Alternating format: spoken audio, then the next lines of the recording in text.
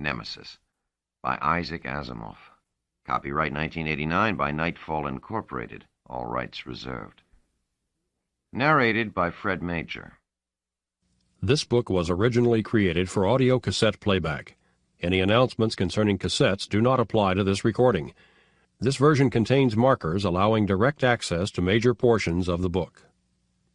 Annotation. AD 2236. The star Nemesis, with its own planetary system that includes Rotor, home to a renegade Earth colony, is on a collision course with Earth.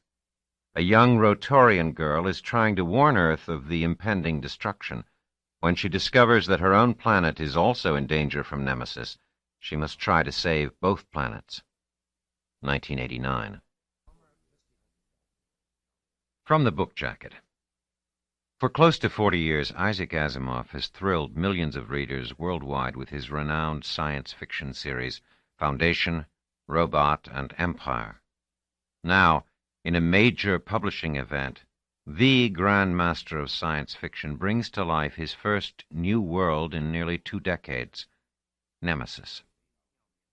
AD 2236, Earth and its 100 space colonies are crowded, anarchical, socially degenerate. Some 2 light-years distant, hidden in a corner of the galaxy, burns a star that neighbors Earth's sun, a star that supports its own burgeoning planetary system. Megas, Erythro, and Rotor, a renegade Earth colony. The star is named Nemesis. When Nemesis was discovered, it was seen as the last hope for the human race, a starting-over point for a brave band of adventurers led by the brilliant, if megalomaniac, Commissioner Janus Pitt on Rotor. Pitt and his loyal followers had secretly detached themselves from Earth's orbit and traveled via superluminal flight to the Nemetic system to establish a new utopia, a society stronger, purer, and ultimately superior to the one left behind. Now, however, a 15-year-old Rotorian girl has learned of the subtle yet dire threat that Nemesis poses to Earth and its people. But she is prevented from warning them, for Pitt has dedicated his life to ensuring that his new civilization will be the supreme power of the galaxy, no matter what the cost. And he will not let anything, or anyone, stand in his way. But as Marlena digs deeper, she discovers that Nemesis threatens not only Earth, but Rotor as well, and now it is up to her to save both Earth and Rotor as, drawn inexorably by Nemesis, the Death Star, they hurtle toward sure disaster. About the author. Isaac Asimov is America's most prolific author, with over 400 books to his credit. His essay collections, mystery stories, and science fiction, including the hugely successful Foundation series, are known and loved the world over. He lives and writes in New York City. Other fiction by Isaac Asimov. Norby Down to Earth, 1988, with Janet Asimov. Azazel, 1988. Prelude to Foundation, 1988. Other Universes of Isaac Asimov, 1987. Norby Finds a Villain, 1987, with Janet Asimov. Fantastic Voyage 2, Destination Brain, 1987. Norby and the Queen's Necklace, 1986, with Janet Asimov. Robot Dreams, 1986. Foundation and Earth, 1986. The Best Science Fiction of Isaac Asimov, 1986. The Best Mysteries of Isaac Asimov, 1986. Science Fiction by Asimov, 1986. The Alternate Asimovs, 1986. Norby and the Invaders, 1985, with Janet Asimov. It's Such a Beautiful Day, 1985. Robots and Empire, 1985. The Disappearing Man and Other Mysteries, 1985. The Edge of Tomorrow, 1985. Norby and the Lost Princess, 1985, with Janet Asimov. Banquets of the Black Widowers, 1984. Norby's Other Secret, 1984, with Janet Asimov. The Robots of Dawn, 1983. Norby, the Mixed-Up Robot, 1983, with Janet Asimov. The Union Club Mysteries, 1983. The Winds of Change and Other Stories, 1983. Foundation's Edge, 1982. The Complete Robot, 1982. The Casebook of the Black Widowers, 1980. The Key Word and Other Mysteries, 1977. More Tales of the Black Widowers, 1976. The Bicentennial Man and Other Stories, 1976. Good Taste, 1976. Murder at the ABA, 1976. The Heavenly Host, 1975. By Jupiter and Other Stories, 1975. Tales of the Black Widowers, 1974. Have You Seen These? 1974. The Best of Isaac Asimov, 1973. The Early Asimov, 1972. The Gods Themselves, 1972. The Best New Thing, 1971. Nightfall and Other Stories, 1969. Asimov's Mysteries, 1968. Through a Glass Clearly, 1967.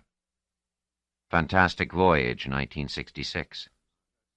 The Rest of the Robots, 1964. 9 Tomorrows, 1959. The Death Dealers, A Whiff of Death, 1958. Lucky Star and the Rings of Saturn, 1958. Earth is Room Enough, 1957. Lucky Star and the Moons of Jupiter, 1957. The Naked Sun, 1957. Lucky Star and the Big Sun of Mercury, 1956. The End of Eternity, 1955. The Martian Way and Other Stories, 1955. Lucky Star and the Oceans of Venus, 1954. The Caves of Steel, 1954. Lucky Star and the Pirates of the Asteroids, 1953. Second Foundation, 1953. The Currents of Space, 1952. Foundation and Empire, 1952. David Starr, Space Ranger, 1952. Foundation, 1951. The Stars Like Dust, 1951. I, Robot, 1950. Pebble in the Sky, 1950. To Mark Hurst, my valued copy editor, who, I think, works over my manuscripts harder than I do. Table of Contents. Prologue, Side 1. Chapter 1, Marlena, Side 1. Chapter 2, Nemesis, Side 1. Chapter 3, Mother, Side 1. Chapter 4, Father, Side 1. Chapter 5, Gift, Side 2. Chapter 6, Approach, Side 2. Chapter 7, Destruction, Side 2. Chapter 8, Agent, Side 2. Chapter 9, Erythro, Side 2. Chapter 10, Persuasion, Side 3. Chapter 11, Orbit, Side 3. Chapter 12, Anger, Side 3. Chapter 13, Dome, Side 3. Chapter 14, Fishing, Side 3. Chapter 15, Plague, Side 4. Chapter 16, Hyperspace, Side 4. Chapter 17, Safe, Side 4. Chapter 18, Superluminal, Side 4. Chapter 19, Remaining, Side 5. Chapter 20, Proof, Side 5. Chapter 21, Brain Scan, Side 5. Chapter 22, Asteroid, Side 5. Chapter 23, Air Flight, Side 5. Chapter 24, Detector, Side 6. Chapter 25, Surface, Side 6. Chapter 26, Planet, Side 6. Chapter 27, Life, Side 6. Chapter 28, Takeoff, Side 7. Chapter 29, Enemy, Side 7. Chapter 30, Transition, Side 7. Chapter 31, Name, Side 7. Chapter 32, Lost, Side 8. Chapter 33, Mind, Side 8. Chapter 34, Close, Side 8. Chapter 35, Converging, Side 8. Chapter 36, Meeting, Side 9. Epilogue, Side 9. Author's Note. This book is not part of the Foundation series, the Robot series, or the Empire series. It stands independently. I just thought I'd warn you of that to avoid misapprehension. Of course, I might someday write another novel, tying this one to the others, but then again I might not. After all, for how long can I keep flogging my mind to make it work out these complexities of future history? Another point. I made up my mind long ago to follow one cardinal rule in all my writing: to be clear. I have given up all thought of writing poetically or symbolically or experimentally or in any of the other modes that might, if I were good enough, get me a Pulitzer Prize. I would write merely clearly and in this way establish a warm relationship between myself and my readers and the professional critics. Well, they can do whatever they wish. However, my stories write themselves, I'm afraid, and in this one I was rather appalled to find out that I was writing it in two strands. One set of events was taking place in the story's present, and another set was taking place in the story's past, but steadily approaching the present. I am sure you will have no trouble following the pattern, but since we are all friends, I thought I would let you know. Prologue. He sat there, alone and closed. Outside were the stars, and one particular star with its small system of worlds. He could see it in his mind's eye more clearly than he would see it in reality if he merely deopacified the window. A small star, pinkish red, the color of blood and destruction, and named appropriately. Nemesis. Nemesis, the goddess of divine retribution. He thought again of the story he had once heard when he was young, a legend, a myth, a tale of a worldwide deluge that wiped out a sinful, degenerate humanity, leaving one family with which to start anew. No flood this time. Just Nemesis. The degeneration of humanity had returned, and the Nemesis that would be visited upon it was an appropriate judgment. It would not be a deluge. Nothing as simple as a deluge. Even for the remnant who might escape, where would they go? Why was it he felt no sorrow? Humanity could not continue as it was. It was dying slowly through its own misdeeds. If it exchanged a slow, excruciating death for a much faster one, was that a cause for sorrow? Here, actually circling Nemesis, a planet. Circling the planet, a satellite. Circling the satellite, Rotor. That ancient deluge carried a few to safety in an ark. He had only the vaguest idea of what the ark was, but Rotor was its equivalent. It carried a sampling of humanity who would remain safe and from which a new and far better world would be built. But for the old world, there would be only Nemesis. He thought of it again, a red dwarf star, moving on its inexorable path. Itself and its worlds were safe. Not so Earth. Nemesis was on its way, Earth, wreaking its divine retribution. Chapter 1. Marlena. 1. Marlena had last seen the solar system when she was a little over 1 year old. She didn't remember it, of course. She had read a great deal about it, but none of the reading had ever made her feel that it could ever have been part of her, nor she a part of it. In all her 15 years of life, she remembered only Rotor. She had always thought of it as a large world. It was 8 kilometers across, after all. Every once in a while, since she was 10, once a month when she could manage it, she had walked around it for the exercise, and sometimes had taken the low-gravity paths so she could skim a little. That was always fun. Skim or walk, Rota went on, with its buildings, its parks, its farms, and mostly its people. It took her a whole day to do it, but her mother didn't mind. She said Rota was perfectly safe. Not like Earth, she would say, but she wouldn't say why Earth was not safe. Never mind, she would say. It was the people Marlena liked least. The new census, they said, would show 60,000 of them on Rota. Too many. Far too many. Every one of them showing a false face. Marlena hated seeing those false faces and knowing there was something different inside. Nor could she say anything about it.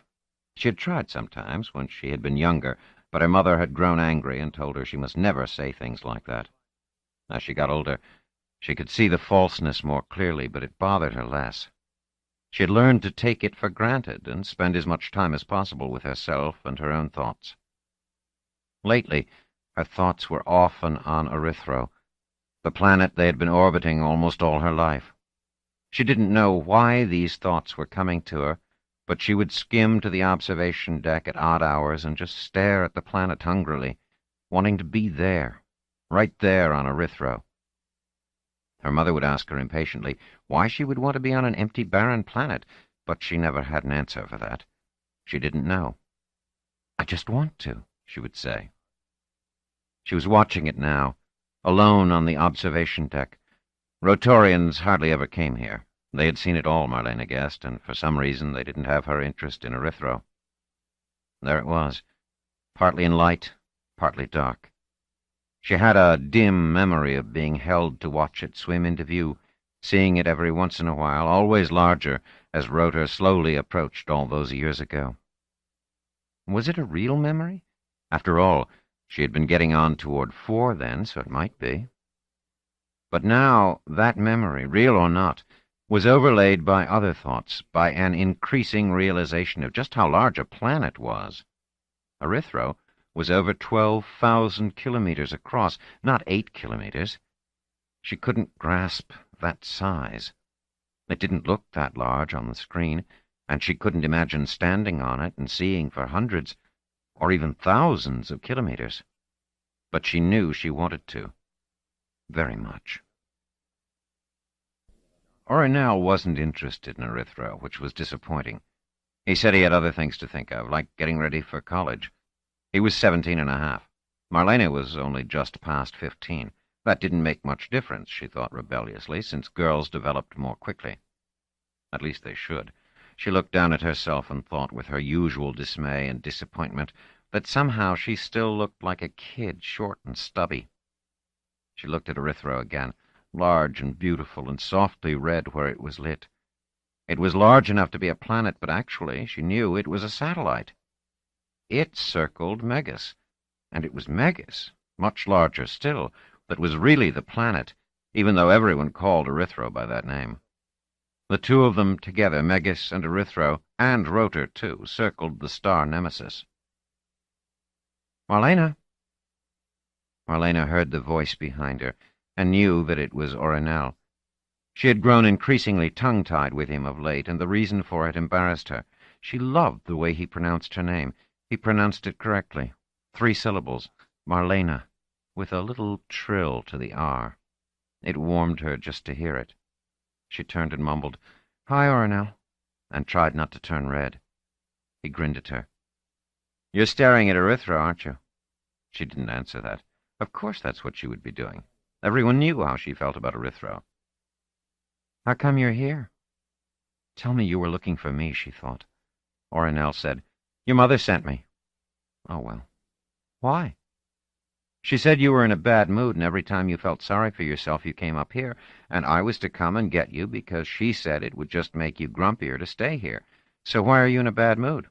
"I'm not, and if I am, I have reasons." "What reasons? Come on now. You're not a little kid anymore. You've got to be able to express yourself." Marlena lifted her eyebrows. "I am quite articulate, thank you. My reasons are that I would like to travel." Orinel laughed. "You've traveled, Marlena? You've traveled more than 2 light years. No one in the whole history of the solar system has ever traveled even a small fraction of a light year. Except us. So you have no right to complain. You're Marlena Insignia Fisher, galactic traveler. Marlena suppressed a giggle.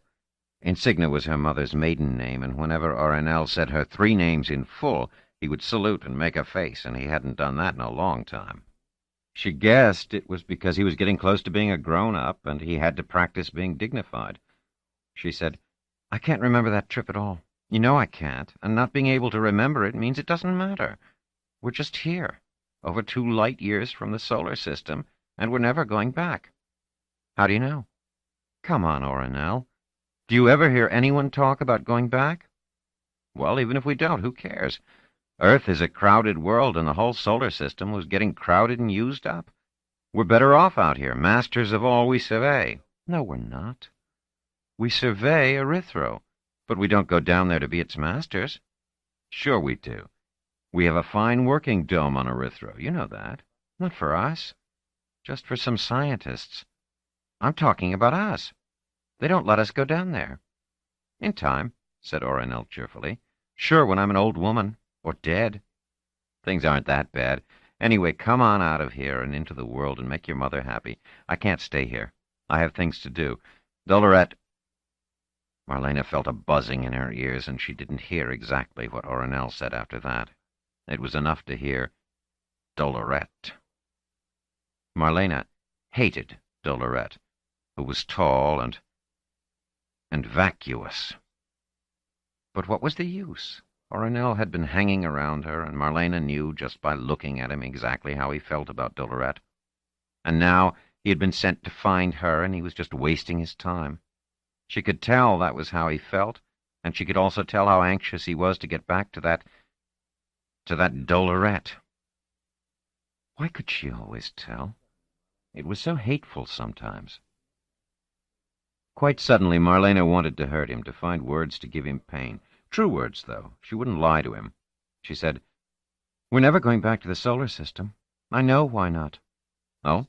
Why's that?"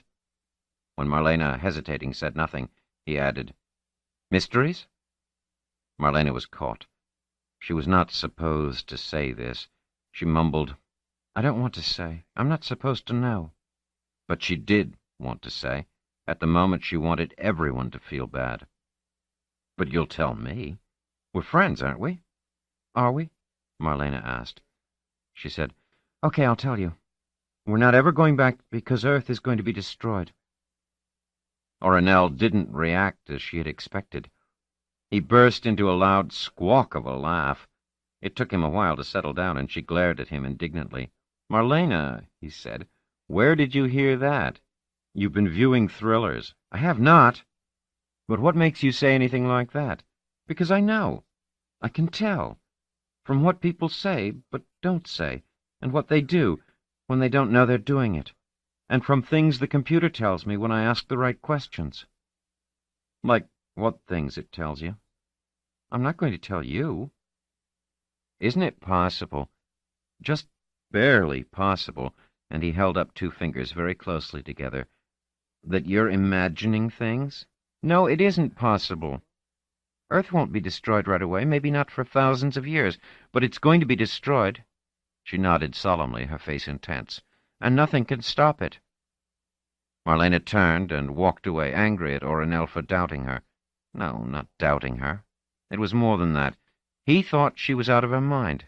And there it was. She had said too much and had gained nothing by it. Everything was wrong. Ornell was staring after her. The laughter had ceased on his boyishly handsome face, and a certain uneasiness was creasing the skin between his eyebrows. 2. Eugenia Insignia had grown middle-aged during the trip to Nemesis, and in the course of the long stay after arrival. Over the years, she had periodically warned herself, "This is for life and for our children's lives into the unseen future." The thought always weighed her down. Why? She had known this as the inevitable consequence of what they had done from the moment Rotor had left the solar system. Everyone on Rotor, volunteers all, had known it. Those who had not had the heart for eternal separation had left Rota before takeoff. And among those who had left was... Eugenia did not finish that thought. It often came, and she tried never to finish it. Now they were here on Rota, but was Rota home? It was home for Marlena. She had never known anything else. But for herself, for Eugenia?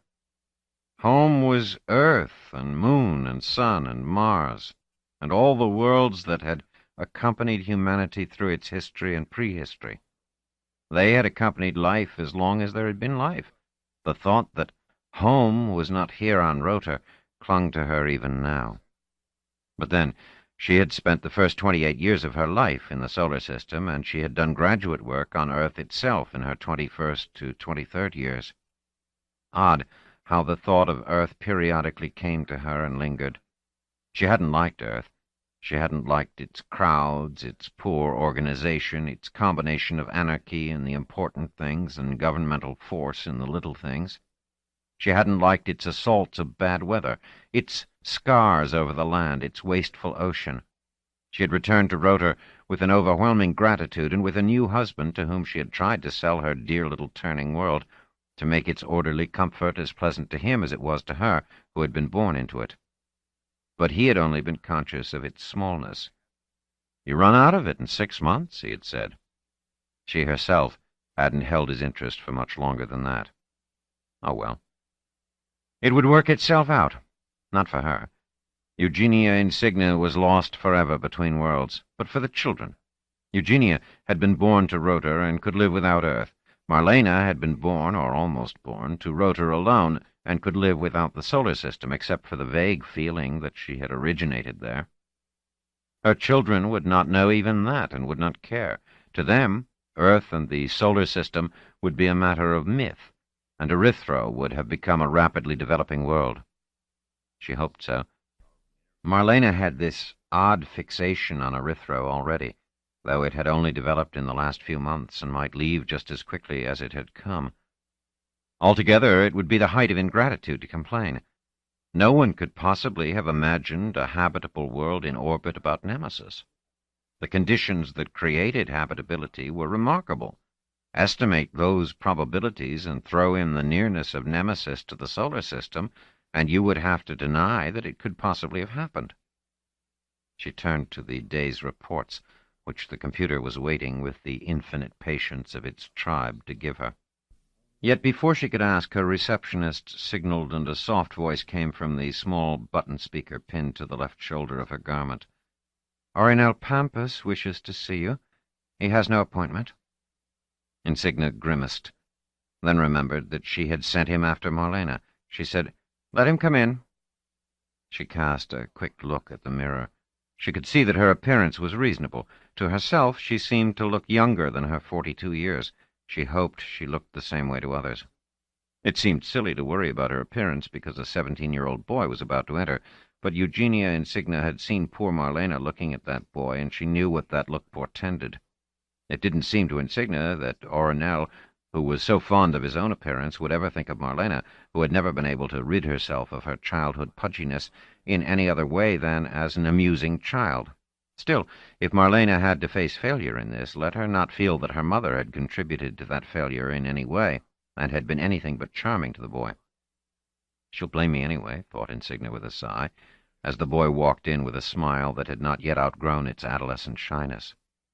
"Well, Orinel," she said, "did you find Marlena?" "Yes, ma'am. Right where you said she'd be, and I told her you wanted her out of there." "And how is she feeling?" "If you want to know, Dr. Insignia, I can't tell if it's depression or something else, but she has a rather funny idea in her head. I don't know that she'd like my telling you about it." "Well, I don't like setting spies on her either, but she frequently has strange ideas, and she worries me. Please tell me what she said." Orinel shook his head.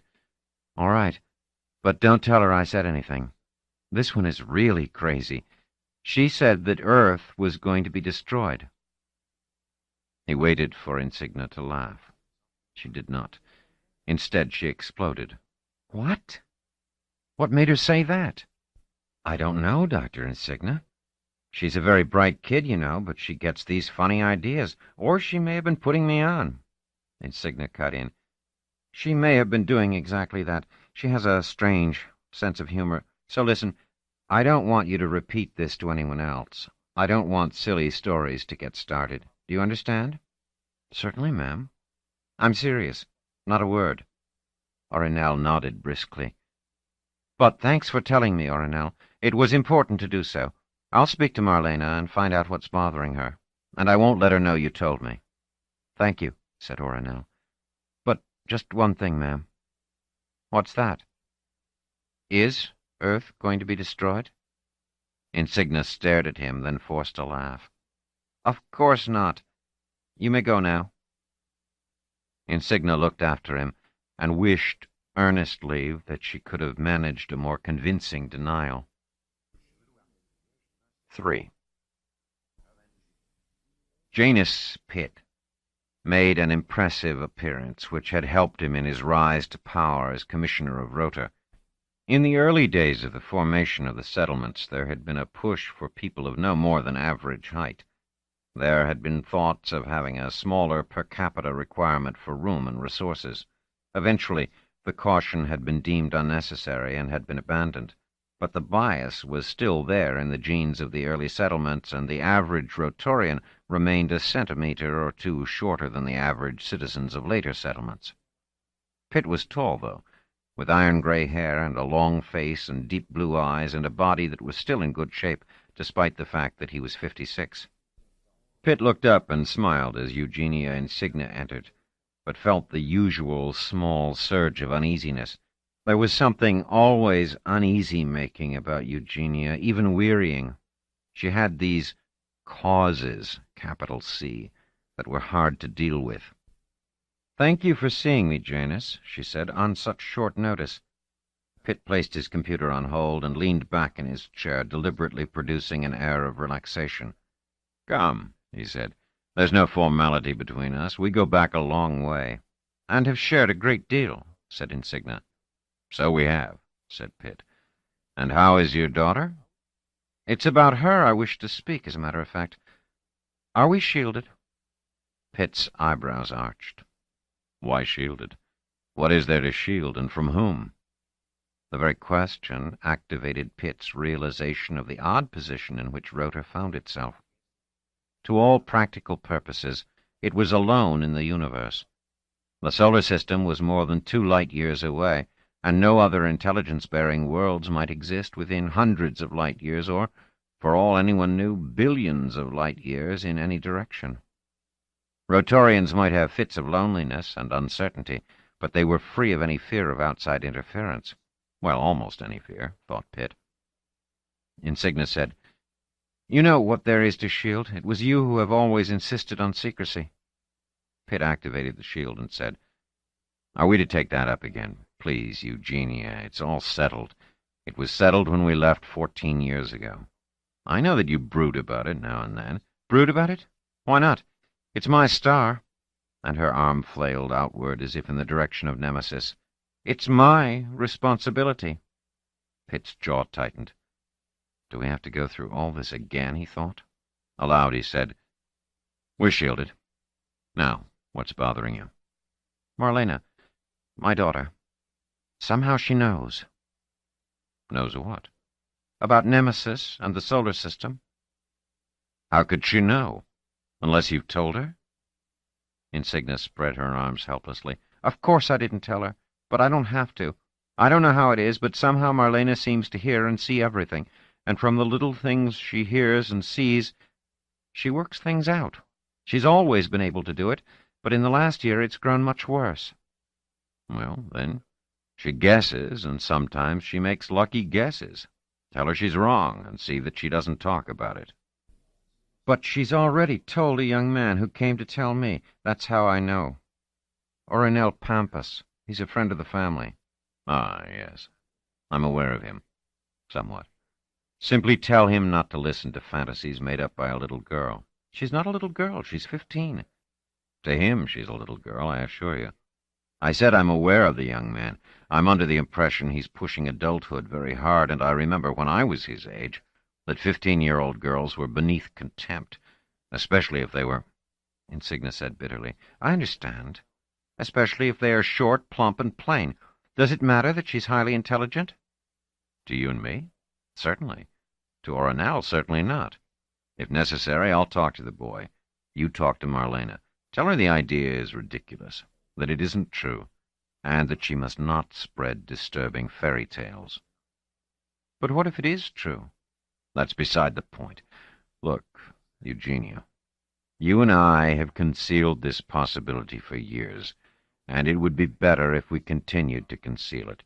If it gets around, it will be exaggerated, and there will be rising sentiment about the matter. Useless sentiment. It will only distract us from the job that has occupied our time ever since we left the solar system, and which will continue to occupy us for generations, perhaps. She looked at him, shocked, unbelieving. Have you really no feeling for the solar system, for Earth, the world on which humanity originated? Yes, Eugenia. I have all sorts of feelings, but they're visceral, and I can't let them sway me.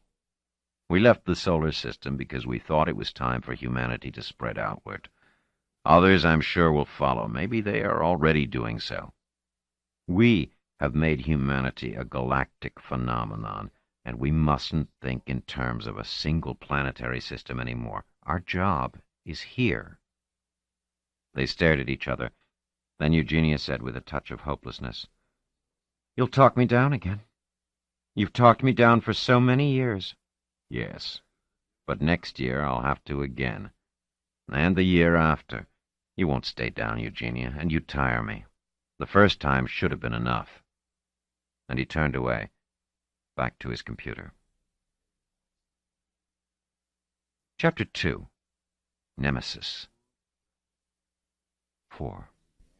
The first time he had talked her down had been 16 years ago, in the year 2220, that exciting year in which the possibilities of the galaxy had opened up for them. Janus Pitt's hair was a dark brown then, and he was not yet Commissioner of Rotor, though everyone spoke of him as the up-and-coming man. He did head the Department of Exploration and Commerce, however, and the Far Probe was his responsibility, and, to a large extent, the result of his actions. It was the first attempt to push matter through space with a hyper-assisted drive. As far as was known, only Rotor had developed hyper-assistance, and Pitt had been the strongest proponent of secrecy. He had said at a meeting of the Council, The solar system is crowded. There are more space settlements than can easily be found room for. Even the asteroid belt is only an amelioration. It will be uncomfortably crowded soon enough. What's more, each settlement has its own ecological balance, and we are drifting apart in that respect. Commerce is being throttled for fear of picking up someone else's strains of parasites or pathogens. The only solution, fellow councilors, is to leave the solar system without fanfare, without warning. Let us leave and find a new home where we can build a new world with our own brand of humanity, our own society, our own way of life. This can't be done without hyper-assistance, which we have. Other settlements will eventually learn the technique and will leave too. The solar system will be a dandelion gone to seed, its various components drifting in space. But if we go first, we will find a world perhaps before others follow. We can establish ourselves firmly so that when others do follow and perhaps come across us in our new world, we will be strong enough to send them elsewhere. The galaxy is large, and there are bound to be elsewheres. There had been objections, of course, and fierce ones. There were those who argued out of fear of leaving the familiar. There were those who argued out of sentiment for the planet of birth. There were those who argued out of idealism, the desire to spread knowledge so that others might go too. Pitt had scarcely thought he would win out. He had done so because Eugenia Insignia had supplied the winning argument. What an incredible stroke of luck it was that she had come to him first. She was quite young then, only 26, married but not yet pregnant. She was excited, flushed, and laden down with computer sheets. Pitt had frowned, he recalled, at her intrusion. He was secretary of the department, and well, she was nobody, although, as it happened, this was the very last moment when she would be nobody. At the time, he didn't realize this, of course, and he was annoyed that she'd forced her way in. He cringed at the obvious excitement of the young woman. She was going to make him go through the infinite complexities of whatever it was she was holding in her hand, and do so with an enthusiasm that would quickly exhaust him. She should give a brief summary to one of his assistants. He decided to say so. "I see you have data there, Dr. Insignia, that you wish to bring to my attention. I'll be glad to look at it in due course. Why don't you leave it with one of my people?" And he indicated the door, hoping ardently that she would about-face and move in that direction. Sometimes, in idle moments in later years, he would wonder what would have happened if she had, and his blood would run cold at the thought. But she said, "No, no, Mr. Secretary. I must see you and no one else." Her voice trembled as she spoke, as though her inner excitement was unbearable. "It's the greatest discovery anyone has made since... She gave up. "It's the greatest." Pitt looked dubiously at the sheets she was holding. They were quivering, but he felt no answering excitement of his own. These specialists always thought that some micro-advance in their micro-field was system-shattering. He said, resigned, "Well, Doctor, can you explain it simply?" "Are we shielded, sir?" "Why do we have to be shielded?" "I don't want anyone else to hear it till I'm sure. I have to check again and recheck till there's no doubt. But really, I have no doubt. I'm not making sense, am I?" "No, you're not," said Pitt coldly, placing his hand on a contact. "We're shielded. Now tell me." "It's all here. I'll show it to you." "No. First tell me, in words, briefly." She drew a deep breath. "Mr. Secretary, I've discovered the nearest star." Her eyes were wide, and she was breathing rapidly. Pitt said, "The nearest star is Alpha Centauri, and that's been known for 4 centuries. "It's the nearest star we've known, but it isn't the nearest star we can know. I have discovered one that is closer. The Sun has a distant companion. Can you believe it?" Pitt considered her carefully. It was rather typical. If they were young enough, enthusiastic enough, inexperienced enough, they would explode prematurely every time. He said, "Are you sure?" "I am. Really. Let me show you the data. It's the most exciting thing that has happened in astronomy since—" "If it's happened. And don't show me the data. I'll look at it later. Tell me, if there's a star much closer than Alpha Centauri, why hasn't it been discovered before now? Why was it left to you to do so, Dr. Insignia?" He knew he was sounding sarcastic, but she didn't seem to pay attention to his tone. She was far too excited. "There's a reason. It's behind a cloud, a dark cloud, a puff of dust that just happens to be between the companion star and ourselves. Without the absorption of the dust, it would be an 8th magnitude star, and it would certainly have been noticed. The dust cuts down the light and makes it 19th magnitude, lost among many millions of other faint stars. There was no reason to notice it.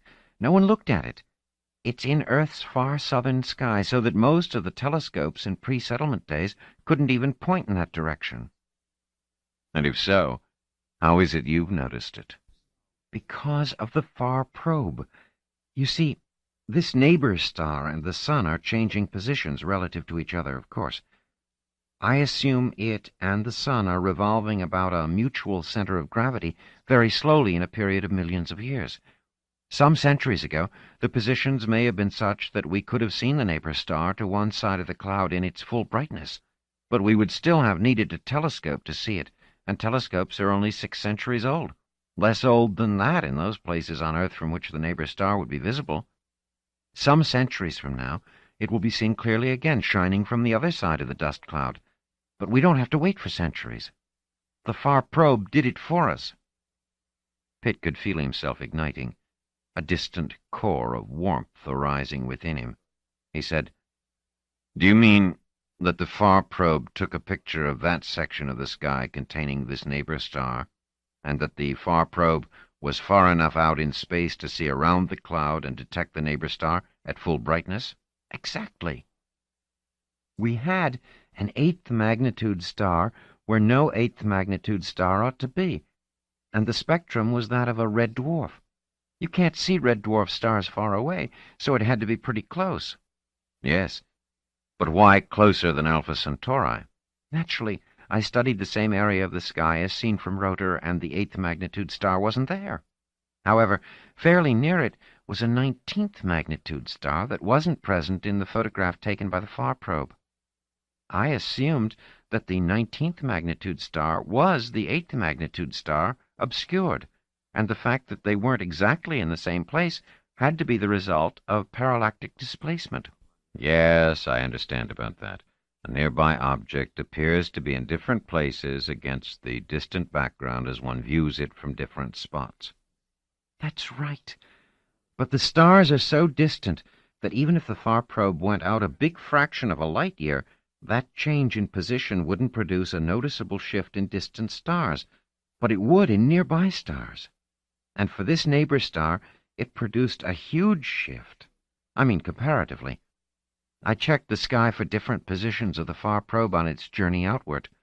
There were 3 photographs taken during those intervals when it was in normal space, and the neighbor star was progressively brighter as the probe viewed it farther and farther toward the edge of the cloud. From the parallactic displacement, the neighbor star turns out to be at a distance of just over 2 light years. It's at half the distance of Alpha Centauri. Pitt looked at her thoughtfully, and in the long silence that followed, she grew restless and uncertain. "Secretary Pitt," she said, "do you want to see the data now?" "No," he said. "I'm satisfied with what you've told me. Now, I must ask you some questions. It seems to me, if I understand you correctly, that the chance that someone would concentrate on a 19th magnitude star and try to get its parallax and determine its distance is negligible. Just about 0. Is there any other way of noticing that an obscure star must be very near to us? It may have a large proper motion for a star. I mean that if you watch it steadily, its own motion would change its place in the sky in a more or less straight line. Would that be noticed in this case? It might be, but not all stars have a large proper motion, even if they are close to us. They are moving in 3 dimensions, and we see the proper motion only in a 2-dimensional projection. I can explain. No. I'm continuing to take your word for it. Has this star got a large proper motion? That would take some time to determine. I do have a few older pictures of that part of the sky, and I could detect an appreciable proper motion. That would need more work. But do you think it has the kind of proper motion that would force itself on astronomers if they just happened by accident to note the star? No, I don't. Then, is it possible that we on Rotor are the only ones who know about this neighbor star, since we're the only ones who have sent out a far probe? This is your field, Dr. Insignia. Do you agree that we're the only ones who have sent out a far probe? The far probe isn't entirely a secret project, Mr. Secretary. We've accepted experiments from the other settlements and discussed that part of it with everyone, even Earth, which isn't too interested in astronomy these days. Yes, they leave it to the settlements, which is sensible. But have any other settlements sent out a far probe that they have kept secret? I doubt that very much, sir. They would need hyper-assistance for that, and we have kept the technique of hyper-assistance entirely secret. If they had hyper-assistance, we'd know. They'd have to perform experiments in space that would give the fact away. According to the Open Science Agreement, all data obtained by the far probe is to be published generally. Does that mean that you have already informed? Insignia interrupted indignantly. Of course not. I would have to find out a good deal more before I publish. What I have now is only a preliminary result that I'm telling you in confidence. But you are not the only astronomer working on the far probe. I presume you've shown the results to the others. Insignia flushed and looked away. Then she said defensively, No, I haven't. I noticed this datum. I followed it up. I worked out its significance. And I want to make sure I get the credit for it. There is only one star that is nearest to the sun, and I want to be in the annals of science as its discoverer. There might be a still closer one. And now Pitt permitted himself the first smile of the interview. It would have been long known. Even my star would be known, but for the very unusual existence of that tiny obscuring cloud. To have another and closer star is quite out of the question. Then it boils down to this, Dr. Insignia. You and I are the only ones who know of the neighbor star, am I right? No one else? Yes, sir. Just you and I, so far. Not just so far. It must remain a secret to us until I am prepared to tell certain specific others. But the agreement, the open science agreement, must be ignored. There are always exceptions to everything. Your discovery involves settlement security. If settlement security is involved, we are not required to make the discovery an open one. We don't make hyper-assistance open, do we? But the existence of the neighbor star has nothing to do with settlement security. On the contrary, Dr. Insignia, it does. Perhaps you don't realize it, but you have come upon something that can change the destiny of the human species. 5. She stood there, frozen, staring at him. Sit down. We are conspirators, you and I, and we must be friendly. From now on, you are Eugenia to me when we're alone, and I am Janus to you. Insignia demurred. I don't think that's proper. It will have to be, Eugenia. We can't conspire on frigid, formal terms. But I don't want to conspire with anyone about anything, and that's all there is to it. And I don't see the point about keeping secret the facts concerning the neighbor star. I suppose you are afraid of losing the credit. Insignia hesitated the merest moment, then said, You can bet your last computer chip I am, Janus. I want my credit. For the moment, he said, forget that the neighbor star exists. You know that I've been arguing for quite a while that Rotor ought to leave the solar system. Where do you stand on that? Would you like to leave the solar system? She shrugged. I'm not sure. It would be nice to see some astronomical object close up for the first time. But it's a little frightening, too, isn't it? You mean leaving home? Yes. But you wouldn't be leaving home. This is home. Rotor. His arm flipped from side to side. It would come with you. Even so, Mr. Janus, Rotor isn't all there is to home. We have a neighborhood, the other settlements, the planet Earth, the whole solar system. It's a crowded neighborhood.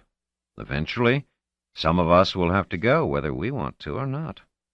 On Earth, there was once a time when some people had to cross mountain ranges and oceans. 2 centuries ago, people on Earth had to leave their planet for settlements. This is just another step forward in a very old story. I understand. But there are some people who never went. There are people who are still on Earth. There are people who've lived in one small region of Earth for countless generations. And you want to be one of these non-movers? I think my husband Cryle does. He's quite outspoken about your views, Janus. Well, we have freedom of speech and thought on Rotor, so he can disagree with me if he pleases. Now, here's something else I'd like to ask you. When people generally, on Rotor or elsewhere, think of moving away from the solar system, where do they think of going? Alpha Centauri, of course. It's the star everyone believes is closest. Even with hyper-assistance, we can't end up going faster than the speed of light on the average, so it would take us 4 years. Anywhere else, it would take much longer, and 4 years is long enough to travel. Suppose it were possible to travel even faster, and suppose you could reach much farther than Alpha Centauri. Where would you go then? Insignia paused in thought a while, then said, I suppose still Alpha Centauri. It would still be in the old neighborhood. The stars at night would still seem quite the same. That would give us a comfortable feeling. We would be closer to home if we wanted to return. Besides, Alpha Centauri A, which is the largest of the 3-star Alpha Centauri system, is practically a twin of the Sun. Alpha Centauri B is smaller, but not too small. Even if you ignore Alpha Centauri C, a red dwarf, you would still have 2 stars for the price of 1, so to speak, 2 sets of planets. Suppose a settlement has left for Alpha Centauri and found decent habitability there, and settled down to build a new world, and back in the solar system it was known that this had happened. Where would the next settlements go once they decided to leave the solar system? To Alpha Centauri, of course, said Insignia without hesitation. So, the human species would tend to go to the obvious place, and if one settlement succeeds, others would follow quickly until the new world was as crowded as the old, until there were many people with many cultures, and eventually many settlements with many ecologies. Then it will be time to move on to other stars. But always, Eugenia, success in one place will draw other settlements. A salubrious star, a good planet, will bring others flocking. I suppose so. But if we go to a star that is only a little over 2 light-years away, only half the distance of Alpha Centauri, and no one knows about it except us, who will follow us? No one, until they find out about the neighbor star. But that might take a long time. For that long time they would all flock to Alpha Centauri, or to any of a few other obvious choices. They would never notice a red dwarf star at their doorstep, or if they did notice it, they would dismiss it as unfit for human life, if they didn't know that human beings had already made it a going concern. Insignia stared at Pitt uncertainly. But what does all this mean? Suppose we go to the neighbor star and no one knows about it. What is the advantage? The advantage is that we can fill the world. If there is a habitable planet, there won't be. Not around a red dwarf star. Then we can use whatever raw material that exists there to build any number of settlements. You mean there would be more room for us? Yes, much more room than if they came flocking in after us. So we would have a little more time, Janus. Eventually we would fill the room available for us at the neighbor star, even if we were alone, so it would take us 500 years instead of 200. What difference would that make? All the difference you can imagine, Eugenia. Let the settlements crowd in as they wish, and we will have 1,000 different cultures, bringing with them all the hatreds and misfittings of Earth's dismal history. Give us time to be there alone, and we can build a system of settlements that will be uniform in culture and ecology. It will be a far better situation, less chaotic, less anarchic. Less interesting, less variegated, less alive. Not at all. We'll diversify, I'm sure. The different settlements will have their differences, but there will at least be a common base from which those differences will spring. It will be a far better group of settlements for that. And even if I am wrong, surely you see that it's an experiment that must be tried. Why not devote one star to such a reasoned development and see if it works? We can take one star, a red dwarf throwaway that no one would be ordinarily interested in, and use it to see if we can build a new kind of society, and possibly a better one. Let us see what we can do, he went on, if we don't have our energies worn out and broken by useless cultural differences, and our overall biology constantly perverted by alien ecological inroads. Insignia felt herself moved. Even if it didn't work, humanity would have learned something, that this wouldn't work. And if it did work... But then she shook her head. It's a useless dream. The neighbor star will be independently discovered, no matter how we try to keep it secret. But how much of your own discovery, Eugenia, was accidental? Be truthful now. You just happened to notice the star. You just happened to compare it with what you could see on another map. Might you not have missed it altogether, and might not others have missed it under similar circumstances? Insignia did not answer, but the expression on her face was satisfactory to Pitt. His voice had grown softer, almost hypnotic. And if there is a delay of only 100 years, if we are given only 100 years to ourselves to build our new society, we would be large enough and strong enough to protect ourselves and make the others pass by and go on to other worlds. We won't have to hide any longer than that. Again, Insignia did not answer. Pitt said, "Have I convinced you?" She seemed to shake herself. "Not entirely." "Then think about it, and I'll ask you just one favor. While you think about it, don't say a word to anyone about the neighbor star, and let me have all the data in connection with it for safekeeping. I won't destroy it. My promise. We will need it if we are going to go to the neighbor star. Will you go that far, at least, Eugenia? Yes, she said at last in a small voice. Then she fired up. One thing, though. I must be able to name the star. If I give it a name, then it's my star. Pitt smiled briefly. What do you want to call it? Insignia's star? Eugenia's star? No, I'm not that foolish. I want to call it Nemesis. Nemesis? Nemesis? Yes. But why? There was a brief period of speculation back in the late 20th century about the possibility of a neighbor star for the Sun. It came to nothing at that time. No neighbor star was found, but it had been referred to as Nemesis in the papers devoted to it. I would like to honor those daring thinkers. Nemesis? Wasn't there a Greek goddess of that name, an unpleasant one? The goddess of retribution, of justified revenge, of punishment. It entered the language as a rather flowery word. The computer called it archaic when I checked. And why would those old-timers have called it Nemesis? Something to do with the cometary cloud. Apparently Nemesis, in its revolution about the Sun, passed through the cloud and induced cosmic strikes that killed off large portions of Earth life every 26 million years. Pitt looked astonished. Really? No, not really. The suggestion didn't survive, but I want Nemesis to be the name just the same, and I want it to go on record that I named it. I promise you that, Eugenia. It's your discovery, and that will enter our records. Eventually, when the rest of humanity discovers the Nemesian region, would that be the right way of putting it? They will then learn who made the discovery and how it came about. Your star, your Nemesis, will be the first star other than the Sun itself to shine over a human civilization, and the first, without exception, to shine over a human civilization that originated elsewhere.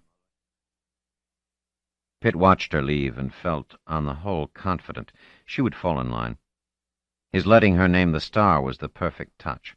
Surely she would want to go to her own star. Surely she would feel the attraction of building a logical and orderly civilization about her star, one from which civilizations all over the galaxy might descend. And then, just as he might have relaxed in the glow of a golden future, he was shaken by a faint touch of horror that was utterly alien to him. Why Nemesis?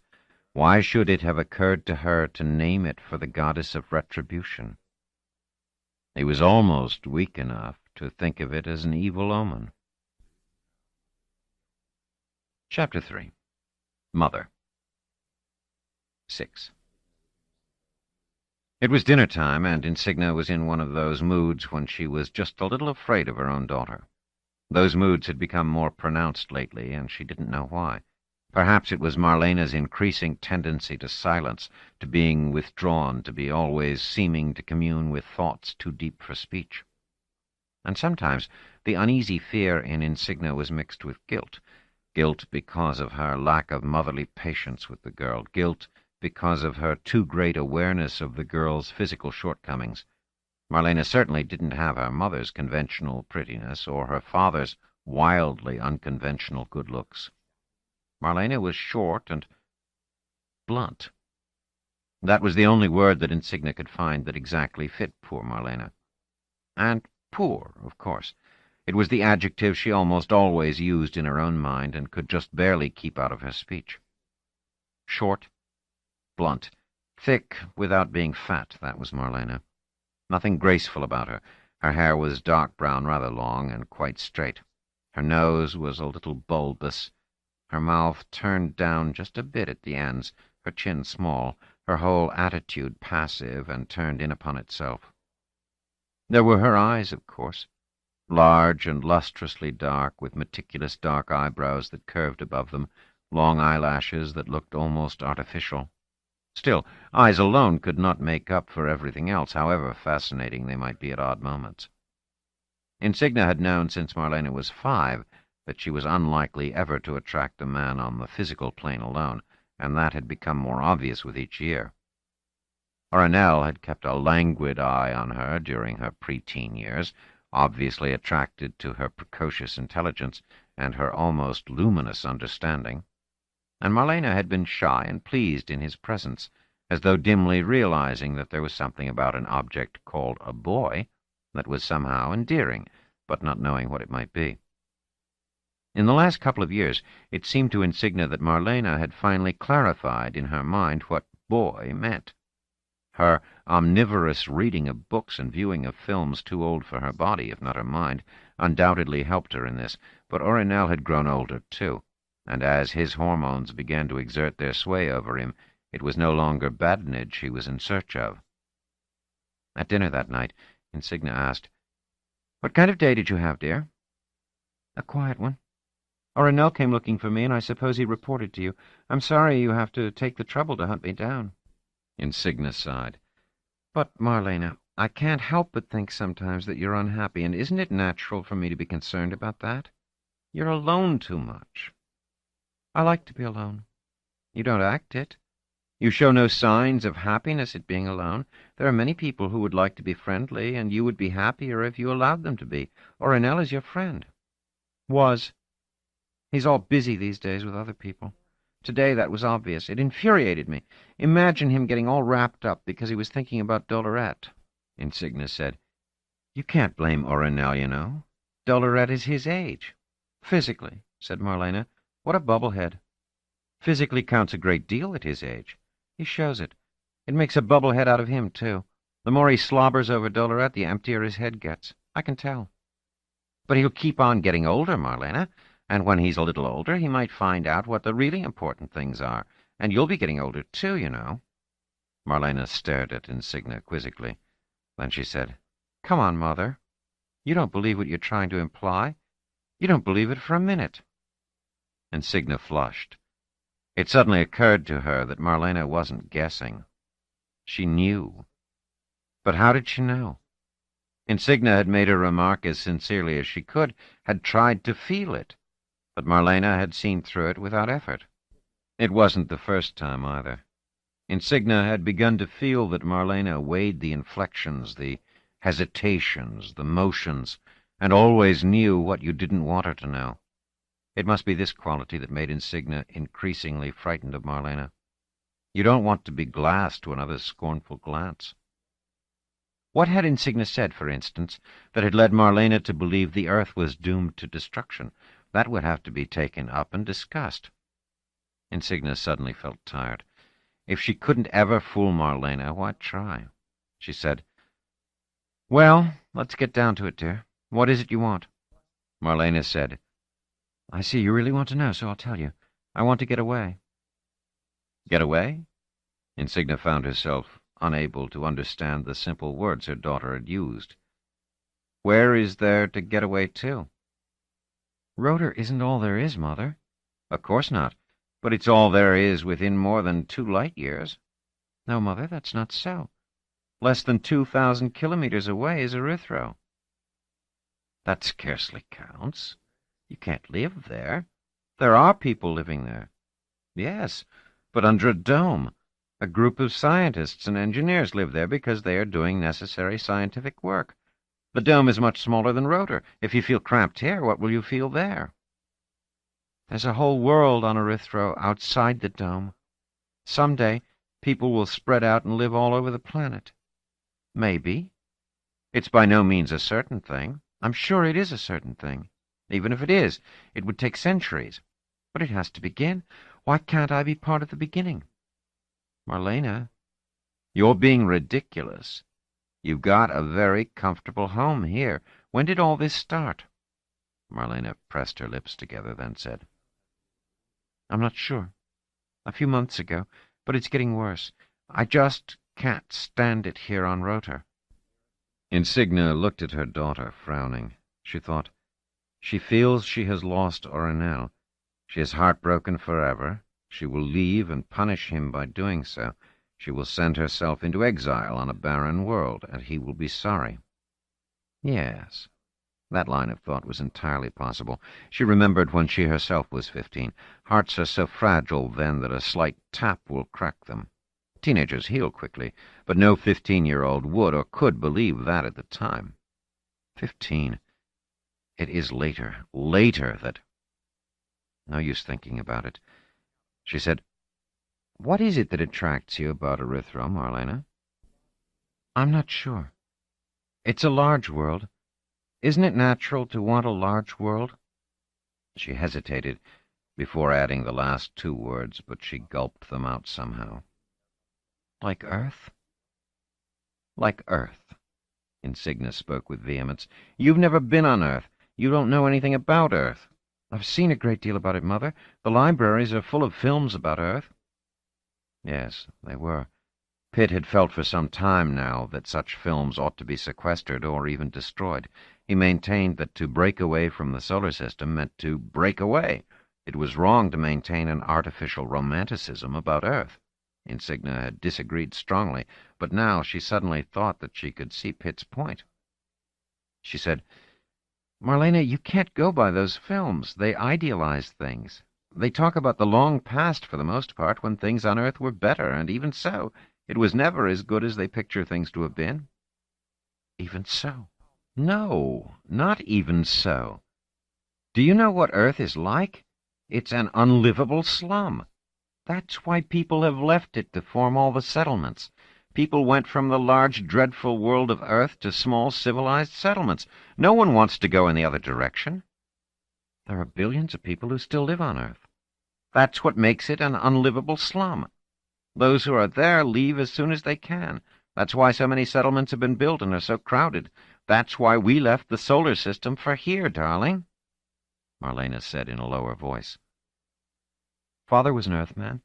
He didn't leave Earth, even though he might have." "No, he didn't. He stayed behind." She frowned, trying to keep her voice level. "Why, Mother?" "Come, Marlena. We've talked about this. Many people stayed home. They didn't want to leave a familiar place. Almost every family on Rotor had stay on Earths. You know that very well. Do you want to return to Earth? Is that it?" "No, Mother, not at all. Even if you wanted to go, you're over 2 light years away, and you can't go. Surely you understand that." "Of course I understand that. I was just trying to point out that we have another Earth right here. It's Erythro.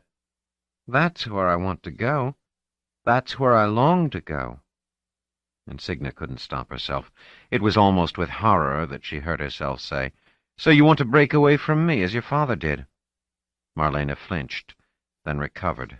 She said, "Is it really true, Mother, that he broke away from you? Perhaps things might have been different if you had behaved differently."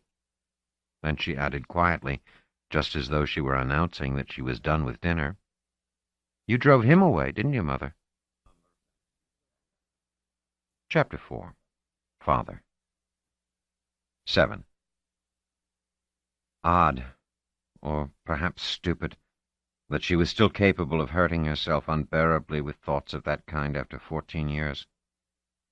Cryle was 1.8 meters tall, where, on Rotor, the average height for men was a bit under 1.7 meters. That alone, as in the case of Janus Pitt, gave him a commanding aura of strength that persisted well after the time when she came to recognize, without ever quite admitting it to herself, that she could not rely on his strength. He had a craggy face, too, a prominent nose and cheekbones, a strong chin, a look, somehow, of hunger and wildness. Everything about him spoke of strong masculinity. She could almost smell it when she met him, and was struck with fascination at once. Insignia was still a graduate student in astronomy at the time, completing her stint on Earth, looking forward to returning to Rotor so that she could qualify for work on the Far Probe. She dreamed of the wide advances the Far Probe would make possible, and never dreamed that she herself would make the most astonishing one.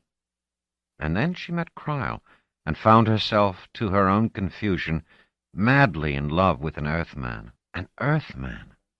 Overnight, she felt herself abandoning the Far Probe in her mind, becoming ready to remain on Earth just to be with him.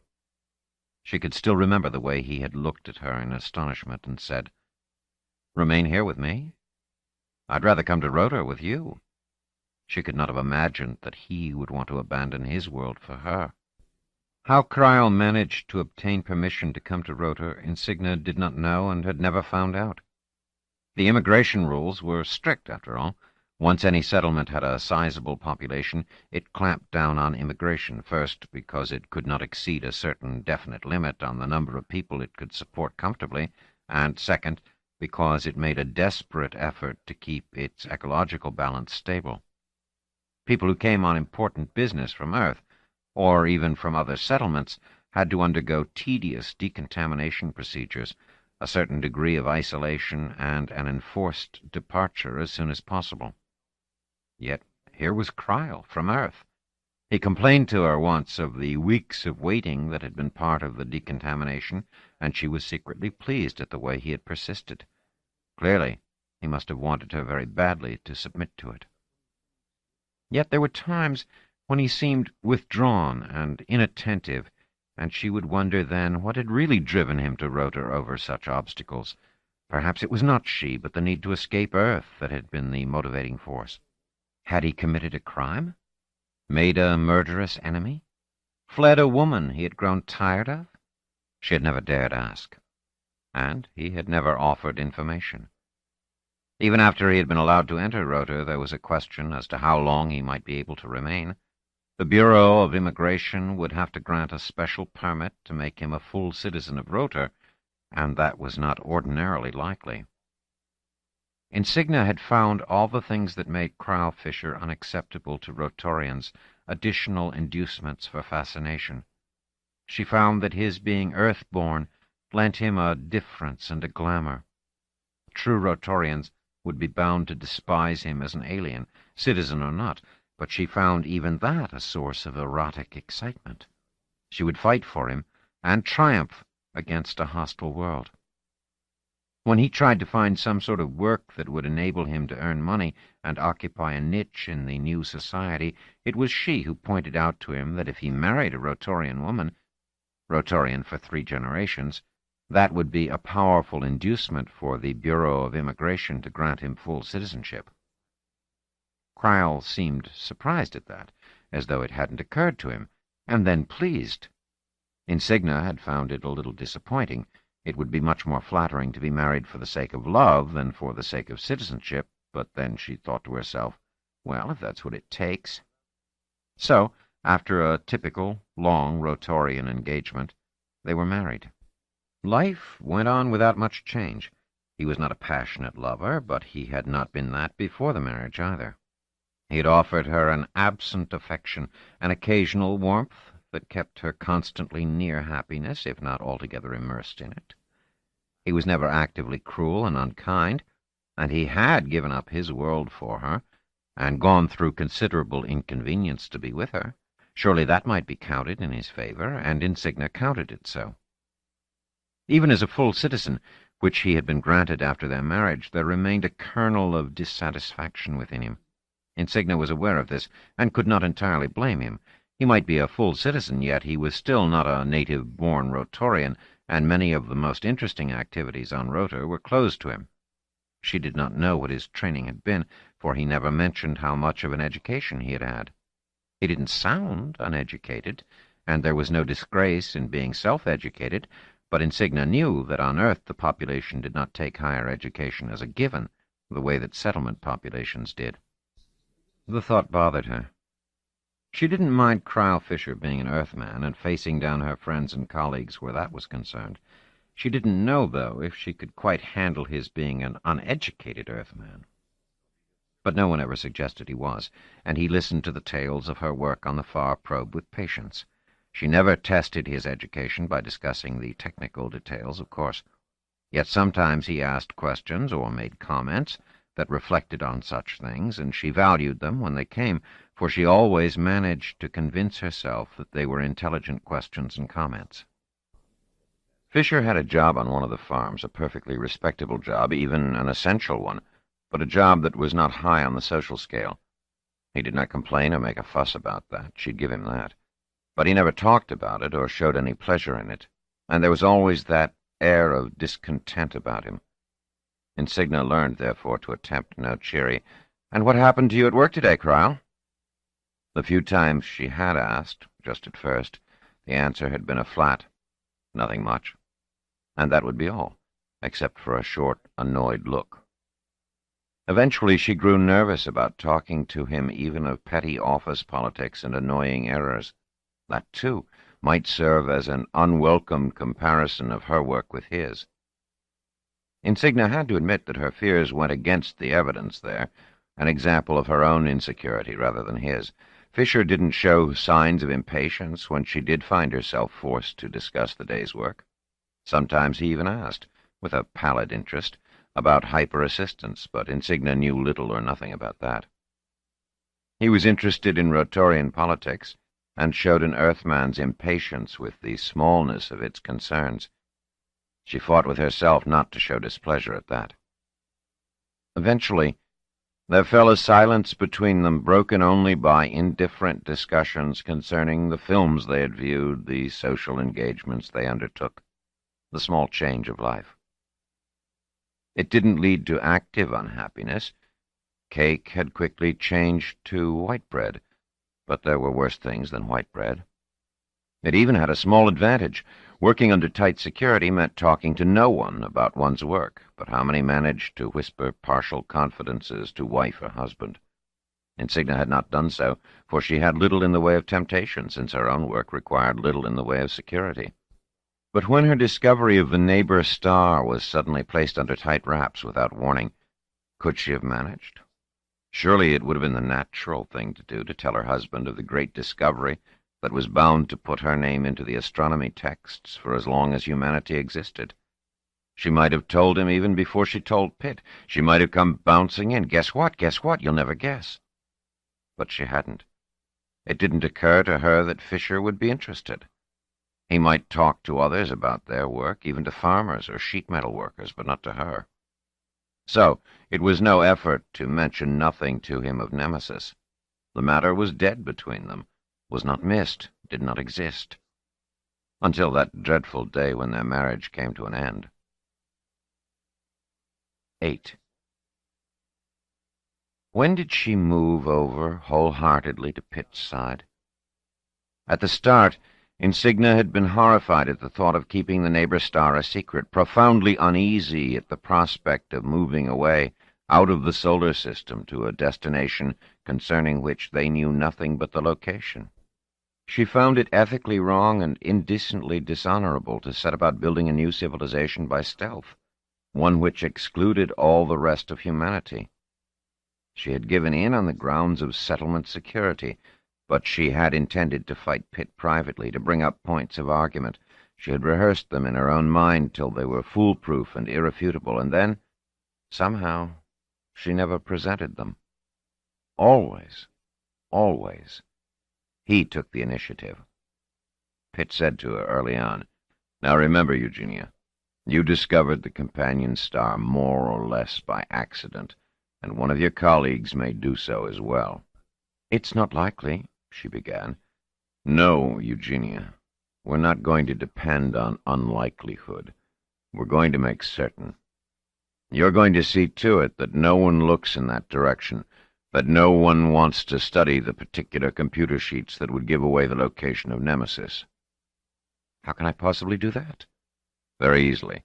I have spoken to the commissioner, and as of now you are in complete charge of the FAR probe research." "But that would mean I've been moved over the head?" "Yes. It means an advance in responsibility, in pay, in social stature. To which of these do you object?" "I don't object to any of this," said Insignia, her heart beginning to pound. "I'm sure you can fulfill the job of chief astronomer more than adequately, but your chief aim will be to see to it that the work done can be of the highest possible quality and significance, provided that what is done has nothing to do with Nemesis." "But, Janus, you can't keep it completely secret forever." "I don't intend to. Once we move out of the solar system, we will all know where we're going. Till then, as few as possible will know, and those few will learn as late as possible."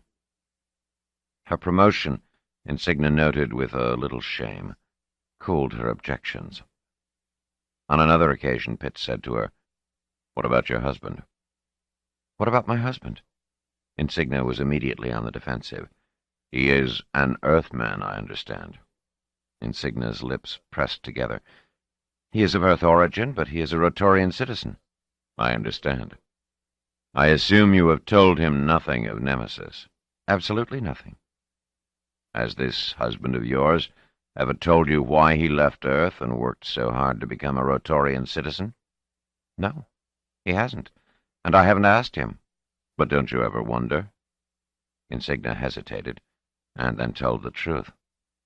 Yes, I have, sometimes. Pitt smiled. I should tell you, perhaps. And he did, little by little. Never in any overly obtrusive manner. It was never a bludgeon, it was rather the dripping of water at every conversation. It brought her out of her intellectual shell. To live on Rotor, after all, made it entirely too easy to consider only things Rotorian. But thanks to Pitt, to what he told her, to the films he suggested she view, she became aware of Earth and its billions, of its endemic starvation and violence, its drugs and alienation. She began to understand it as an abysmal pit of misery, something to flee from. She did not wonder any longer why Cryle Fisher had left. She wondered why so few Earthmen followed his example. Nor were the settlements so much better off. She became aware of how they closed in on themselves, how people were prevented from moving freely from one to another. No settlement wanted the microscopic flora and fauna of any other. Trade dwindled slowly, and was increasingly carried on by automated vessels with carefully sterilized loads. The settlements quarreled and found each other hateful. The circum-Martian settlements were almost as bad. Only in the asteroid zone were the settlements multiplying freely, and even those were growing suspicious of all the inner settlements. Insignia could feel herself beginning to agree with Pitt, even to grow enthusiastic over a flight from intolerable misery and the beginning of a system of worlds where the seeds of suffering had been eradicated. A new start, a new chance. And then she found that a baby was on the way, and her enthusiasm began to wither. To risk herself and Cryle on the long journey seemed worthwhile. To risk an infant, a child. Pitt was unperturbed. He congratulated her. It will be born here, and you will have a little time to accustom yourself to the situation. It will be at least 1.5 years before we're ready to go. And by then, you will realize how fortunate you will be not to have to wait any longer. The child will have no memory of the misery of a ruined planet and a desperately divided humanity. It will know only a new world with a cultural understanding among its members. Lucky child. Fortunate child. My son and daughter are already grown, already marked. And again, Insignia began to think in that fashion, and by the time Marlena was born, she had indeed begun to dread delay, to fear that before they left, the child would be imprinted with the crowded failure that was the solar system. She was entirely on Pitt's side by this time. Fisher seemed fascinated by Marlena, to Insignia's great relief. She had not thought that he would make much of a father, yet he hovered over Marlena and took on his share of the duties involved in bringing her up. He seemed actually to grow cheerful as a result. During the time Marlena was approaching her first birthday, rumors grew throughout the solar system that Rotor intended to leave. It produced what was almost a system-wide crisis, and Pitt, who was now clearly in line for commissionerhood, was grimly amused. "Well, what can they do?" he said. "There's no way they can stop us, and all the outcries of disloyalty, together with their own display of solar system chauvinism, will only serve to inhibit their investigations into hyper-assistance, which will serve us well." Insignia said, "But how did it get out, I wonder, Janus?" "I saw to it that it did," he smiled. "At this point, I don't any longer object to their learning the fact of our leaving, as long as they don't know our destination.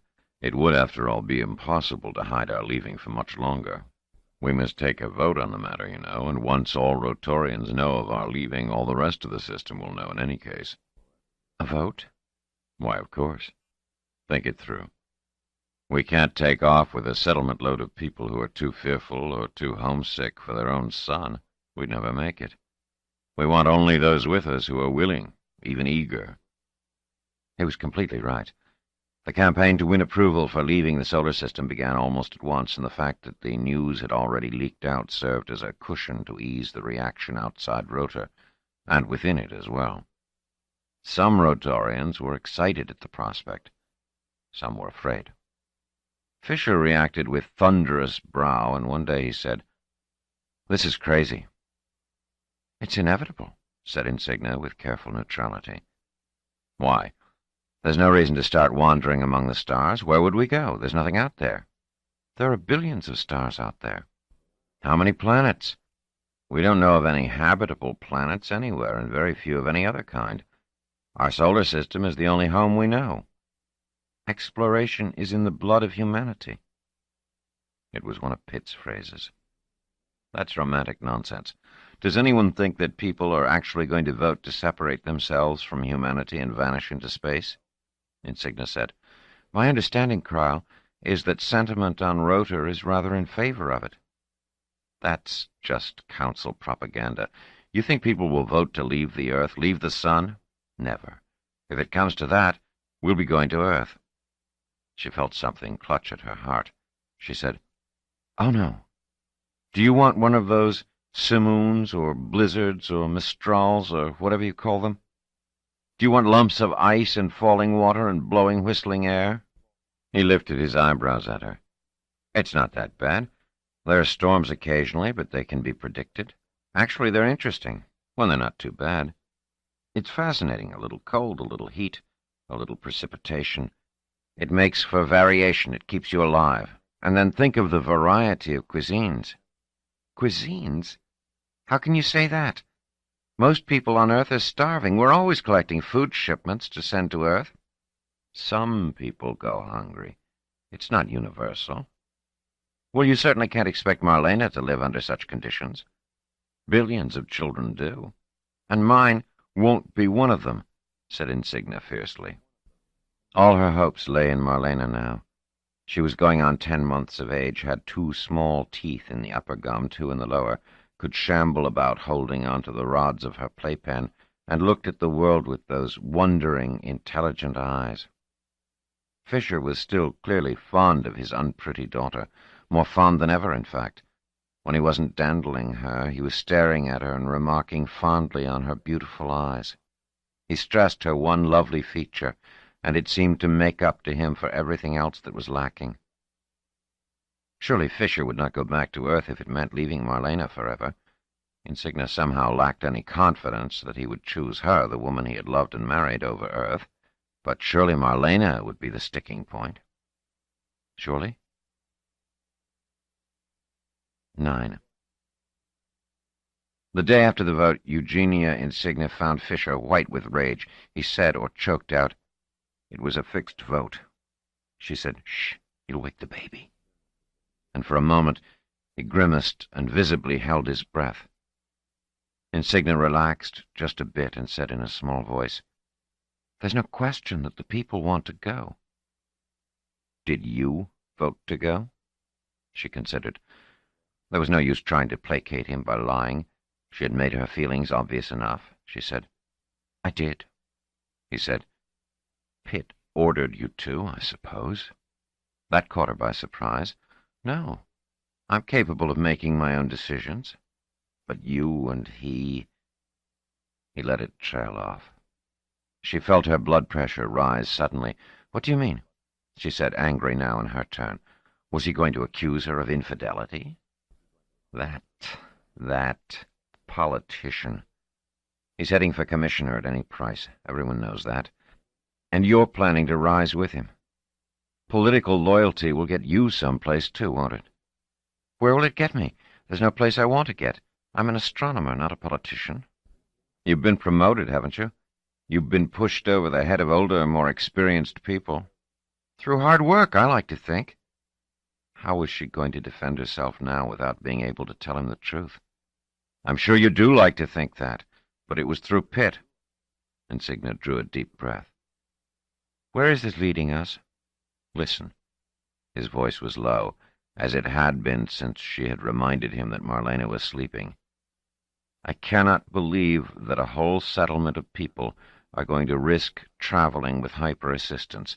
How do you know what will happen? How do you know it will work? It could kill us all. The far probe worked well. Were there living things on this far probe?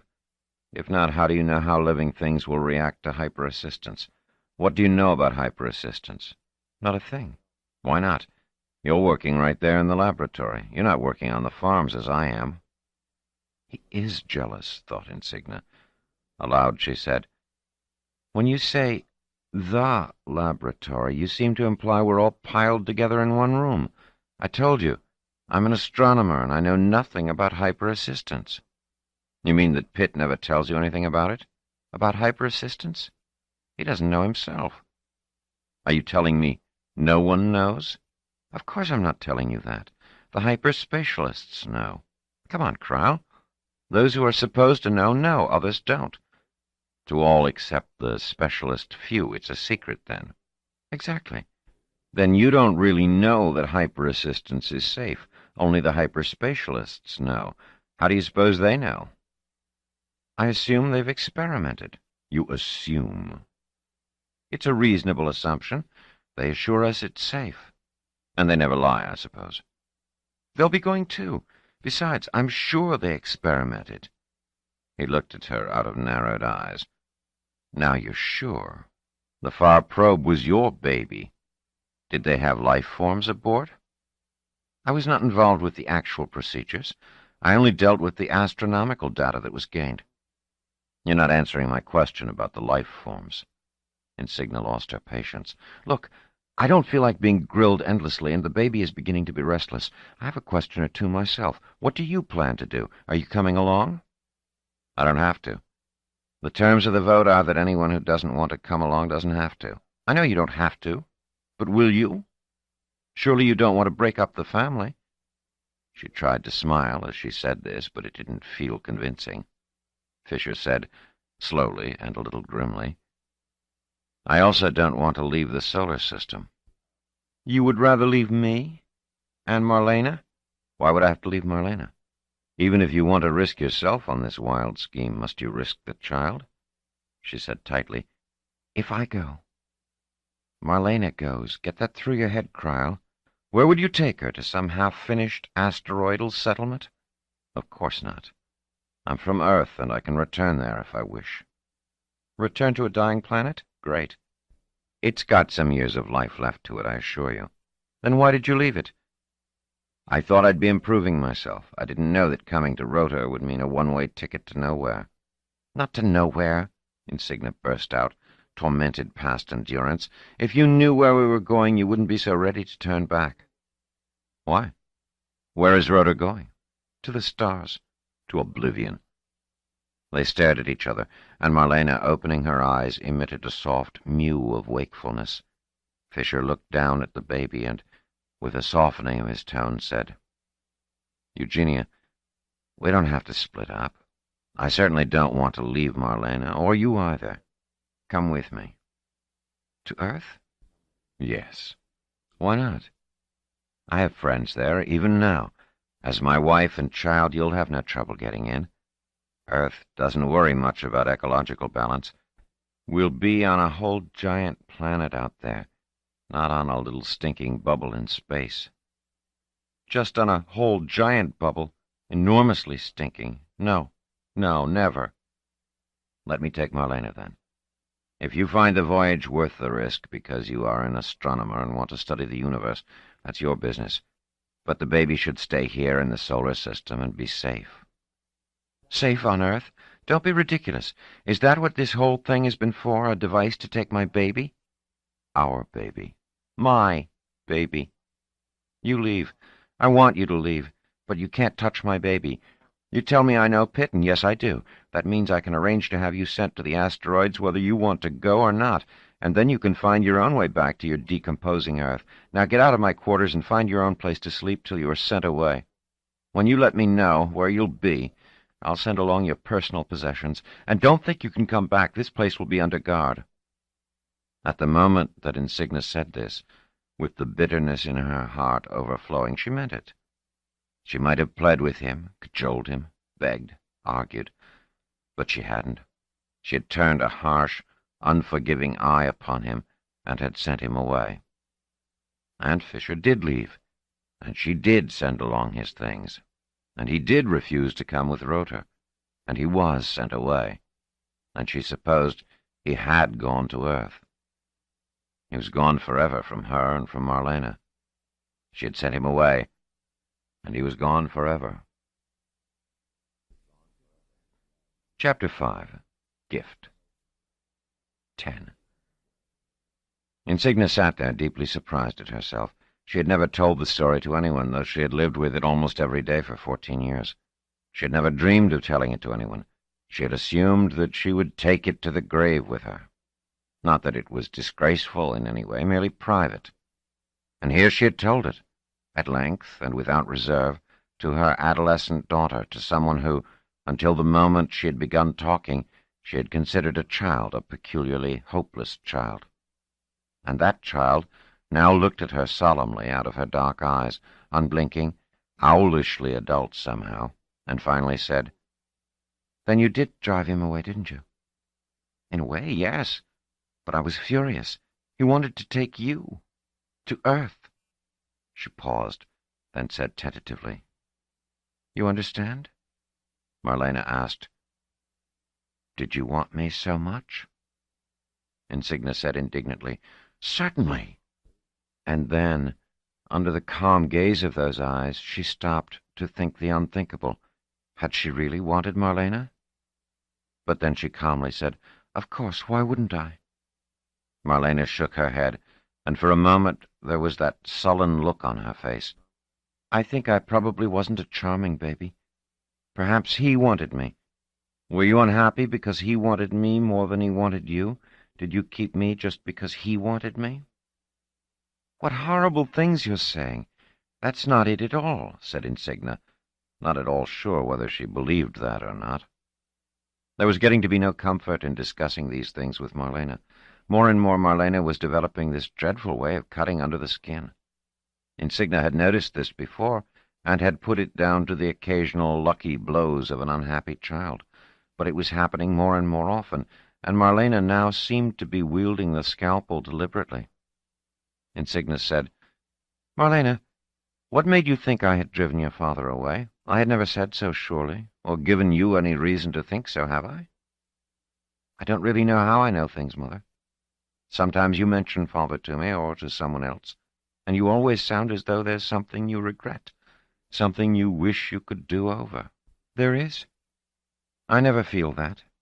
And little by little, as I get these impressions, they get clearer. It's the way you talk, the way you look." Insignia gazed at her daughter intently, then said very suddenly, "What am I thinking?" Marlena jumped slightly, and then gave a short giggle. She was not a laugher, and that giggle was as far as ever she went, usually. She said, "That's easy. You're thinking that I know what you're thinking, but you're wrong. I don't read minds. I just tell from words and sounds and expressions and movements. People just can't keep what they think hidden, and I've watched them so long." "Why? I mean, why have you felt it necessary to watch them?" "Because when I was a kid, everyone lied to me. They told me how sweet I was, or they told you that when I was listening. They always had a look plastered all over them that said, 'I don't really think that at all.' And they didn't even know it was there. I couldn't believe at first they didn't know, but then I said to myself, I guess it's more comfortable for them to make believe they're telling the truth." Marlena paused, and then abruptly asked her mother, "Why didn't you tell Father where we were going?" "I couldn't. It was not my secret. Perhaps if you had, he would have come with us." Insignia shook her head vigorously. "No, he wouldn't. He had made up his mind to return to Earth."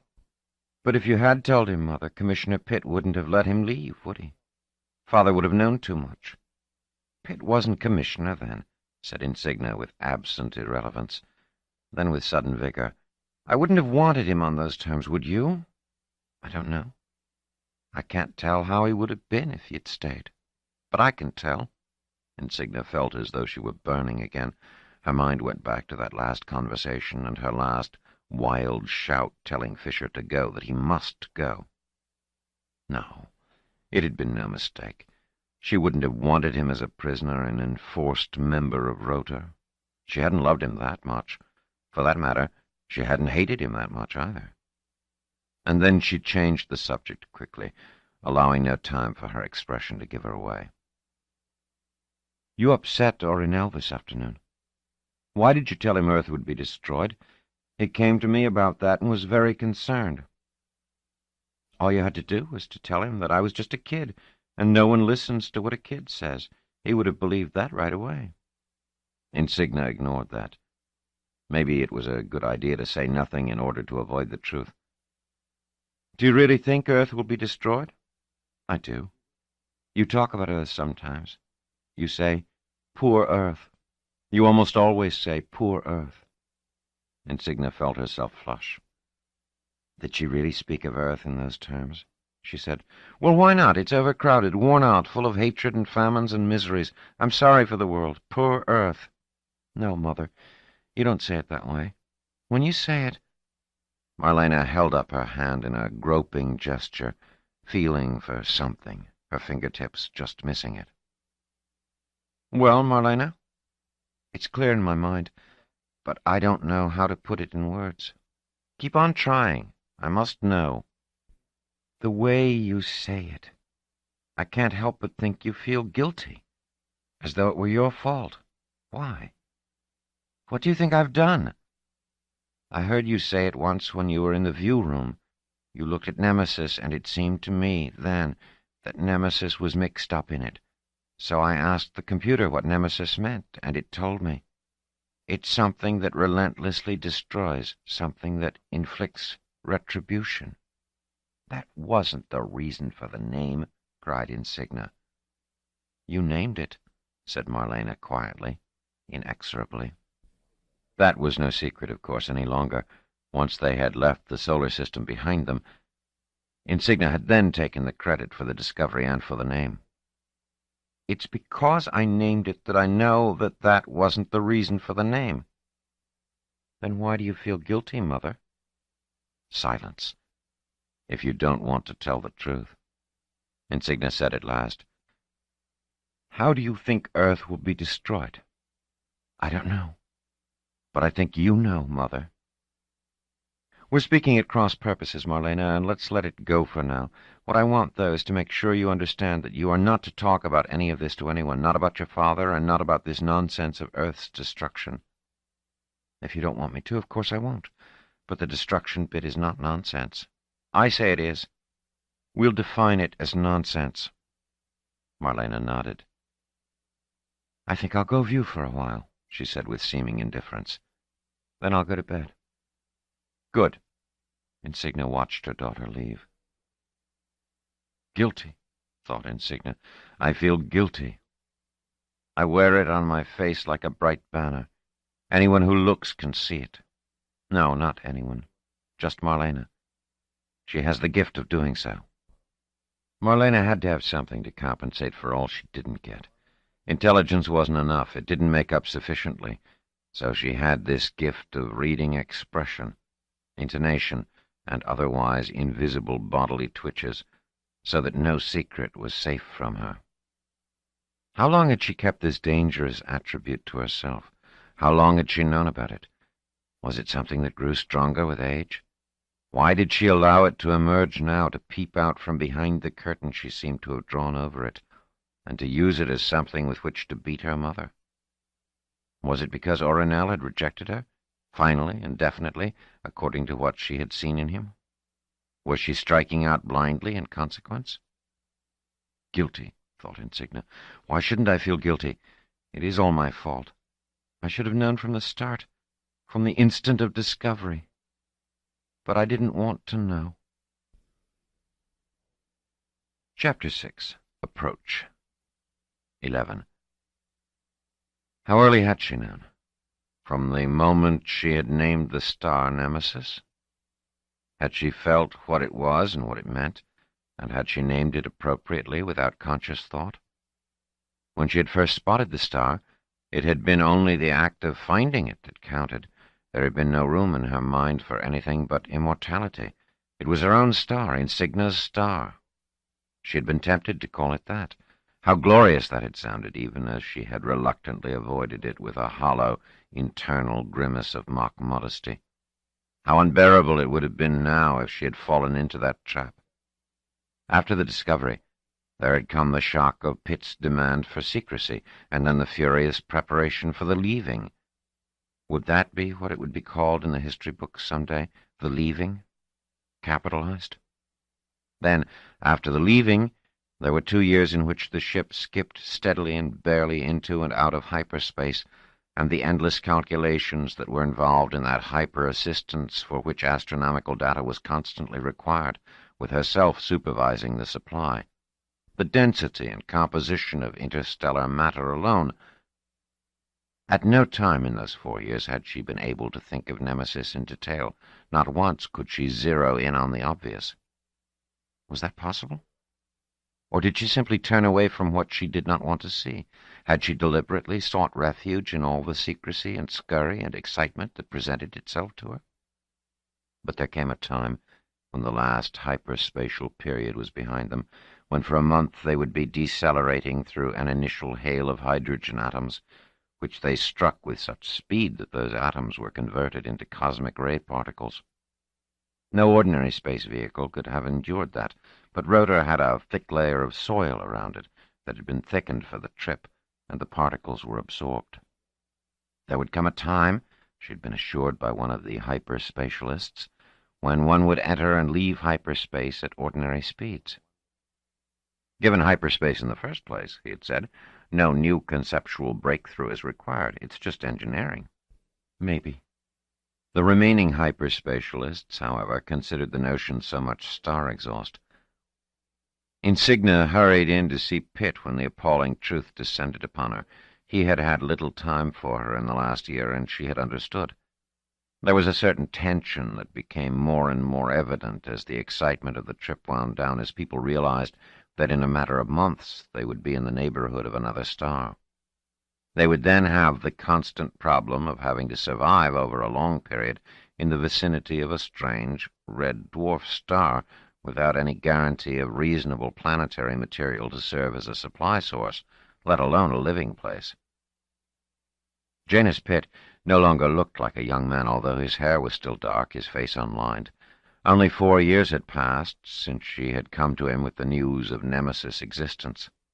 There was, however, a harried look in his eyes, a sense of having had his joys rubbed away and his cares left naked to the world. He was commissioner-elect now. Perhaps that might account for a great deal of what might be troubling him, but who could tell? Insignia had never known true power, or the responsibility that accompanied it. But something told her it might have the capacity for souring one who did. Pitt smiled at her absently. They had been forced to be close when they had shared a secret that at first no one, and then almost no one, had shared with them. They could then talk unguardedly with each other when they could not do so with anyone else. After the leaving, however, when the secret was revealed, they had grown apart again. "Janus," she said, "there is something eating away at me, and I had to come to you with it. It's Nemesis." "Is there anything new?" "You can't say you found out it isn't where you thought it was. It's right out there, less than 16 billion kilometers away. We can see it." "Yes, I know. But when I first found it, at a distance of 2+ light years, I took it for granted that it was a companion star, that Nemesis and the Sun were circling a common center of gravity. Something that close would almost have to be. It would be so dramatic." "All right. Why shouldn't things be dramatic now and then?" "Because, as close as it is clearly too far away to be a companion star. The gravitational attraction between Nemesis and the Sun is terribly weak, so weak that the gravitational perturbations of nearby stars would make the orbit unstable." "But Nemesis is there." "Yes, and more or less between ourselves and Alpha Centauri." "What has Alpha Centauri got to do with it?" "The fact is that Nemesis is not much farther from Alpha Centauri than it is from the Sun. It's just as likely to be a companion star of Alpha Centauri. Or, more likely, whichever system it belongs to, the presence of the other star is now disrupting it, or has already disrupted it." Pitt looked at Insignia thoughtfully and tapped his fingers lightly on the arm of his chair. How long does it take Nemesis to go around the sun, assuming it's the sun's companion? I don't know. I'd have to work out its orbit. That's something I should have done before the leaving, but there were so many other things occupying me then, and now too, but that's no excuse. Well, make a guess, Insignia said. If it's a circular orbit, it would take Nemesis just over 50 million years to make a circuit about the sun, or, more properly, about the center of gravity of the system. With the sun making a similar circuit, the line between the two as they moved would always pass through that center. On the other hand, if Nemesis is following a highly elliptical orbit, and is now at its farthest, as it must be, for if it ventured farther still it would certainly not be a companion star, then perhaps as little as 25 million years. Last time, then, that Nemesis was in this position, more or less between Alpha Centauri and the sun, Alpha Centauri must have been in a much different position than it is now. 25 to 50 million years would move Alpha Centauri, wouldn't it? How much? A good fraction of a light year. Would that mean that this is the first time Nemesis is being fought over by the two stars? Till now, would it have been circling peacefully? Not a chance, Janus. Even if you count out Alpha Centauri, there are other stars. One star may have arrived now, but there had to be another star in interfering distance at some other part of its orbit in the past. The orbit just isn't stable. What's it doing here in our neighborhood, then, if it isn't orbiting the sun? Exactly, said Insignia. What do you mean, exactly? If it were orbiting the sun, it would be moving at a speed relative to the sun of somewhere between 80 and 100 meters a second, depending on Nemesis' mass. That's very slow motion for a star, so it would seem to stay in the same place for a long time. It would therefore remain behind the cloud for a long time, especially if the cloud is moving in the same direction relative to the sun. With such a slow motion, and its light dimmed, it's no wonder it's never been noticed till now. However... She paused. Pitt, who made no effort to seem devouringly interested, sighed and said, "Well, can you get to the point?" Well, if it's not in orbit about the sun, then it is in independent motion, and it should be moving relative to the sun at 100 kilometers a second or so, 1,000 times as fast as if it were in orbit. It just happens to be in our neighborhood now, but it is moving on. We'll pass the sun and we'll never return. But just the same, it stays behind the cloud, scarcely budging from its position. Why should that be? There's one way it can be moving at a good clip, and yet not seem to be moving from its position in the sky. Don't tell me it's vibrating back and forth. Insignia's lip curled. Please don't try to make jokes, Janus. This isn't funny. Nemesis might be moving more or less straight toward the sun. It wouldn't be shifting either to the right or left, so that it would not seem to be changing position, but it would be coming right toward us. That is, right toward the solar system. Pitt stared at her in surprise. Is there evidence for that? Not yet. There was no reason to take the spectrum of Nemesis when it was first spotted. It was only after I had noticed the parallax that a spectral analysis would have made sense. And then I never got around to it. If you remember, you put me at the head of the Far Probe project and told me to direct everyone's attention away from Nemesis. I couldn't have arranged a close spectral analysis at that time, and since the leaving, well, I haven't. But I will investigate the matter now, you can be sure. Let me ask you a question. Wouldn't it produce the same effect of motionlessness if Nemesis were moving directly away from the sun? It's a 50-50 chance whether it's moving toward the sun or away from it, isn't it? Spectral analysis will tell us. A red shift of the spectral lines will mean there's a recession, a violet shift an approach. But it's too late now. If you take its spectrum, it will tell you it's approaching us because we're approaching it. Right now, I wouldn't take the spectrum of Nemesis. I'd take it of the sun. If Nemesis is approaching the sun, then the sun will be approaching Nemesis, and we can allow for our own motion. Besides, we're slowing, and in a month or so we will be moving so slowly that our motion won't be affecting the spectroscopic results appreciably. For the space of half a minute, Pitt seemed lost in thought, staring at his uncluttered desk, his hand slowly stroking the computer terminal. Then he said, without bothering to look up, "No. These are observations that need not be made. I don't want you worrying yourself about it any more, Eugenia. It's a non-problem, so just forget it." The wave of his hand made it clear that she was to leave. 12.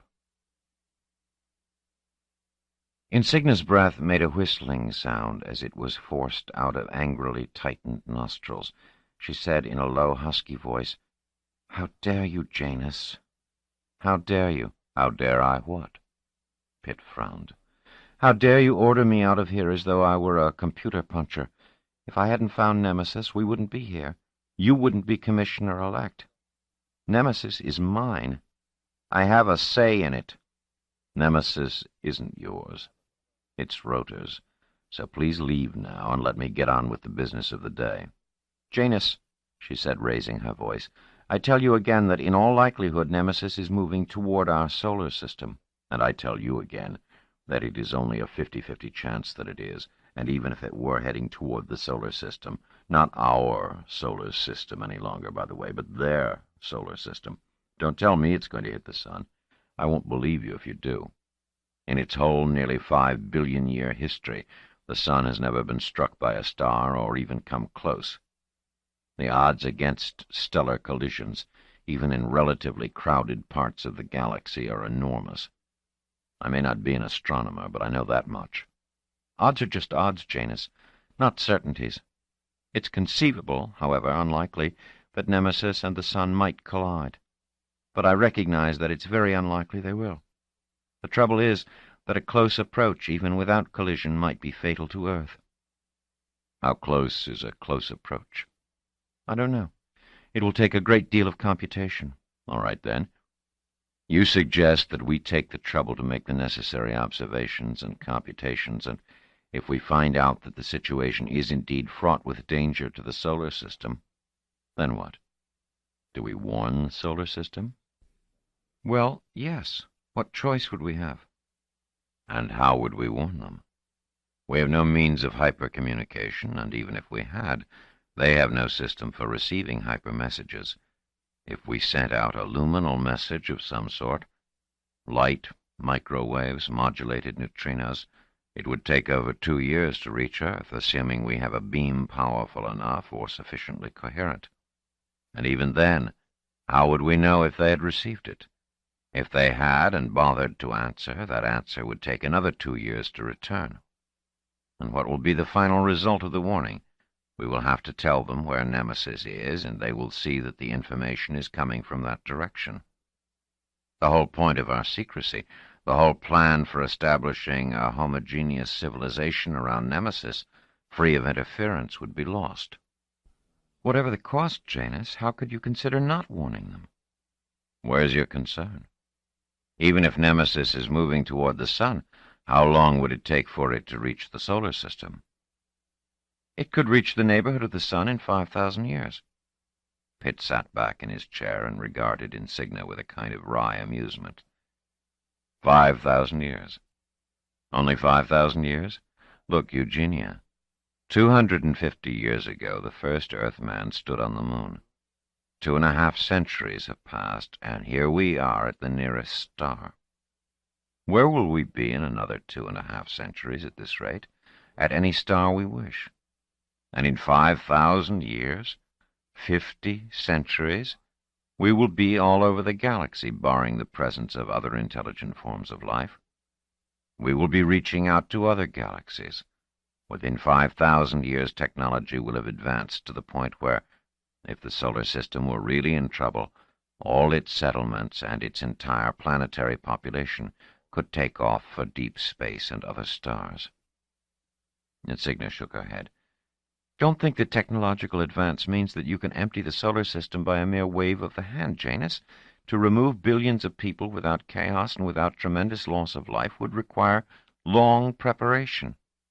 If they are in mortal danger 5,000 years from now, they must know now. It is not too soon to begin to plan. Pitt said, "You have a good heart, Eugenia, so I'll offer a compromise. Suppose we take 100 years in which to establish ourselves here, to multiply, to build a cluster of settlements that will be strong enough and stable enough to be secure. Then we can investigate Nemesis' destination and, if necessary, warn the solar system.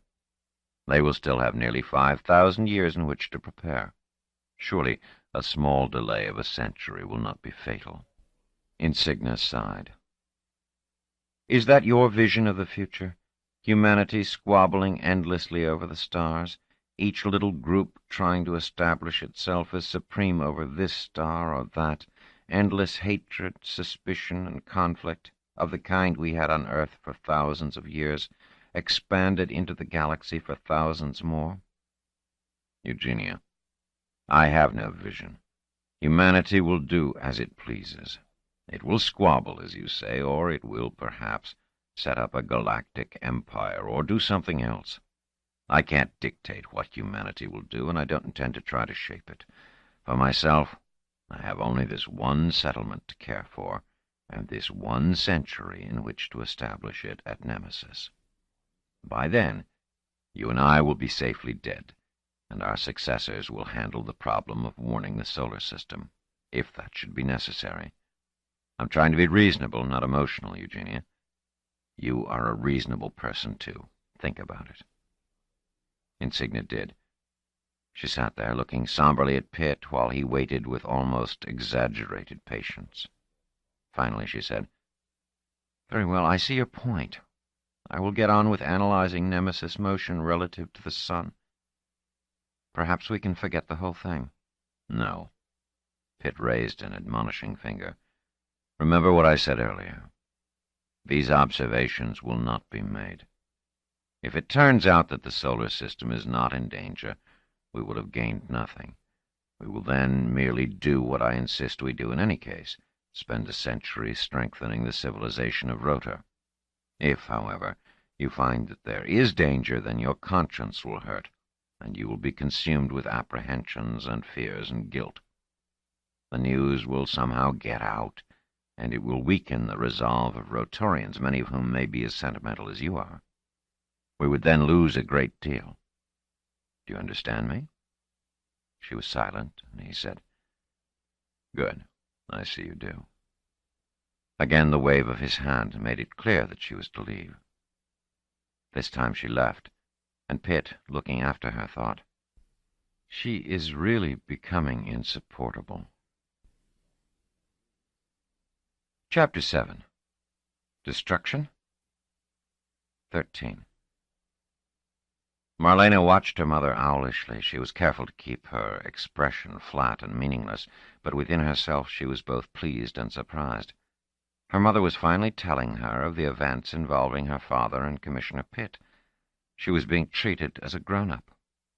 Marlena said, "I would have checked Nemesis motions regardless of what Commissioner Pitt said, Mother, but I see you didn't. Your guilt makes it plain." Insignia said, "I can't get used to the notion that I wear my guilt like a label on my forehead." "No one hides their feelings," said Marlena. "If you really watch, you can always tell." Others couldn't. Marlena had learned that only slowly and with difficulty. People just didn't look. They didn't sense. They didn't care. They didn't watch faces and bodies and sounds and attitudes and little nervous habits. "You shouldn't really watch like that, Marlena," said Insignia, as though their thoughts had taken parallel paths. She put her arm around the girl's shoulder to prevent her words from sounding like a scolding. "People get nervous when those large dark eyes of yours fix on them soulfully. Respect people's privacy." "Yes, Mother," said Marlena, noting without effort that her mother was trying to protect herself. She was nervous about herself, wondering how much she gave away at each moment. Then Marlena said, "How is it that despite all your guilty feelings about the solar system, you did nothing?" "A number of reasons, Molly." Not Molly, thought Marlena with anguish. Marlena, Marlena, Marlena, 3 syllables, accent on the second, grown up. "Like what reasons?" asked Marlena sulkily. Couldn't her mother detect the wave of hostility that swept over Marlena each time a kid name was used? Surely it twisted her face, smoldered her eyes, convulsed her lips. Why didn't people notice? Why didn't people look? For one thing, Janus Pitt was very convincing. However odd the points he makes, however hostile you feel toward them at the time, he always makes you see that he has good reasons for his viewpoints. If that's true, Mother, he's awfully dangerous. Insignia seemed to break away from her thoughts to glance curiously at her daughter. Why do you say that? Every point of view can have good reasons behind it. If someone can seize those reasons quickly and present them convincingly, he can argue anyone into anything, and that's dangerous. Janus Pitt has those abilities, I'll admit. I'm surprised you understand these things. Marlena thought, because I'm only 15 and you're used to thinking I'm a child. Aloud, she said, you learn a lot watching people. Yes, but remember what I told you. Control the watching. Never. So Mr. Pitt persuaded you. He made me see there'd be no harm in waiting a while. And you weren't even curious to study Nemesis and see exactly where it was going? You would have to be. I was, but it's not as easy as you think. The observatory is in constant use. You have to wait your turn to use the instruments. Even if I'm the head, I can't use them freely. Then, too, when someone does use them, there's no secret about it. We know what it's being used for and why. There was very little chance I would be able to develop a really detailed spectrum of Nemesis and of the sun, or to use the observatory computer on the necessary calculations, without people knowing at once what I was doing. I suspect that Pitt had a few people in the observatory watching me, too. If I had stepped out of line, he would have known at once. He couldn't do anything to you about it, could he? He couldn't have me shot for treason, if that's what you mean. Not that he'd dream of doing such a thing, but he could relieve me of my observatory duties and put me to work in the farms. I wouldn't want that. It wasn't long after I'd had that little talk with Pitt that we discovered that Nemesis had a planet, or a companion star. To this day we're not sure what to call it. They were only separated by a distance of 4 million kilometers, and the companion object didn't radiate invisible light at all. You're talking about Megas, aren't you, Mother? Yes, I am. It's an old word meaning big, and for a planet, it's very big, considerably bigger than the solar system's largest planet, Jupiter. But it's very small for a star. Some think of Megas as a brown dwarf. She broke off and eyed her daughter narrowly, as though suddenly uncertain as to her capacity to absorb matters. Do you know what a brown dwarf is, Molly? Marlena is my name, Mother. Insignia flushed slightly. Yes, I'm sorry if I forget now and then. I can't help it, you know. I had a very dear little girl once whose name was Molly. I know. And next time I'm 6, you can call me Molly all you want. Insignia laughed. Do you know what a brown dwarf is, Marlena? Yes, I do, Mother. A brown dwarf is a small star-like body with too little mass to develop the temperatures and pressures to bring about hydrogen fusion in its interior, but enough mass to bring about secondary reactions that keep it warm. That's right. Not bad. Megas is on the borderline. It's either a very warm planet or a very dim brown dwarf. It gives off no visible light, but emits richly in the infrared. It's not quite like anything we've ever studied. It was the first extrasolar planetary body, that is, the first planet outside the solar system, that we have been able to study in detail, and the observatory was totally immersed in it. I wouldn't have had a chance to work on Nemesis motion even if I'd wanted to, and to tell you the truth, I forgot about it for a time. I was as interested in Megas as everyone else was, you see? Said Marlena. It turned out it was the only sizable planetary body circling Nemesis, but it was enough. It was 5 times the mass— I know, Mother. It's 5 times the mass of Jupiter and 1/30th the mass of Nemesis.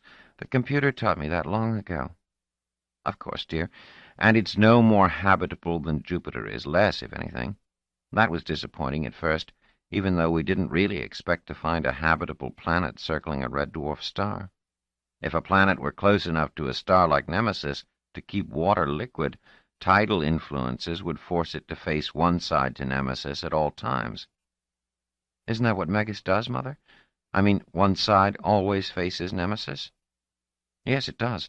That means it has a warm side and cold side, with the warm side quite warm. It would be at red heat if it weren't that the circulation of its dense atmosphere tends to equalize temperatures somewhat. Because of this, and because of Megas' own inner warmth, even the cold side is quite warm.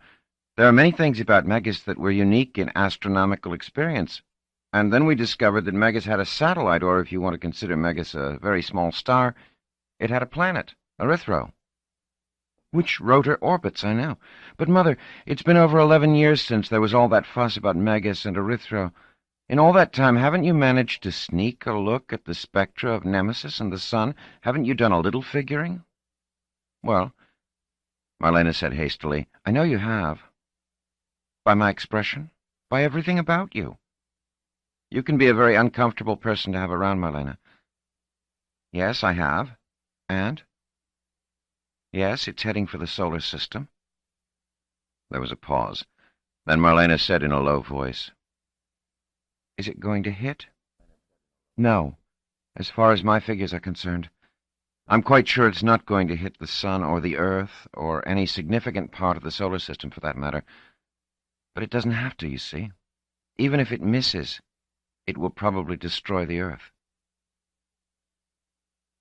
14.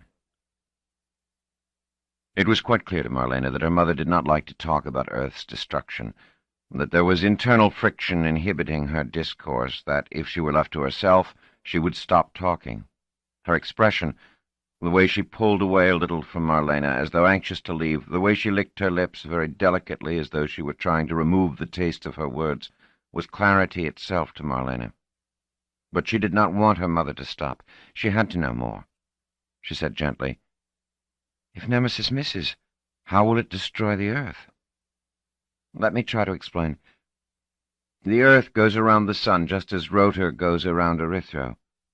If all there were in the solar system were the Earth and the Sun, then the Earth would go around in the same path almost eternally. I say almost because, as it turns, it radiates gravitational waves that bleed the Earth's momentum, and that causes it very, very slowly to spin into the Sun. We can ignore that. There are other complicating factors because Earth isn't alone. The Moon, Mars, Venus, Jupiter, every object in the neighborhood pulls at it. The pulls are very minor compared to that of the Sun, so Earth remains in its orbit more or less. However, the minor pulls, which are shifting in direction and intensity in a complicated way, as the various objects themselves move, introduce minor changes in Earth's orbit. Earth moves in and out slightly. Its axial tilt veers and changes its slant a bit. The eccentricity alters somewhat, and so on. It can be shown, it has been shown, that all these minor changes are cyclic.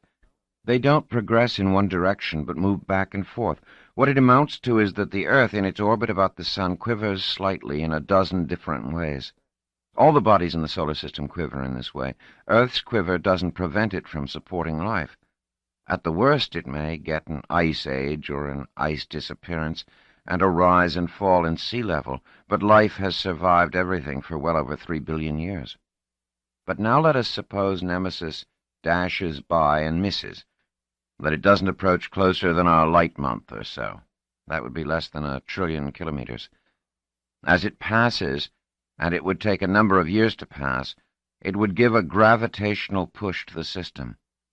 It would make the quivering worse, but then when it was gone, the quivers would settle down again. Marlena said, You look as though you think it would be a lot worse than you make it sound. What's so bad about Nemesis giving the solar system a little extra quiver, if it all settles down again afterward? Well, will it settle down again in quite the same place? That's the problem.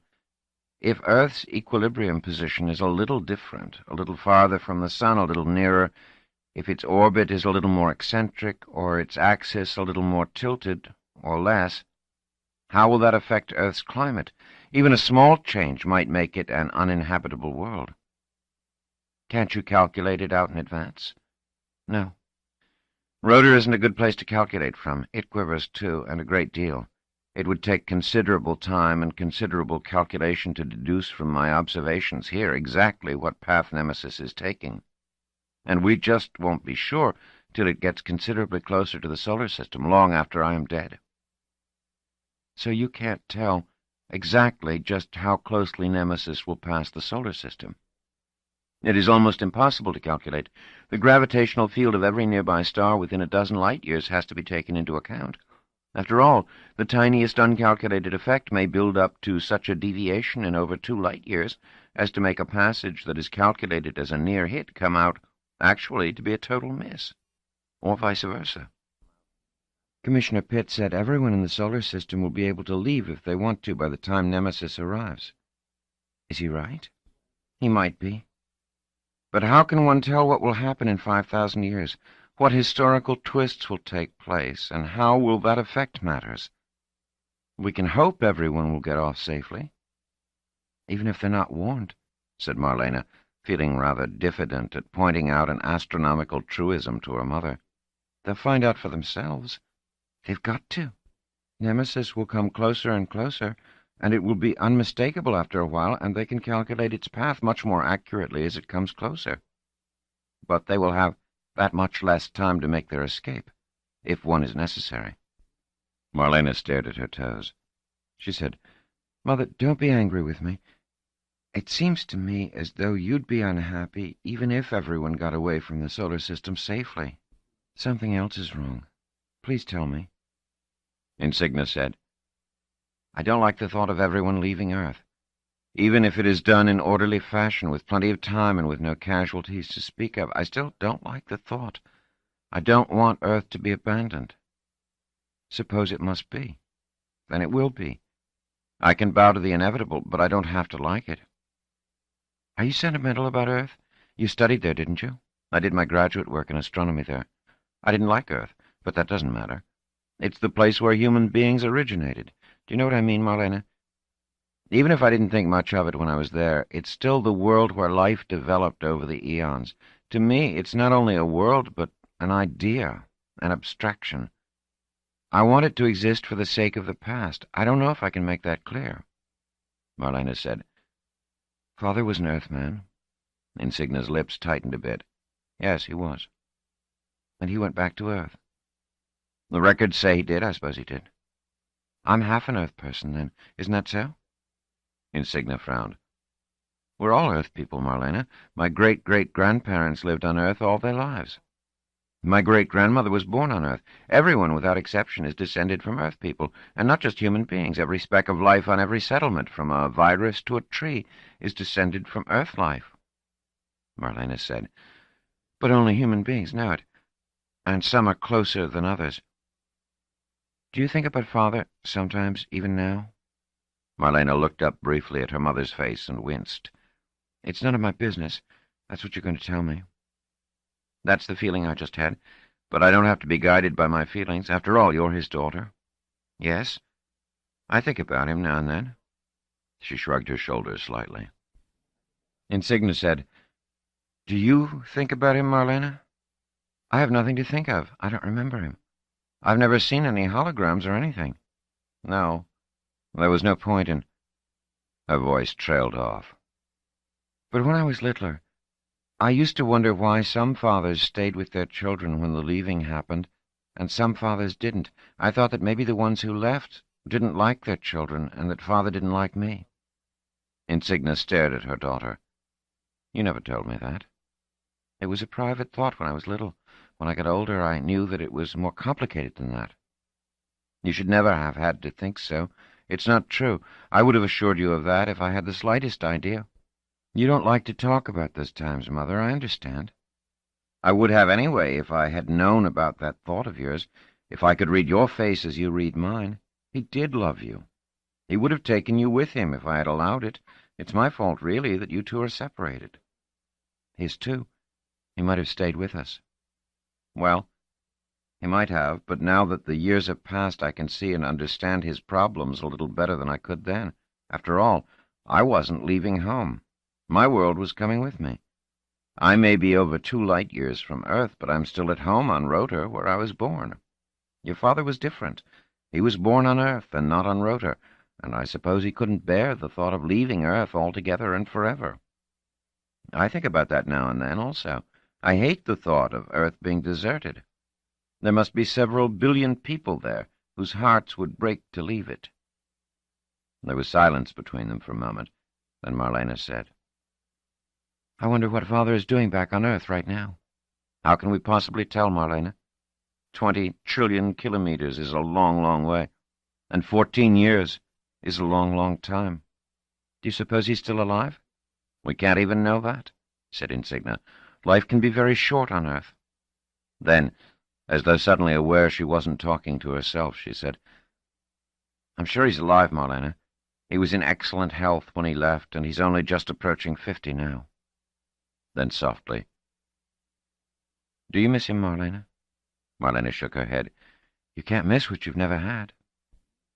"But you had him, Mother," she thought, "and you miss him." Chapter 8. Agent 15. Oddly enough, Crowell Fisher found it necessary to become accustomed to Earth, or reaccustomed to it. He had not thought that Rotor had become so much a part of him in a matter of not quite 4 years. It had been the longest period during which he had been away from Earth, but surely it had not been long enough to make Earth seem strange to him. There was now the sheer size of Earth, the distant horizon ending sharp against the sky, instead of turning up mistily. There were the crowds, the unchanging gravity, the sense of wild and willful atmosphere, of temperature soaring and diving, of nature out of all control. It was not that he had to experience any of this to feel it. Even when he was in his own quarters, he knew it was all out there, and the ferality of it all pervaded his spirit, somehow invaded it. Or it might be that the room was too small, too full, that the drift of sound was too unmistakable, as though he were being pressed in on by a crowded and decaying world. Strange that he had missed Earth so intensely in those years on Rotor, and that, now that he was back on Earth, he missed Rotor so intensely. Was he to spend his life wanting to be where he was not? The signal light flashed, and he heard the buzz. It flickered.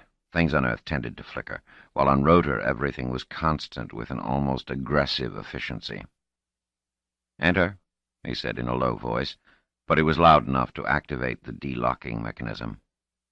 Garand Weiler entered. Fisher knew it would be he, and looked at the other with an amused expression. "Have you budged since I left, Crowell?" "Here and there. I've eaten. Spent some time in the bathroom." "Good.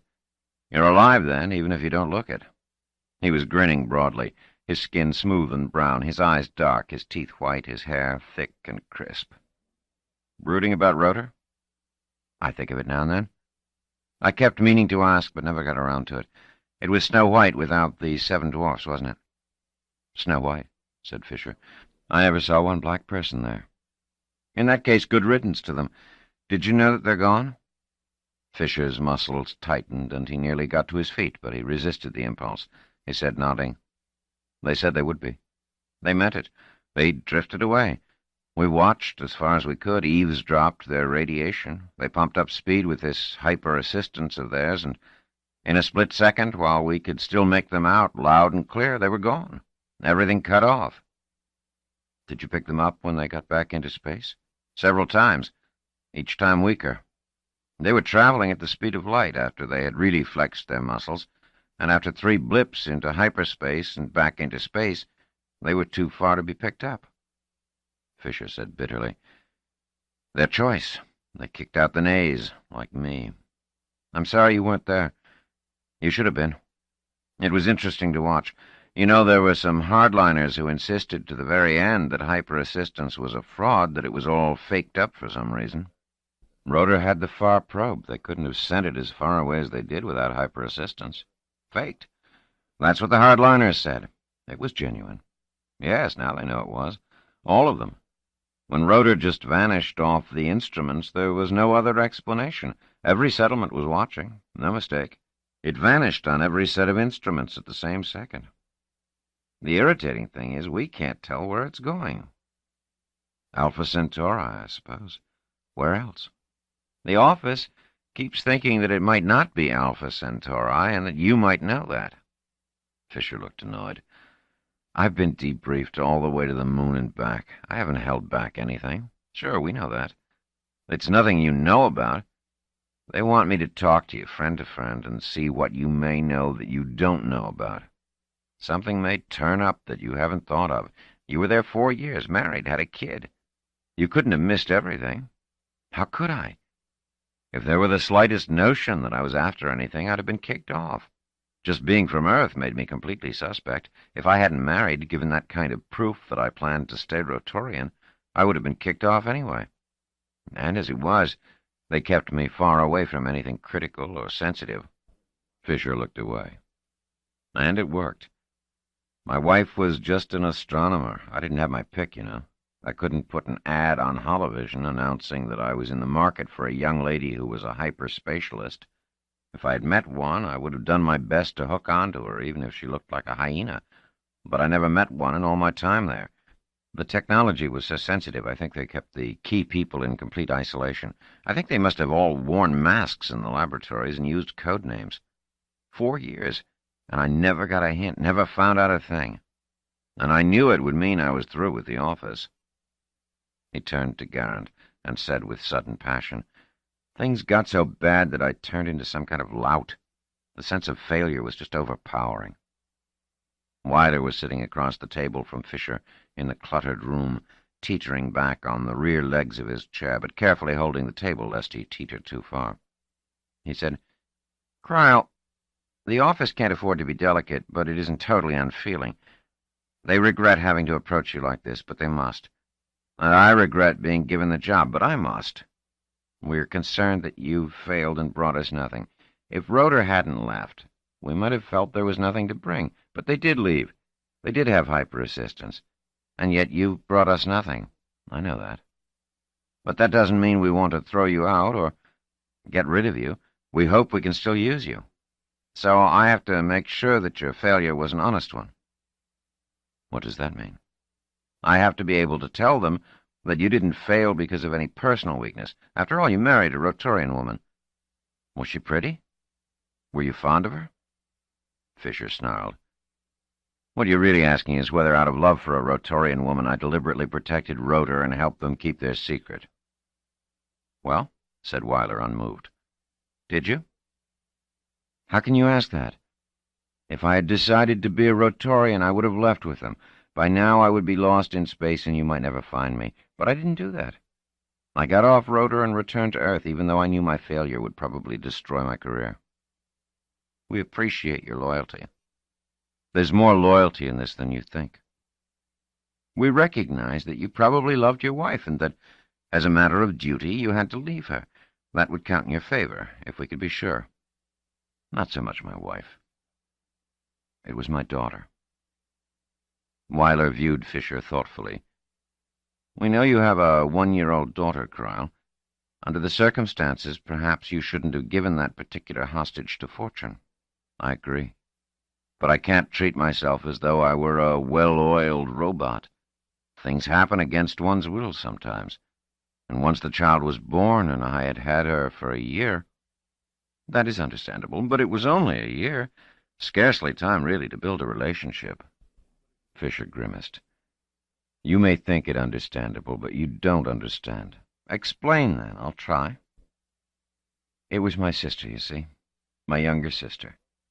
Weiler nodded. "There's mention of that in your CompuFile. Rose, I think. Roseanne. She died in the San Francisco riots 8 years ago. She was only 17. I'm sorry." "She wasn't a participant on either side. She was one of those innocent bystanders who is so more apt to get hurt than the ringleaders or the officers. At least we found her body, and I had something to cremate." Weiler maintained a half-embarrassed silence. Fisher said finally, "She was only 17. Our parents died."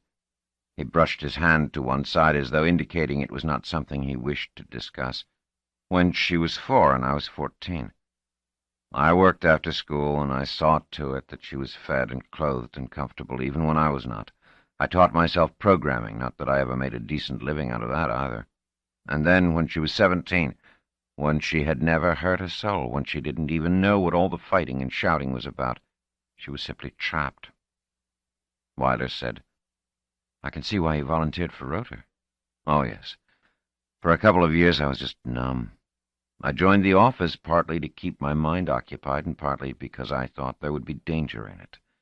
I rather looked forward to death for a while, if I could manage to do something useful en route. When the problem of placing an agent on Rota was discussed, I volunteered for it. I wanted to get off Earth. And now you're back. Do you regret that? A little bit, yes. But Rota choked me. With all its faults, Earth has room. If only you could have seen Roseanne, Garand. You have no idea. She wasn't pretty, but she had such eyes. Fisher's own eyes were focused on the past, a slight pucker between his brows as though he were peering hard to clearly focus. Beautiful eyes, but frightening ones. It seemed to me that I could never meet them without feeling nervous. She could look right into you, if you know what I mean. Actually, I don't, said Weiler. Fisher paid no attention. She always knew when you were lying or hiding the truth. You couldn't be silent without her guessing what the trouble was. You're not going to tell me she was a telepath? What? Oh, no. She used to say she read expressions and listened to intonations.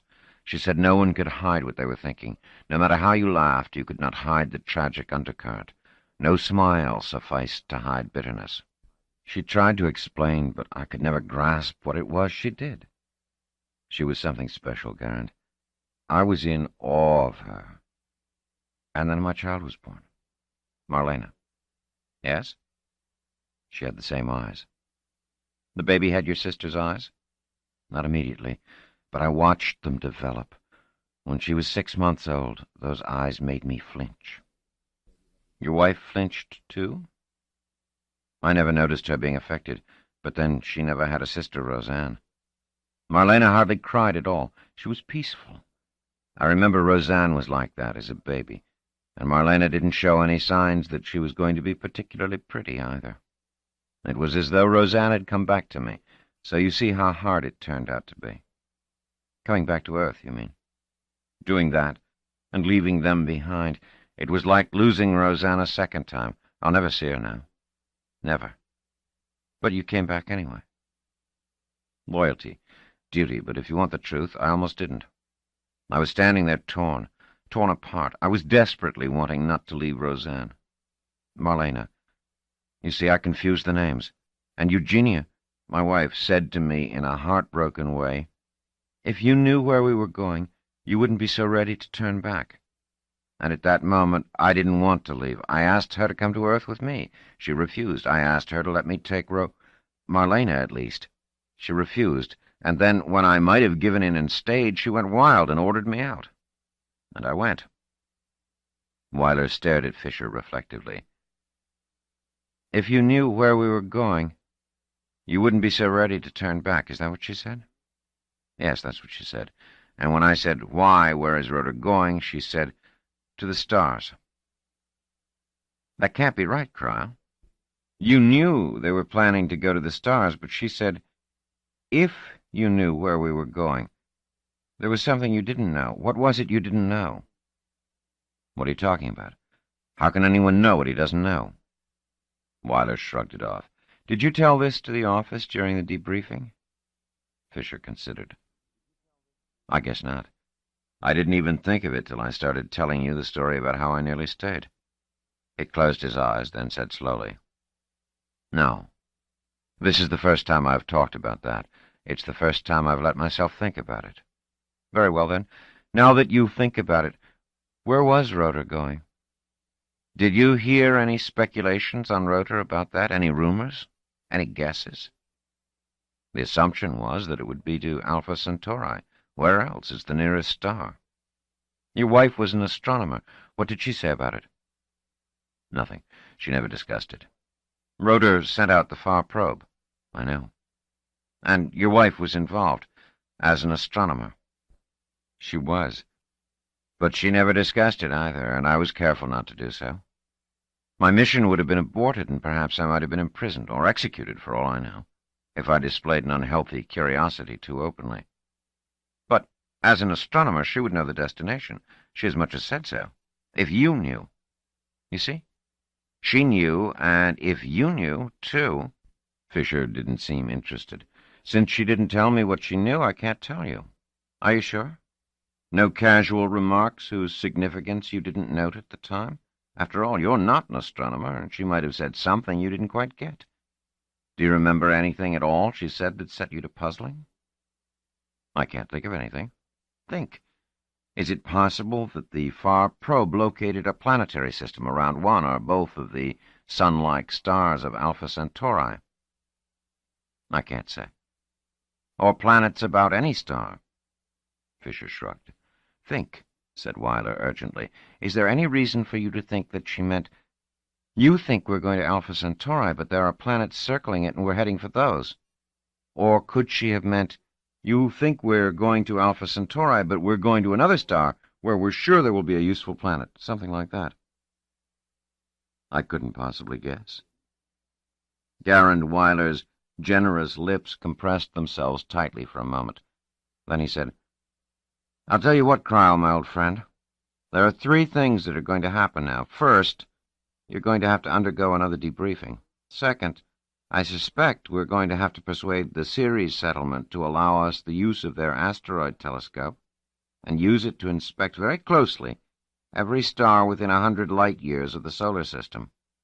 And third, we'll have to whip our hyperspatialists into jumping a little higher and farther. You watch and see if that's not what happens. Chapter 9. Erythro. 16. There were times, once in a while, once in an ever longer while as the years passed, or so it seemed to him, when Janus Pitt found time to sit back in his chair, alone and silent, and just allow his mind to relax. Those were moments when there were no orders to give, no information to absorb, no immediate decisions to make, no farms to visit, no factories to inspect, no regions in space to penetrate, no one to see, no one to listen to, no one to foil, no one to encourage. And always, when such times came, Pitt allowed himself the final and least exhaustible luxury, that of self-pity. It was not that he would have anything different than what it was. He had planned for all his adult life to be commissioner because he thought that no one could run Rotor as he could, and now that he was commissioner, he still thought so. But why, among all the fools of Rotor, could he find no one who could see long range as he could? It was 14 years since the leaving, and still no one could really see the inevitable, not even after he had explained it carefully. Someday, back in the solar system, sooner rather than later, someone would develop hyper-assistance as the hyperspatialists on Rotor had, perhaps even in a better form. Someday, humanity would set out in its hundreds and thousands of settlements, in its millions and billions of people, to colonize the galaxy, and that would be a brutal time. Yes, the galaxy was enormous. How often had he heard that? And beyond it were other galaxies, but humanity would not spread out evenly. Always there would be some star systems that, for one reason or another, were better than other star systems, and they would be the ones snarled and fought over. If there were 10 star systems and 10 colonizing groups, all 10 would zero in on one of the star systems and one only. And sooner or later, they would discover Nemesis, and the colonizers would appear. How would Rotor survive then? Only if Rotor gained as much time as possible, built up a strong civilization, and expanded reasonably. If they had enough time, they might expand their hold over a group of stars. If not, Nemesis alone would be enough. But it must be made impregnable. Pitt did not dream of universal conquest of any kind. What he wanted was an island of tranquility and security against the days when the galaxy would be aflame and in chaos as a result of conflicting ambitions. But he alone could see this. He alone bore the weight of it. He might live another quarter-century and might remain in power through all that time, either as actual commissioner or as an elder statesman whose word would be decisive. Yet eventually he would die. And to whom could he then bequeath his far-sightedness? Then Pitt felt a twinge of self-pity. He had labored for so many years, would labor for so many more, yet was appreciated, truly appreciated, by none. And it would all come to an end anyway, because the idea would be drowned in the ocean of mediocrity that constantly lapped at the ankles of those few who could see beyond the years. It was 14 years since the leaving, and when, at any time, had he been able to be quietly confident? He went to sleep each night with the fear that he would be awakened before morning with the news that another settlement had arrived, that Nemesis had been found. He passed through every day with some hidden part of him paying no attention to what was immediately on the agenda, but listening for the fatal words. 14 years, and they were still not safe. One additional settlement had been built, New Rotor. There were people living on it, but it was a new world, of course. It still smelled of paint, as the old saying had it. 3 more settlements were in various stages of construction. Soon, within the decade at any rate, the number of settlements under construction would increase, and they would be given that oldest of all commands, be fruitful and multiply. With the example of Earth before them, with the knowledge that each settlement had a narrow and unexpandable capacity, procreation had always been under strict control in space. There, the immovable needs of arithmetic met the possibly irresistible force of instinct, and immovability won. But as the number of settlements grew, there would come a time when more people would be needed, many more, and the urge to produce them could be unleashed. It would be temporary, of course. No matter how many settlements there were, they could be filled without effort by any population that could easily double its numbers every 35 years or less. And when the day came when the rate of settlement formation passed through its inflection point and began to diminish, it might be far harder to stuff the gin back into its bottle than it had been to release it. Who would see this well in advance and prepare for it once Pitt himself was gone? And there was Erythro, the planet that Rotor orbited in such a way that huge Megas and ruddy Nemesis rose and set in an intricate pattern. Erythro. That had been a question from the beginning. Pitt remembered well the early days of their entry into the Nemesian system.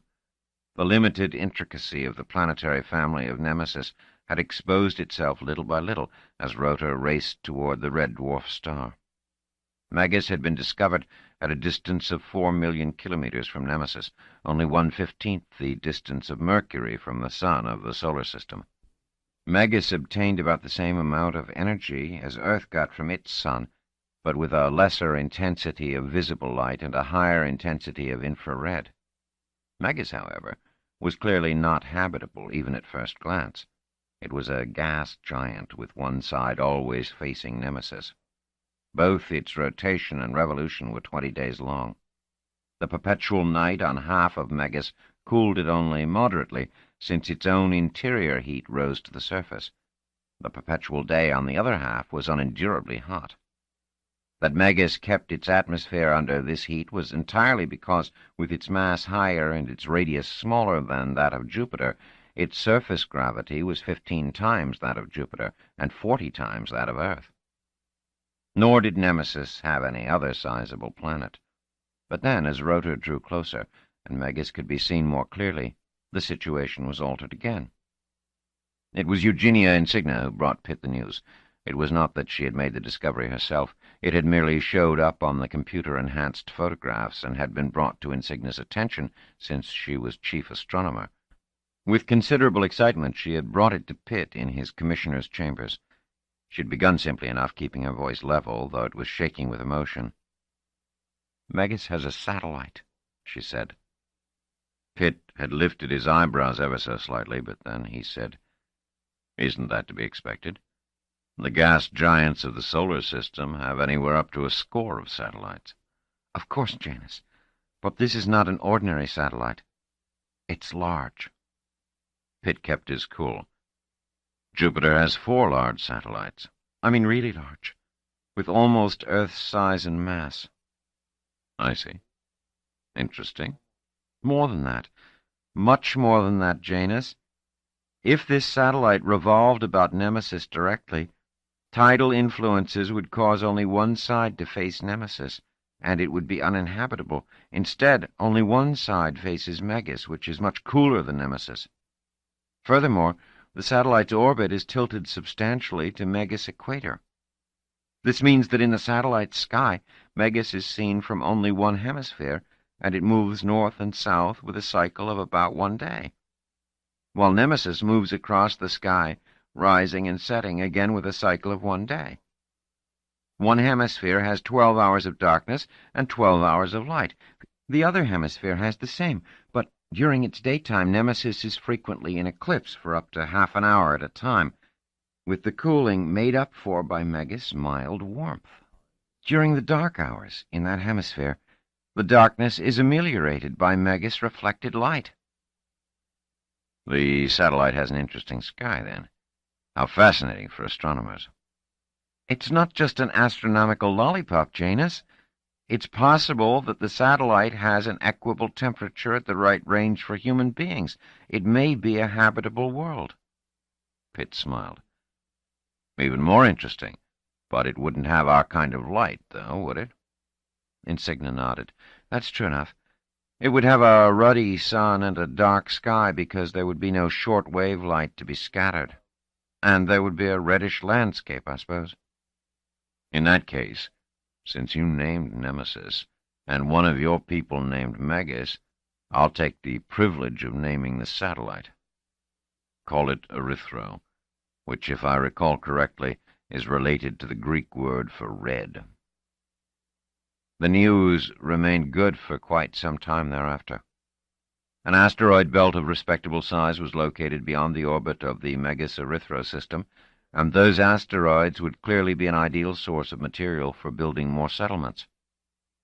And as they approached Erythro, the nature of its habitability seemed to grow ever more favorable. Erythro was a planet of sea and land, though its seas, from preliminary estimates of its cloud cover as made out in visible light and the infrared, seemed shallower than Earth's oceans, and really impressive mountains on the land were very few. Insignia, on the basis of further calculations, insisted that the climate on the planet as a whole would be entirely suitable for human life. And then, when the in-flight had brought them to a distance from which Erythro's atmosphere could be studied spectroscopically with precision, Insignia said to him, "Erythro's atmosphere is a little denser than Earth's, and it contains free oxygen, 16% of it, plus 5% argon and the rest nitrogen. There must be small quantities of carbon dioxide, but we haven't detected it yet. The point is, it's a breathable atmosphere." "Sounds better and better," said Pitt. "Who could have imagined this when you first spotted Nemesis?" "Better and better for the biologist. Maybe not very good for Rotor on the whole, though. A sizable content of free oxygen in the atmosphere is a sure indication of the presence of life." "Life?" said Pitt, momentarily stupefied at the thought. "Life," said Insignia, boring in, taking an apparent perverse pleasure in stressing the possibilities. "And if life, then possibly intelligent life. Perhaps even a high civilization." 17. What followed was a nightmare for Pitt. He had not only to live with the terrible apprehension of his own Earth people pursuing and overtaking him, superior in number certainly, and in technology possibly, but there was an accompanying fear now that was, if anything, greater. They might be approaching and infringing on an old and advanced civilization capable of eradicating them in a moment of absent-minded annoyance, as a human being might, without thinking, crush a mosquito that buzzed too near his ear. As they continued to approach Nemesis, Pitt said to Insignia with a deeply troubled air, "Need oxygen truly imply the existence of life?" "It's a thermodynamic inevitability, Janus. In an Earth-like planet, and as nearly as we can tell Erythro is Earth-like, free oxygen cannot exist any more than in any Earth-like gravitational field a rock can be suspended in open air of its own accord. Oxygen, if present in the atmosphere to begin with, would spontaneously combine with other elements in the soil, giving off energy. It would only continue to exist in the atmosphere if some process were to supply energy and continually regenerate free oxygen." "I understand that, Eugenia. But why need the energy supply process necessarily involve life?" Because nothing has ever been encountered in nature that would do the job except the photosynthetic action of green plants that make use of solar energy to release oxygen. When you say nothing has ever been encountered in nature, you mean in the solar system. This is another system with a different sun and a different planet under different conditions. The laws of thermodynamics may still hold, but what if there is some chemical process that we haven't encountered in the solar system and that is forming the oxygen here? If you're a betting man, said Insignia, don't bet on it. What was needed was evidence, and Pitt had to wait for the evidence to appear. To begin with, Nemesis and Megas turned out to have extremely weak magnetic fields. This created no particular stir, for it had been expected since both star and planet rotated very slowly. Erythro, with a rotational period of 23 hours and 16 minutes, equal to the period of its revolution about Megas, had a magnetic field that was similar in intensity to Earth's. Insignia expressed her satisfaction. At least we don't have to worry about dangerous radiation effects from intense magnetic fields, especially since Nemesis' stellar wind is bound to be much less intense than that of the Sun. That's good, because it means we might be able to detect the presence or absence of life on Erythro at a distance. Technological life, anyway. Why is that? Asked Pitt. It's not at all likely that a high level of technology can be reached without copious use of radio wave radiation, which would be speeding away from Erythro in all directions. We ought to be able to differentiate between it and any random radio wave radiation from the planet itself, when such natural radiation is minor, considering that its magnetic field is weak. Pitt said, I've been thinking that this may not be necessary, that we can reason out Erythro's lifelessness, even though it does have an oxygen atmosphere. Oh? I'd like to hear how that might be done. I've thought this out. Listen, didn't you say that tidal influences slow the rotations of Nemesis, Megas, and Erythro? And didn't you say that, as a result, Megas has moved farther from Nemesis, and Erythro has moved farther from Megas? Yes. Therefore, if we look into the past, Megas was once closer to Nemesis, and Erythro was closer to Megas and to Nemesis too. That means that Erythro was far too warm for life to begin with, and may only have become hospitable to life recently. There might not have been enough time for a technological civilization to develop. Insignia laughed gently. Good point. I mustn't underestimate your astronomical ingenuity, but not good enough. Red dwarf stars have a long life, and Nemesis might easily have been formed in the very youth of the universe, say 15 billion years ago. The tidal influence would have been very strong at first when the bodies were closer together, and most of the driving apart may have taken place in the first 3 or 4 billion years. The tidal influence decreases as the cube of the distance, and in the last 10 billion years or so, there would not have been much change, and that would be plenty of time for several technological civilizations to be built up, one after the other. No, Janus, let's not speculate. Let's wait and see if we can detect radio wave radiation or not. Closer still to Nemesis. It was a tiny red orb now to the unaided eye, but its dimness could be looked at without trouble. To one side, Megas was visible as a ruddy dot. In the telescope, it showed at something less than half phase as a result of the angle it made with Rotor and with Nemesis. Erythro could be made out in the telescope, too, as a dimmer crimson dot. It grew brighter with time, and Insignia said, It's good news for you, Janus. No suspicious radio wave radiation of possibly technological origin has yet been detected. Wonderful. Pitt felt the wave of relief, as though it were a physical warmth washing over him. Don't leap, though, said Insignia. They might use less radio wave radiation than we might expect. They might shield it very well. They might even use something else in place of radio waves.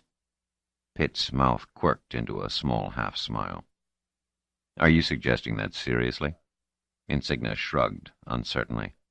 Pitt said, Because, if you're a betting woman, don't bet on it. Closer still to Nemesis, and Erythro was now a large orb to the unaided eye, with bloated Megas near it, and Nemesis on the other side of the settlement. Rotor had adjusted its velocity to keep pace with Erythro, which through the telescope showed drifting broken clouds in the familiar spiral shapes of a planet of Earth-type temperature and atmosphere, and, therefore, it should be counted on as possessing an at least vaguely Earth-like climate. Insignia said, "There are no signs of light on the night side of Erythro. That should please you, Janus." The absence of light is not consistent with a technological civilization, I suppose. It certainly isn't. Let me play devil's advocate, then, said Pitt. With a red sun and dim light, wouldn't a civilization produce a dim artificial light as well? It might be dim in the visible region, but Nemesis is rich in the infrared, and we would expect artificial light to be similarly rich. What infrared we detect, however, is planetary.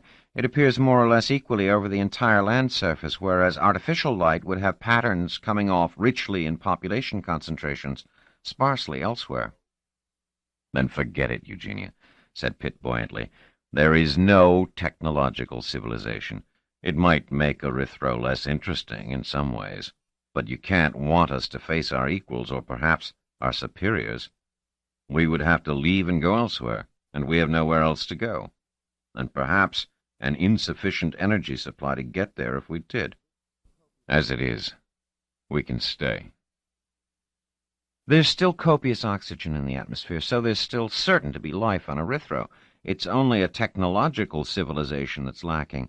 It means we'll have to go down and study its life forms. Why? How can you ask, Janus? If we have another sample of life here, one that is altogether independent of the life developed on Earth, what a bonanza it would be for our biologists. I see. You're talking about scientific curiosity. Well, the life forms won't go away, I suppose. There will be time enough for that later. First things first. What can come ahead of a study of a totally new form of life? Eugenia, be reasonable. We must establish ourselves here. We must build other settlements.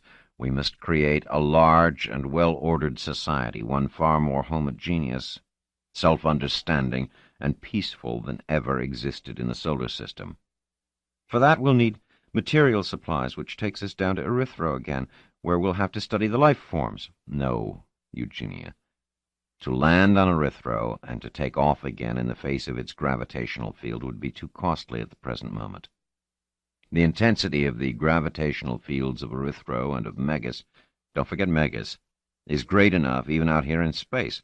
One of our people calculated it for me. We'll have a problem getting our supplies even from the asteroid belt, but it will be less of a problem than getting them from Erythro. In fact, if we station ourselves in the asteroid belt, matters would be even more price-effective. The asteroid belt will be where we build our settlements. Are you proposing to ignore Erythro? For a while, Eugenia. When we are strong, when our energy supply is much greater, when our society is stable and growing, time enough then to investigate Erythro's life forms, or perhaps its unusual chemistry. Pitt smiled soothingly, understandably, at Insignia. The side issue of Erythro, he knew, had to be delayed as long as possible. If it bore no technological society, then whatever other life forms and resources it had could wait. The pursuing hordes from the solar system were the true enemy. Why couldn't others see what had to be done? Why were others so easily diverted into useless side paths? How would he ever dare to die and leave the fools unprotected? Chapter 10. Persuasion. 18. So now, 12 years after the discovery that no technological civilization existed on Erythro, and 12 years during which no settlements from Earth had suddenly appeared to ruin the new world that was gradually being constructed, Pitt could appreciate these rare moments of rest. And yet, even in these rare moments, doubts crept in. He wondered whether Rotor would not have been better off if he had clung to that original resolve of his, if they had not remained in orbit about Erythro, and if the dome on Erythro had never been built. He was leaning back in his soft chair, the restraining fields cushioning him, the aura of peace lulling him almost into sleep, when he heard the soft buzz that drew him back reluctantly into reality. He opened his eyes.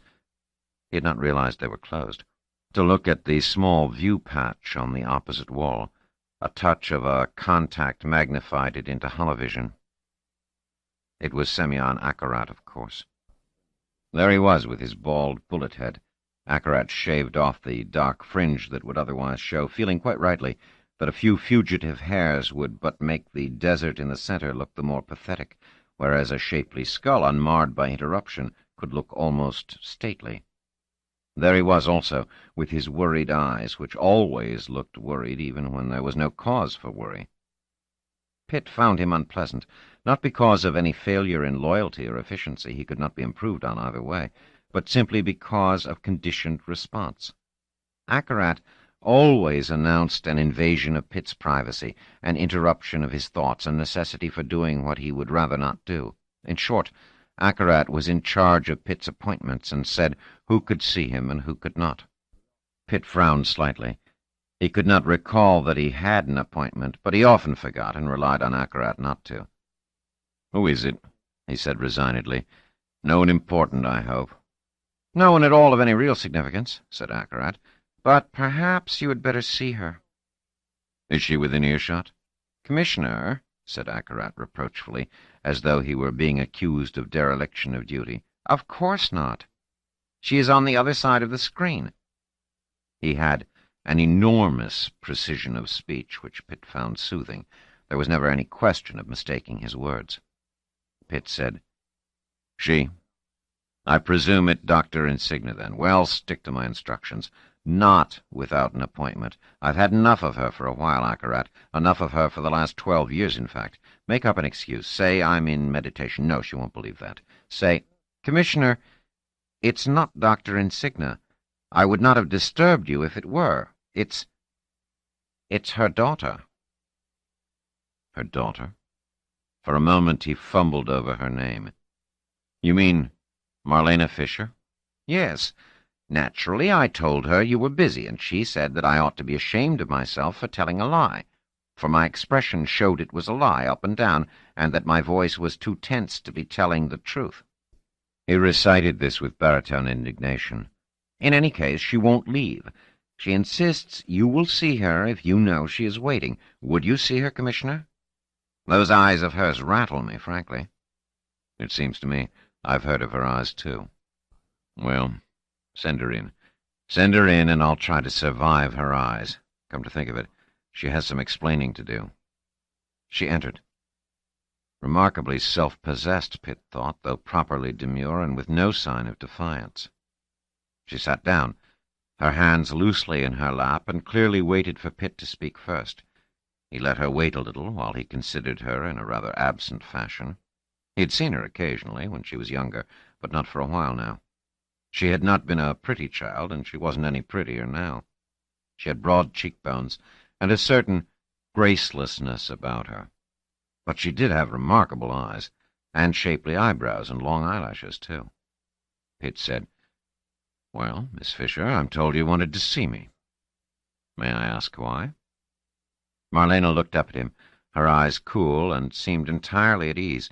She said, "Commissioner Pitt, I think my mother must have told you that I told a friend of mine that the Earth was going to be destroyed." Pitt's eyebrows hunched down over his rather ordinary eyes. He said, "Yes, she did. And I hope she told you that you must not speak of such matters in so foolish a way again." "Yes, she did, Commissioner. But not speaking about it doesn't mean it isn't so, and calling it foolish doesn't make it so." "I am Commissioner of Rotor, Miss Fisher, and it is my function to concern myself with such matters, and therefore you must leave it entirely to me, whether it is so or not so, whether it is foolish or not foolish. How did you get the idea that the Earth was going to be destroyed? Is this something your mother told you?" "Not directly, Commissioner." "But indirectly. Is that it?" "She couldn't help that, Commissioner. Everyone speaks in all sorts of ways. There's the choice of words. There's intonation, expression, the flicker of eyes and eyelids, little tricks of clearing the throat. 100 things. Do you know what I mean?" "I know exactly what you mean. I watch for those things myself." "And you feel very proud of that, Commissioner. You feel you're very good at it, and that that's one of the reasons you're Commissioner." Pitt looked startled. I didn't say that, young woman. Not in words, Commissioner. You didn't have to. Her eyes were fixed on his.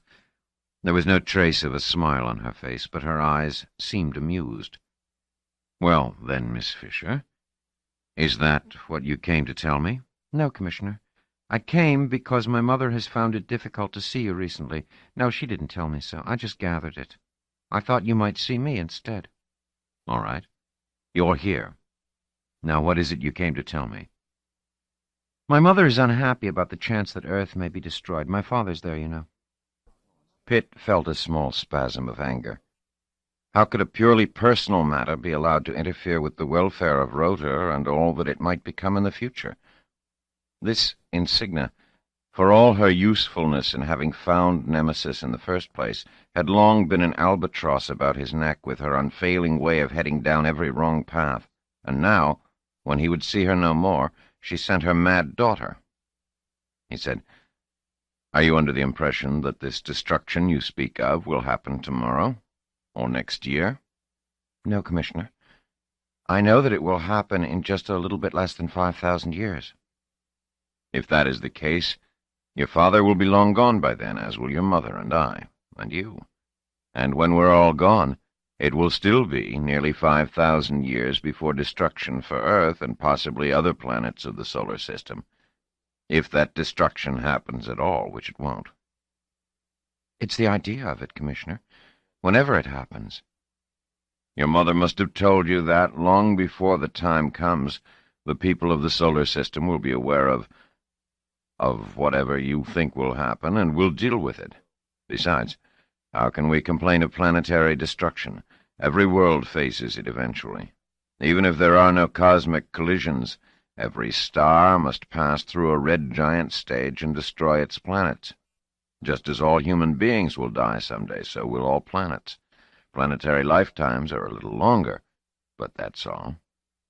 Do you understand all that, young lady? Yes, I do, said Marlena seriously. I have a good relationship with my computer.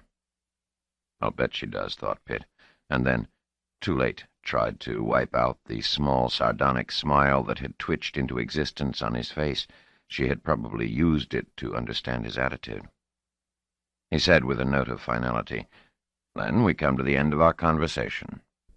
The talk of destruction is foolish, and even if it weren't, it has nothing to do with you, and you must never speak of it again, or not only you, but your mother as well, will be in trouble." We're not at the end of our conversation yet, Commissioner.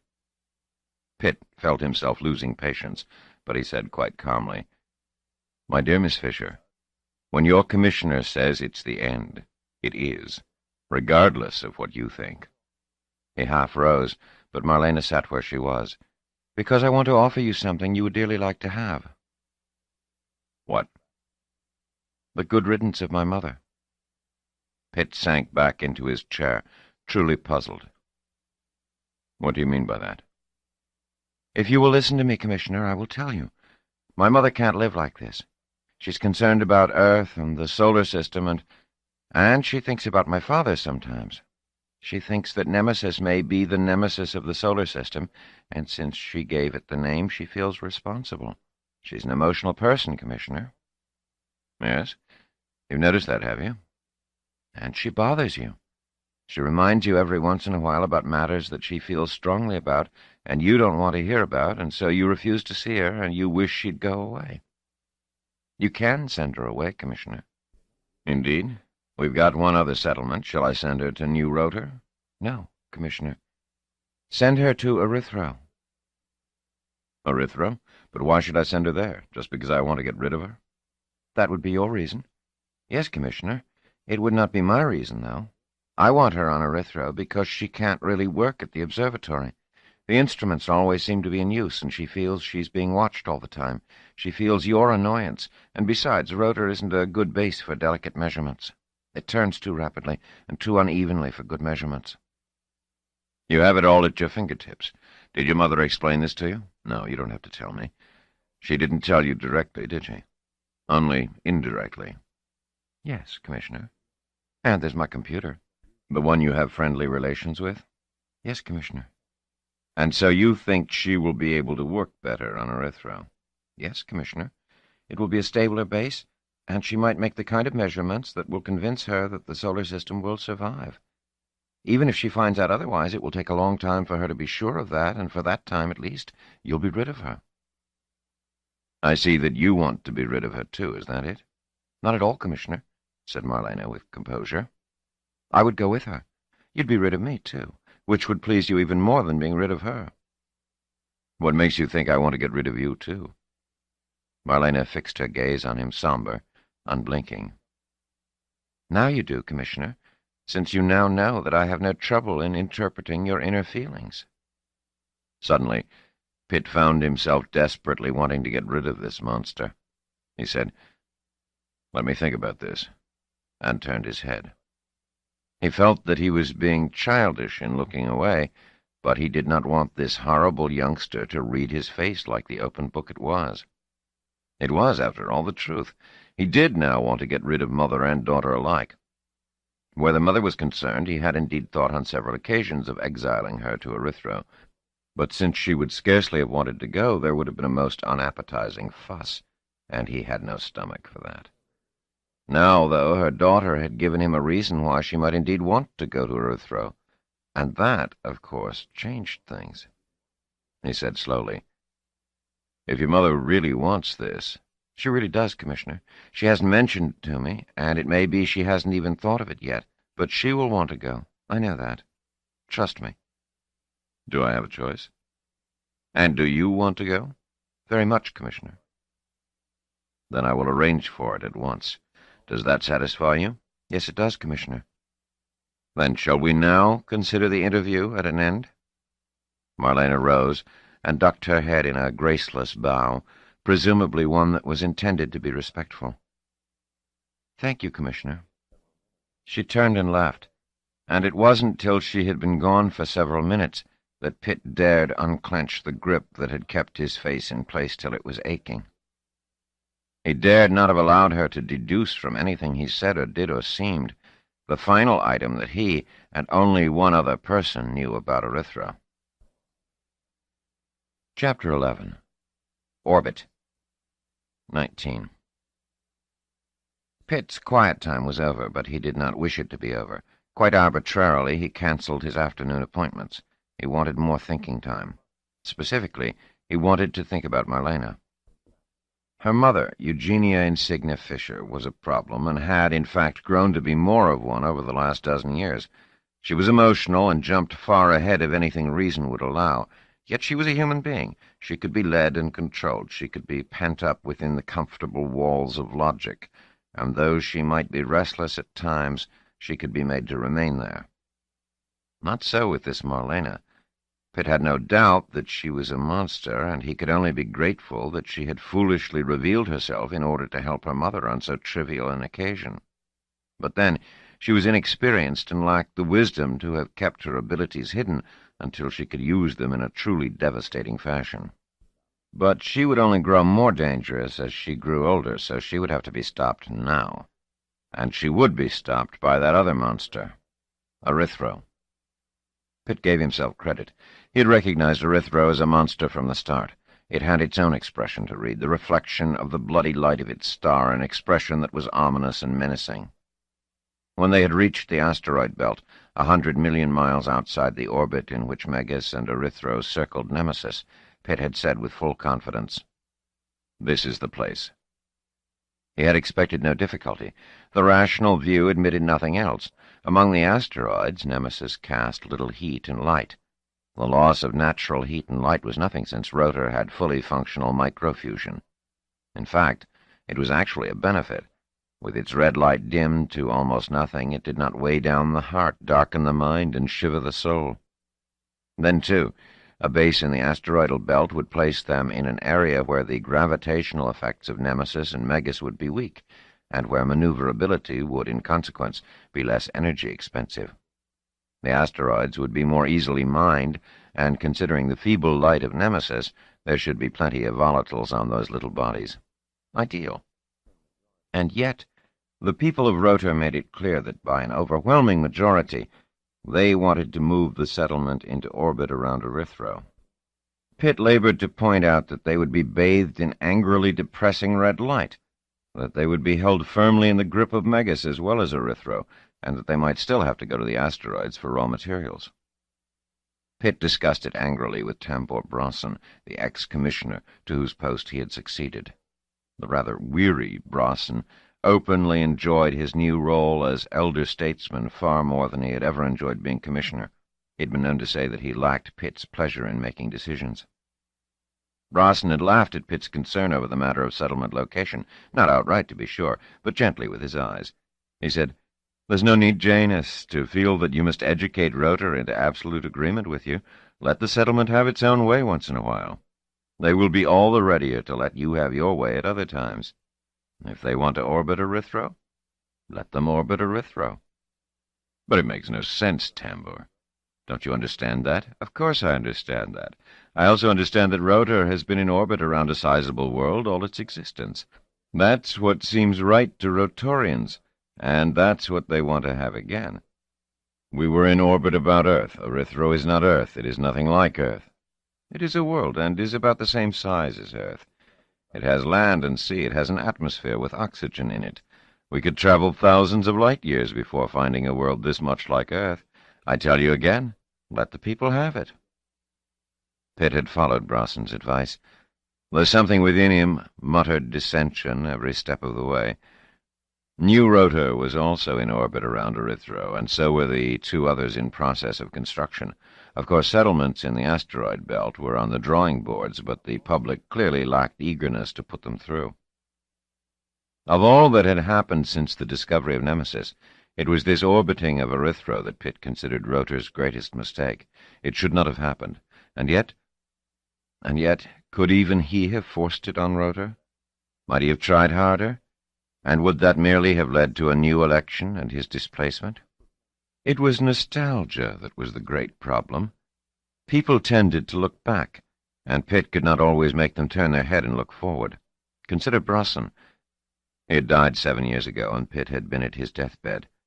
Pitt alone had happened to catch the old man's dying words. Bronson had beckoned to Pitt, who had leaned close to him.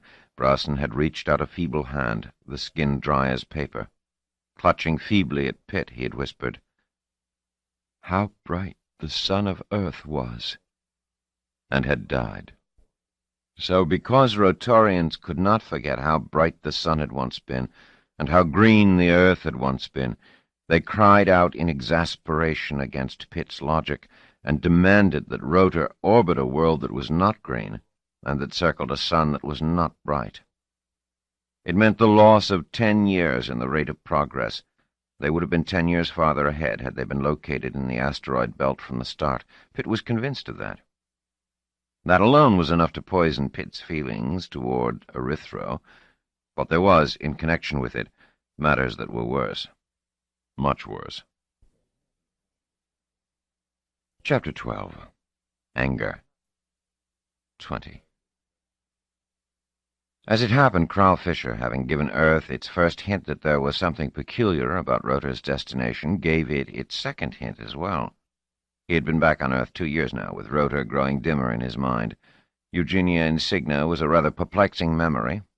What had he felt for her? But Marlena remained a bitterness. He found he could not separate her from Roseanne in his mind. The 1-year-old daughter he remembered and the 17-year-old sister he also remembered, fused into one personality. Life was not hard. He drew a generous pension. They had even found work for him to do, an easy administrative position in which he was required to make decisions on occasion that were guaranteed to affect nothing of importance. They had forgiven him, at least in part, he thought, because he had remembered that one remark of Eugenia's. "If you knew where we were going." Yet he had the impression that he was kept under watch, anyway, and he had grown to resent it. Garand Weiler appeared now and then, always friendly, always inquisitive, always returning the subject to Rotor in one way or another. He had, in fact, made his appearance now, and the subject of Rotor came up, as Fisher expected it would. Fisher scowled and said, "It's been nearly 2 years. What do you people want of me?" Weiler shook his head. "I can't say I know, Cryle. All we have is that remark of your wife's. It's obviously not enough. She must have said something else in the years you spent with her. Consider the conversations you've had, the talk that bounced back and forth between the two of you. Is there nothing there? This is the 5th time you've asked that, Garrett. I've been questioned. I've been hypnotized. I've been mind-probed. I have been squeezed dry, and there's nothing in me. Let me go and find something else to tackle, or put me back to work. There are 100 settlements out there, with friends confiding in each other and enemies spying on each other. Who knows what one of them may know, and may not even know that he knows? Weiler said, To be truthful, old man, we've been moving in that direction, and we've also been concentrating on the far probe. It stands to reason that Rotor must have found something the rest of us don't know. We've never sent out a far probe. Neither has any other settlement. Only Rotor had the capacity for it. Whatever Rotor found must be in the far probe data. Good. Look through that data. There must be enough there to keep you busy for years. As for me, leave me alone. All of you. Weiler said, As a matter of fact, there is enough there to keep us busy for years. Rotor supplied a great deal of data in line with the Open Science Agreement. In particular, we have their stellar photography at every range of wavelength. The far probe cameras were able to reach almost every part of the sky, and we've been studying it in detail and have found nothing in it of interest. Nothing. So far, nothing. But as you say, we can continue to study it for years. Of course, we already have any number of items the astronomy people are delighted with. It keeps them happy and busy, but not a single item, not the sniff of one, seems to help us decide where they went. Not so far. I gather that there is absolutely nothing, for instance, to lead us to think that there are planets orbiting either large star of the Alpha Centauri system, nor are there any unexpected sun-like stars we don't know about in our neighborhood. Personally, I wouldn't expect to find much anyway. What could the far probe see that we couldn't see from the solar system? It was only a couple of light months away. It should make no difference. Yet some of us feel that Rotor must have seen something, and rather quickly, too. Which brings us back to you. Why me?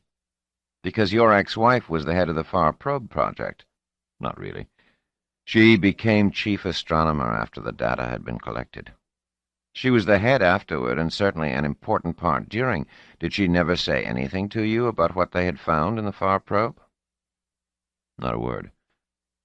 Wait, did you say that the Far Probe cameras were able to reach almost every part of the sky? Yes? How much is almost every part? I'm not in their confidence to the point where I can give you exact figures. I gather it's at least 90%. Or more? Maybe more. I wonder. What do you wonder? On Rotor, we had a fellow named Pitt running things. We know that.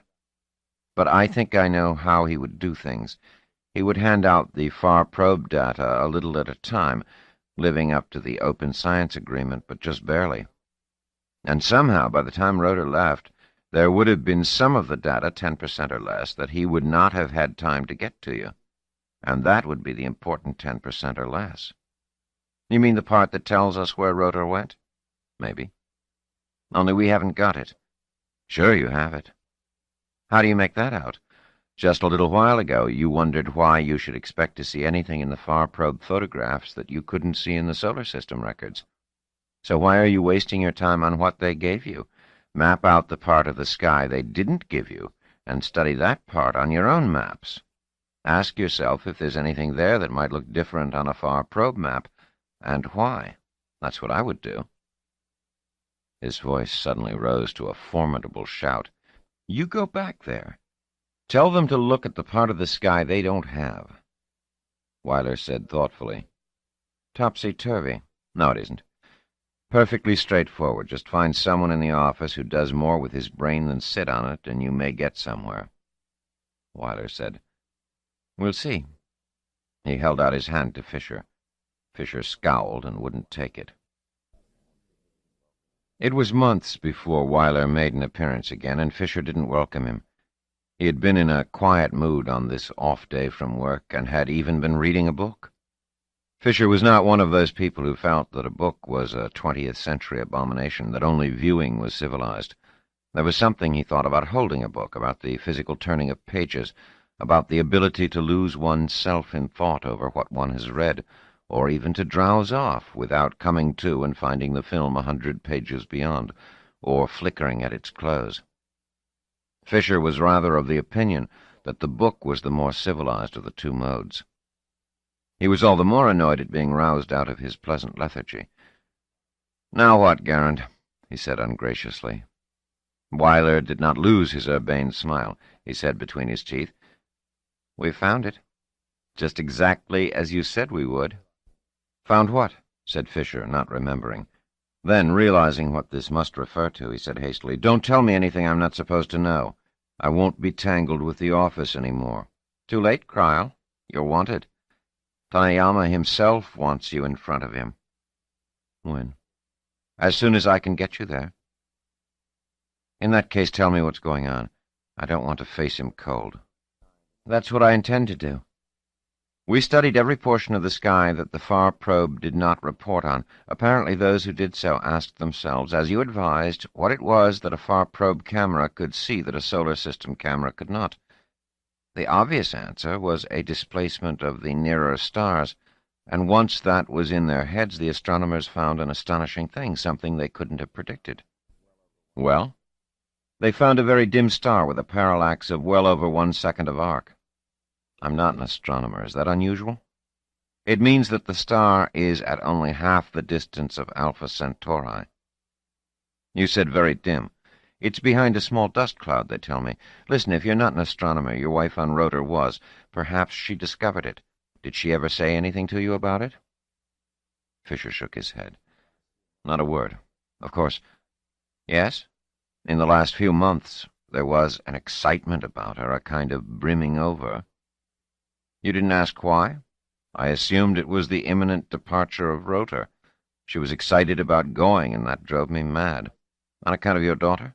Fisher nodded. "The excitement may have been over the new star, too. It all fits. Naturally, they'd go to this new star, and if your wife had discovered it, they would be going to her star. That would account for some of her eagerness to go. Doesn't it make sense?" "Maybe." "I can't say it doesn't. All right, then. That's what Tanayama wants to see you about. And he's angry. Not at you, apparently, but he's angry." 21. It was later that same day, for there was no delay on this occasion, that Kryl Fisher found himself in the office of the Terrestrial Board of Inquiry, or, as it was far better known to its employees, simply the office. Katimuro Tanayama, who had directed the office for over 30 years, was getting quite elderly. The holographs shown of him, there weren't many, had been recorded years before, when his hair was still smooth and black, his body straight, his expression vigorous. Now his hair was gray, his body, never tall, was slightly bent, and possessed an air of frailty. He might, thought Fisher, be reaching the point where he was considering retiring, if it were conceivable that he intended to do anything but die in harness. His eyes, Fisher noted, were, between their narrowed lids, as keen and as sharp as ever. Fisher had a little trouble understanding him. English was as nearly universal a language on Earth as it was possible for a language to be, but it had its varieties, and Tanayama's was not the North American variety Fisher was accustomed to. Tanayama said coldly, "Well, Fisher, you failed us on Rotor." Fisher saw no point in arguing the matter, and no point in arguing with Tanayama in any case. "Yes, Director," he said tonelessly. "Yet you may still have information for us." Fisher sighed silently, then said, "I have been debriefed over and over." "So I have been told, and so I know. You have not been asked everything, however, and I have a question to which I want an answer." "Yes, Director." "In your stay on Rotor, have you been aware of anything that would lead you to believe that the Rotorian leadership hated Earth?" Fisher's eyebrows climbed. "Hate? It was clear to me that the people on Rotor, as on all settlements, I think, looked down on Earth, despised it as decadent, brutal, and violent. But hatred? I don't think they thought enough of us, frankly, to feel hatred.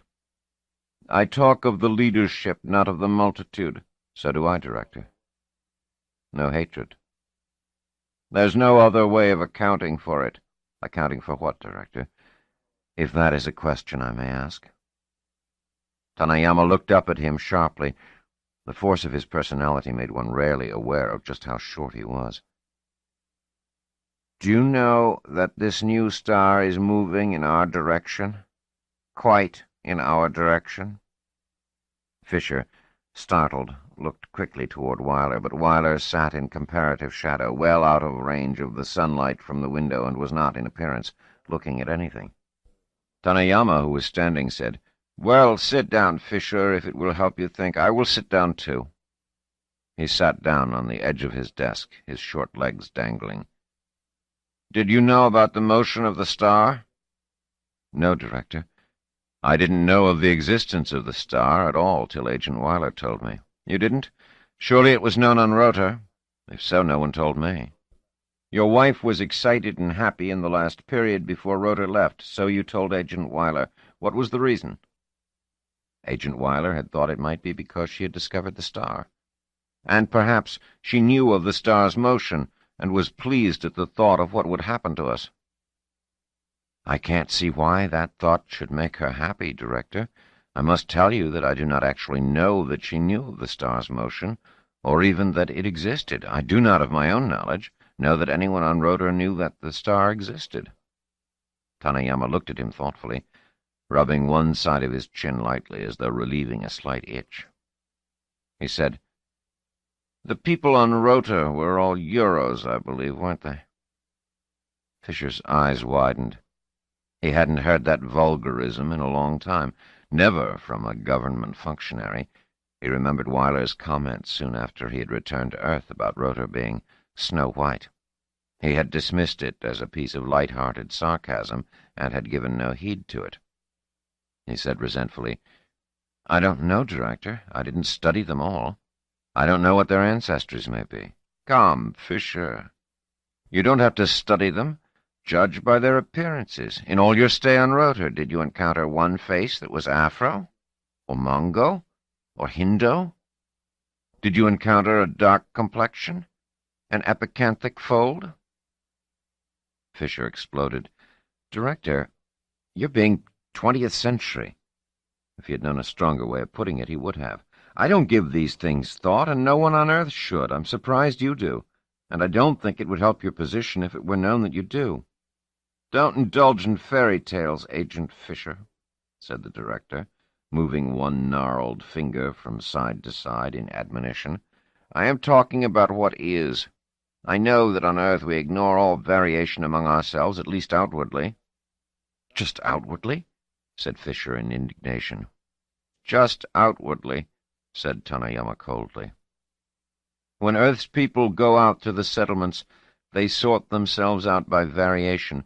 Why should they do that if they ignored all variation? On any settlement all are alike, or if there is some admixture to begin with, those who are well outnumbered feel ill at ease, or are made to feel ill at ease, and shift to another settlement where they are not outnumbered.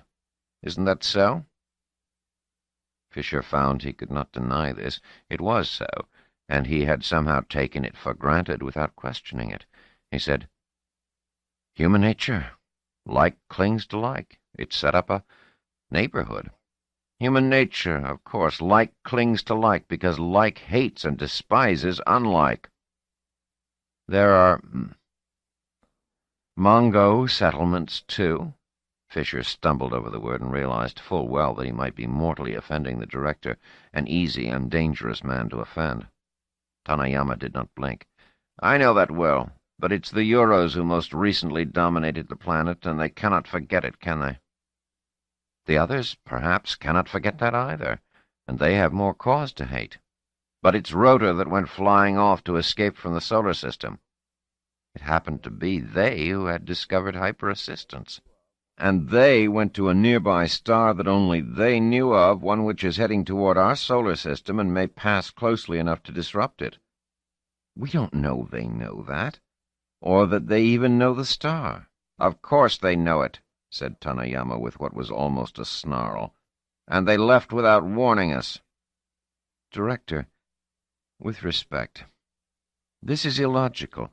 If they are going to establish themselves on a star that will, on its approach, disrupt our solar system, the star's own system will also be disrupted.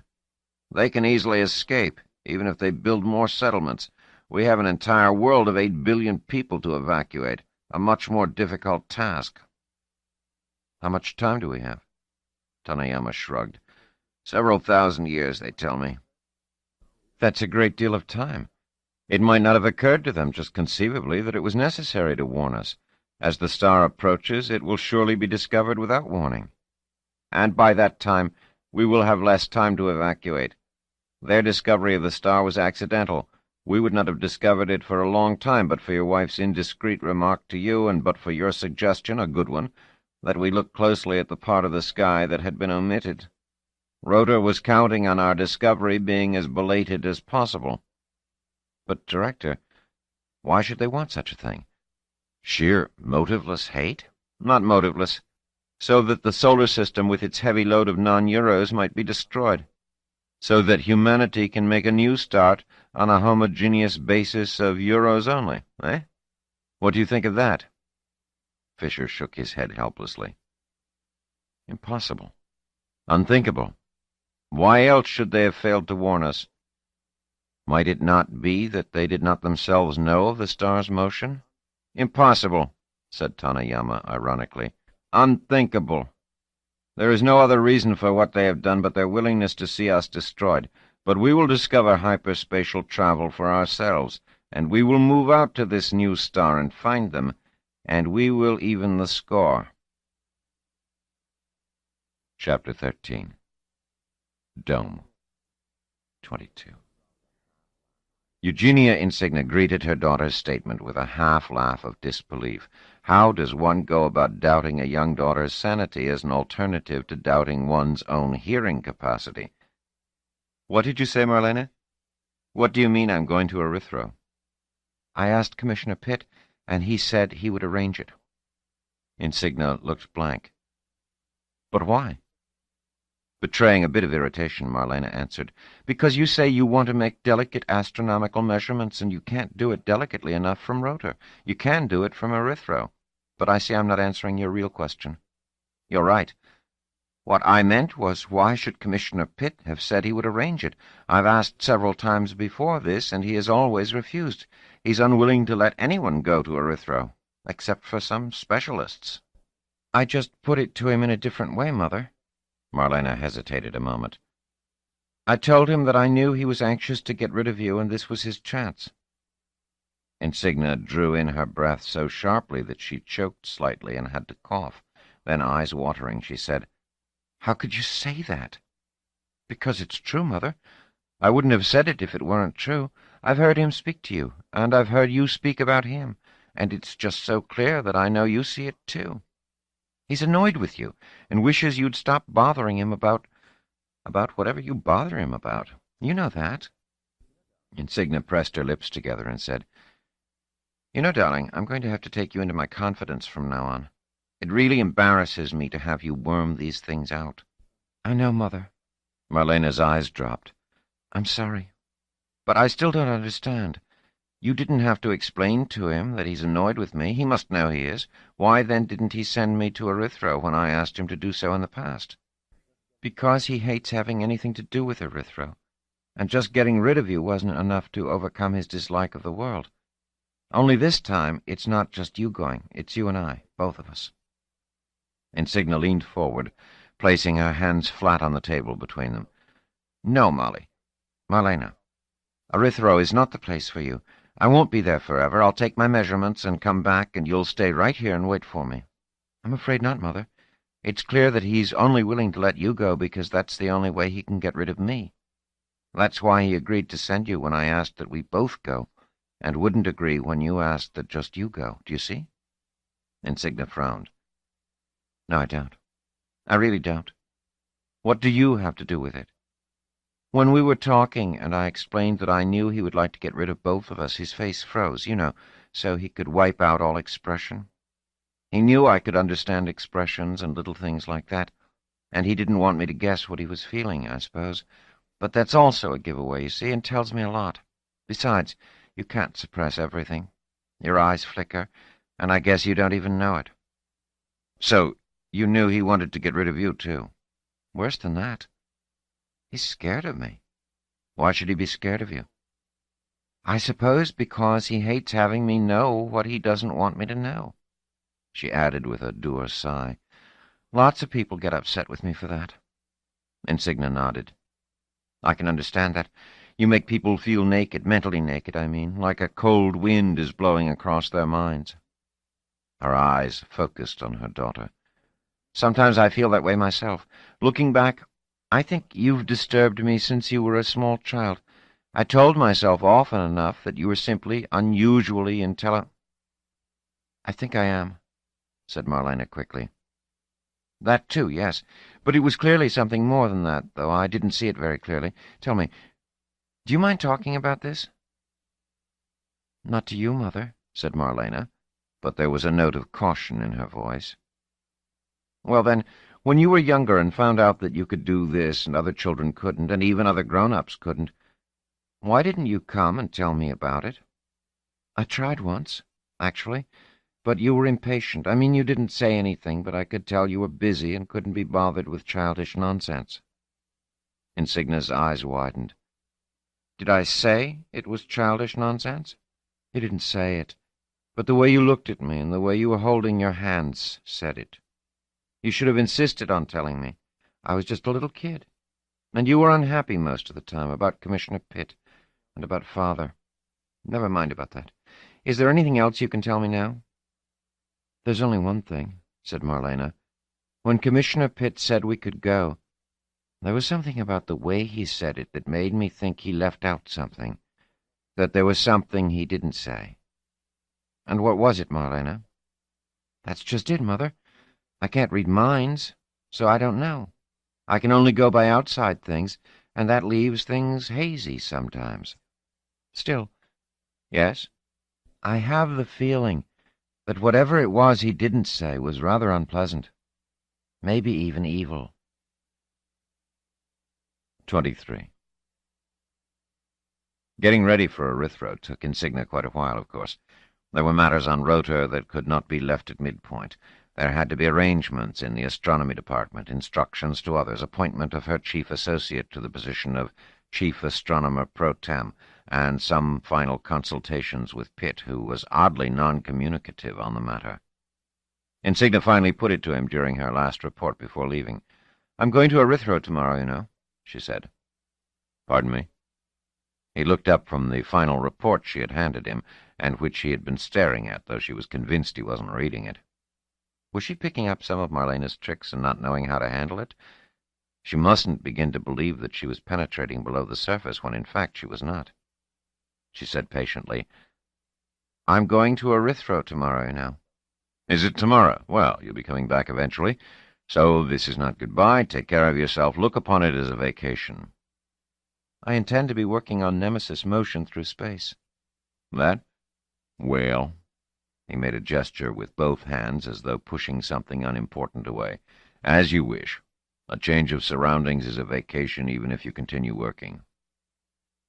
"I want to thank you for allowing this, Janus." "Your daughter asked me to." "Did you know she asked me to?" "I know. She told me the same day. I told her she had no right to bother you. You were very tolerant of her." Pitt grunted. "She's a very unusual girl. I didn't mind obliging her. It's only temporary. Finish your calculations and return." She thought, "That's twice he mentioned my return.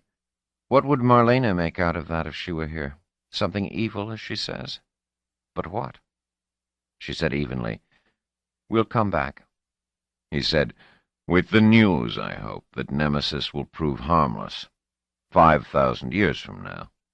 "That's for the facts to decide," she said grimly, then laughed. 24.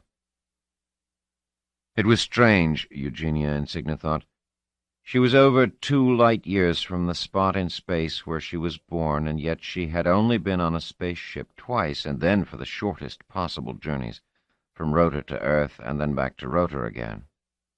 She still had no great urge to travel in space. It was Marlena who was the driving force behind this trip. It was she who, independently, had seen Pitt and persuaded him to succumb to her strange form of blackmail. And it was she who was truly excited with this odd compulsion of hers to visit Erythro. Insignia could not understand that compulsion, and viewed it as another part of her daughter's unique mental and emotional complexity. Still, whenever Insignia quailed at the thought of leaving safe, small, comfortable Rota for the vast, empty world of Erythro, so strange and menacing, and fully 650,000 kilometers away, nearly twice as far away as Rota had been from Earth, it was Marlena's excitement that reinvigorated her. The ship that would take them to Erythro was neither graceful nor beautiful. It was serviceable. It was one of a small fleet of rockets that acted as ferries, blasting up from the stodgy gravitational pull of Erythro or coming down without daring to give in to it by even a trifle, and either way, working one's way through the cushiony, windy unpredictability of an untamed atmosphere. Insignia didn't think the trip would be pleasurable. Through most of it they would be weightless, and 2 solid days of weightlessness would no doubt be tedious. Marlena's voice broke into her reverie. "Come on, Mother. They're waiting for us. The baggage is all checked and everything." Insignia moved forward. Her last uneasy thought as they passed through the airlock was, predictably, but why was Janus Pitt so willing to let us go? 25. Seaver Gunnar ruled a world as large as Earth. Or, to be more accurate, perhaps, he ruled directly a domed region that covered nearly 3 square kilometers and was slowly growing. The rest of the world, however, nearly 500 million square kilometers of land and sea, was unoccupied by human beings. It was also occupied by no other living things above the microscopic scale, so if a world is considered as being ruled by the multicellular life forms that occupied it, the hundreds who lived and worked in the domed region were the rulers, and Seaver Gunnar ruled over them. Gunnar was not a large man, but his strong features gave him an impressive look. When he was young, this had made him look older than his age, but that had evened itself out now that he was nearly 50. His nose was long and his eyes somewhat pouchy. His hair was in the first stages of grizzle. His voice, however, was a musical and resonant baritone. He had once thought of the stage as a career, but his appearance doomed him to occasional character roles, and his talents as an administrator took precedence. It was those talents, partly, that had kept him in the Erythro Dome for 10 years, watching it grow from an uncertain 3-room structure to the expansive mining and research station it had now become. The dome had its disadvantages. Few people remained long. There were shifts, since almost all those who came there considered themselves in exile and wished more or less constantly to return to Rota, and most found the pinkish light of Nemesis either threatening or gloomy, even though the light inside the dome was every bit as bright and homelike as that on Rota. It had its advantages, too. Gunnar was removed from the hurly-burly of Rotorian politics, which seemed more ingrown and meaningless each year. Even more important, he was removed from Janus Pitt, whose views he generally and uselessly opposed. Pitt had been strenuously opposed to any settlement on Erythro from the start, even to Rota orbiting around Erythro. Here, at least, Pitt had been defeated by overwhelming public opinion, but he saw to it that the dome was generally starved for funds, and that its growth was slowed. If Gunnar had not successfully developed the dome as a source of water for Rota, far cheaper than it could be obtained from the asteroids, Pitt might have crushed it. In general, though, Pitt's principle of ignoring the dome's existence as far as possible meant that he rarely attempted to interfere with Gunnar's administrative procedures, which suited Gunnar right down to Erythro's damp soil. It came as a surprise to him, then, that Pitt should have bothered to inform him personally of the arrival of a pair of newcomers, instead of allowing the information to show up in the routine paperwork. Pitt had, indeed, discussed the matter in detail in his usual clipped and arbitrary manner that invited no discussion or even comment, and the conversation had been shielded, too. It came as an even greater surprise that one of the people coming to Erythro was Eugenia Insignia. Once, years before the leaving, they had been friends, but then, after their happy college days, Gunnar remembered them wistfully as rather romantic. Eugenia had gone to Earth for her graduate studies and had returned to Rota with an Earthman. Gunnar had scarcely seen her except once or twice at a distance since she had married Cryle Fisher. And when she and Fisher had separated just before the leaving, Gunnar had had work of his own, and so had she, and it never occurred to either to renew old ties. Gunnar had, perhaps, thought of it occasionally, but Eugenia was quite apparently sunk in sorrow, with an infant daughter to raise, and he was reluctant to intrude. Then he was sent to Erythro, and that ended even the possibility of renewal. He had periodic vacation time on Rotor, but he was never at ease there any longer. Some old Rotorian friendships remained, but only in lukewarm fashion. Now Eugenia was coming with her daughter. Gunnar, at the moment, didn't remember the girl's name, if he had ever known it. Certainly he had never seen her. The daughter should be 15 by now, and he wondered, with a queer little interior tremble, if she was beginning to look anything like the young Eugenia had. Gunnar looked out his office window with an almost surreptitious air. He had grown so used to Erythro Dome that he no longer saw it with a critical eye. It was the home of working people of both sexes, adults, no children. Shift workers signed up for a period of weeks or possibly months, sometimes returning eventually for another shift, sometimes not. Except for himself and 4 others who, for one reason or another, had learned to prefer the Dome, there were no permanents. There was no one to take pride in it as an ordinary abode. It was kept clean and orderly as a matter of necessity, but there was also an air of artificiality about it. It was too much a matter of lines and arcs, planes and circles. It lacked irregularity, lacked the chaos of permanent life, where a room, or even just a desk, had adjusted itself to the hollows and waverings of a particular personality. There was himself, of course. His desk and his room reflected his own angular and planar person. That, perhaps, might be another reason he was at home in the Erythro Dome. The shape of his inner spirit matched its spare geometry. But what would Eugenia Insignia think of it?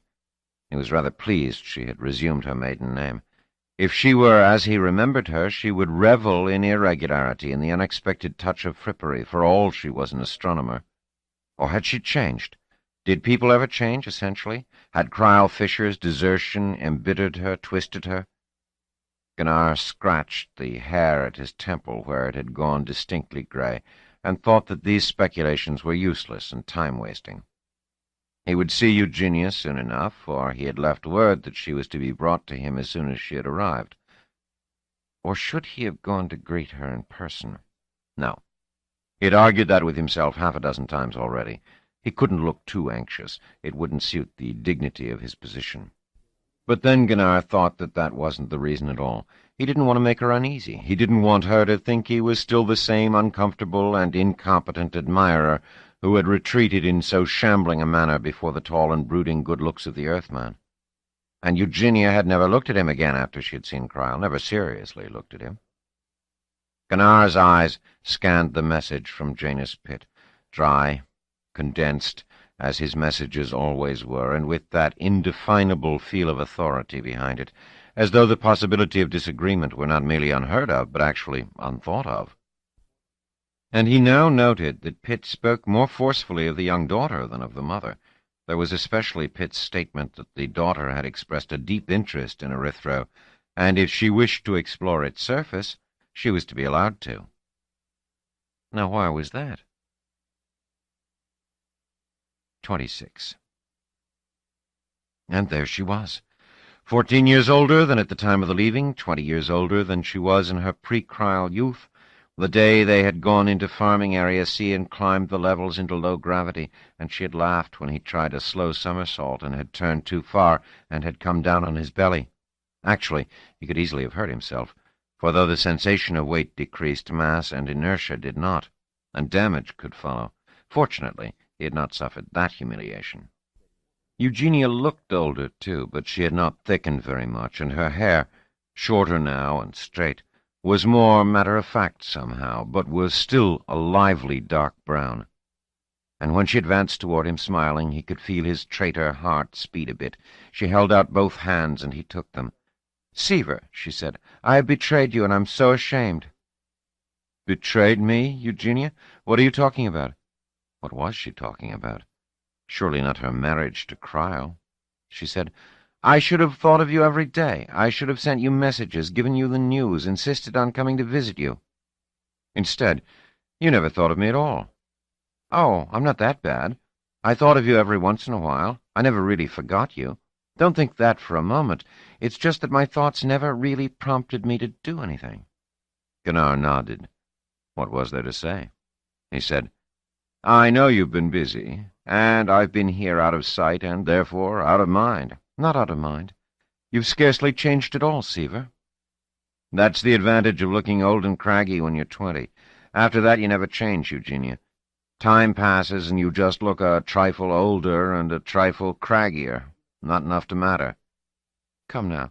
You make a profession of being cruel to yourself so that soft-hearted women will leap to your defense. That hasn't changed at all." "Where's your daughter, Eugenia? I was told she would be coming with you." "She came. You can be sure of that. Erythro is her idea of paradise for no reason I can possibly think of. She went to our quarters to straighten them out and unpack for the two of us. She's that kind of young woman. Serious, responsible, practical, dutiful. She possesses what someone once described to me as all the unlovable virtues." Gunnar laughed. "I'm quite at home with them. If you only knew how hard I've tried in my time to cultivate at least one charming vice, I've always failed." "Oh, well, as one grows older, I suspect one needs more unlovable virtues and fewer charming vices. But why did you retreat permanently to Erythro, Seaver?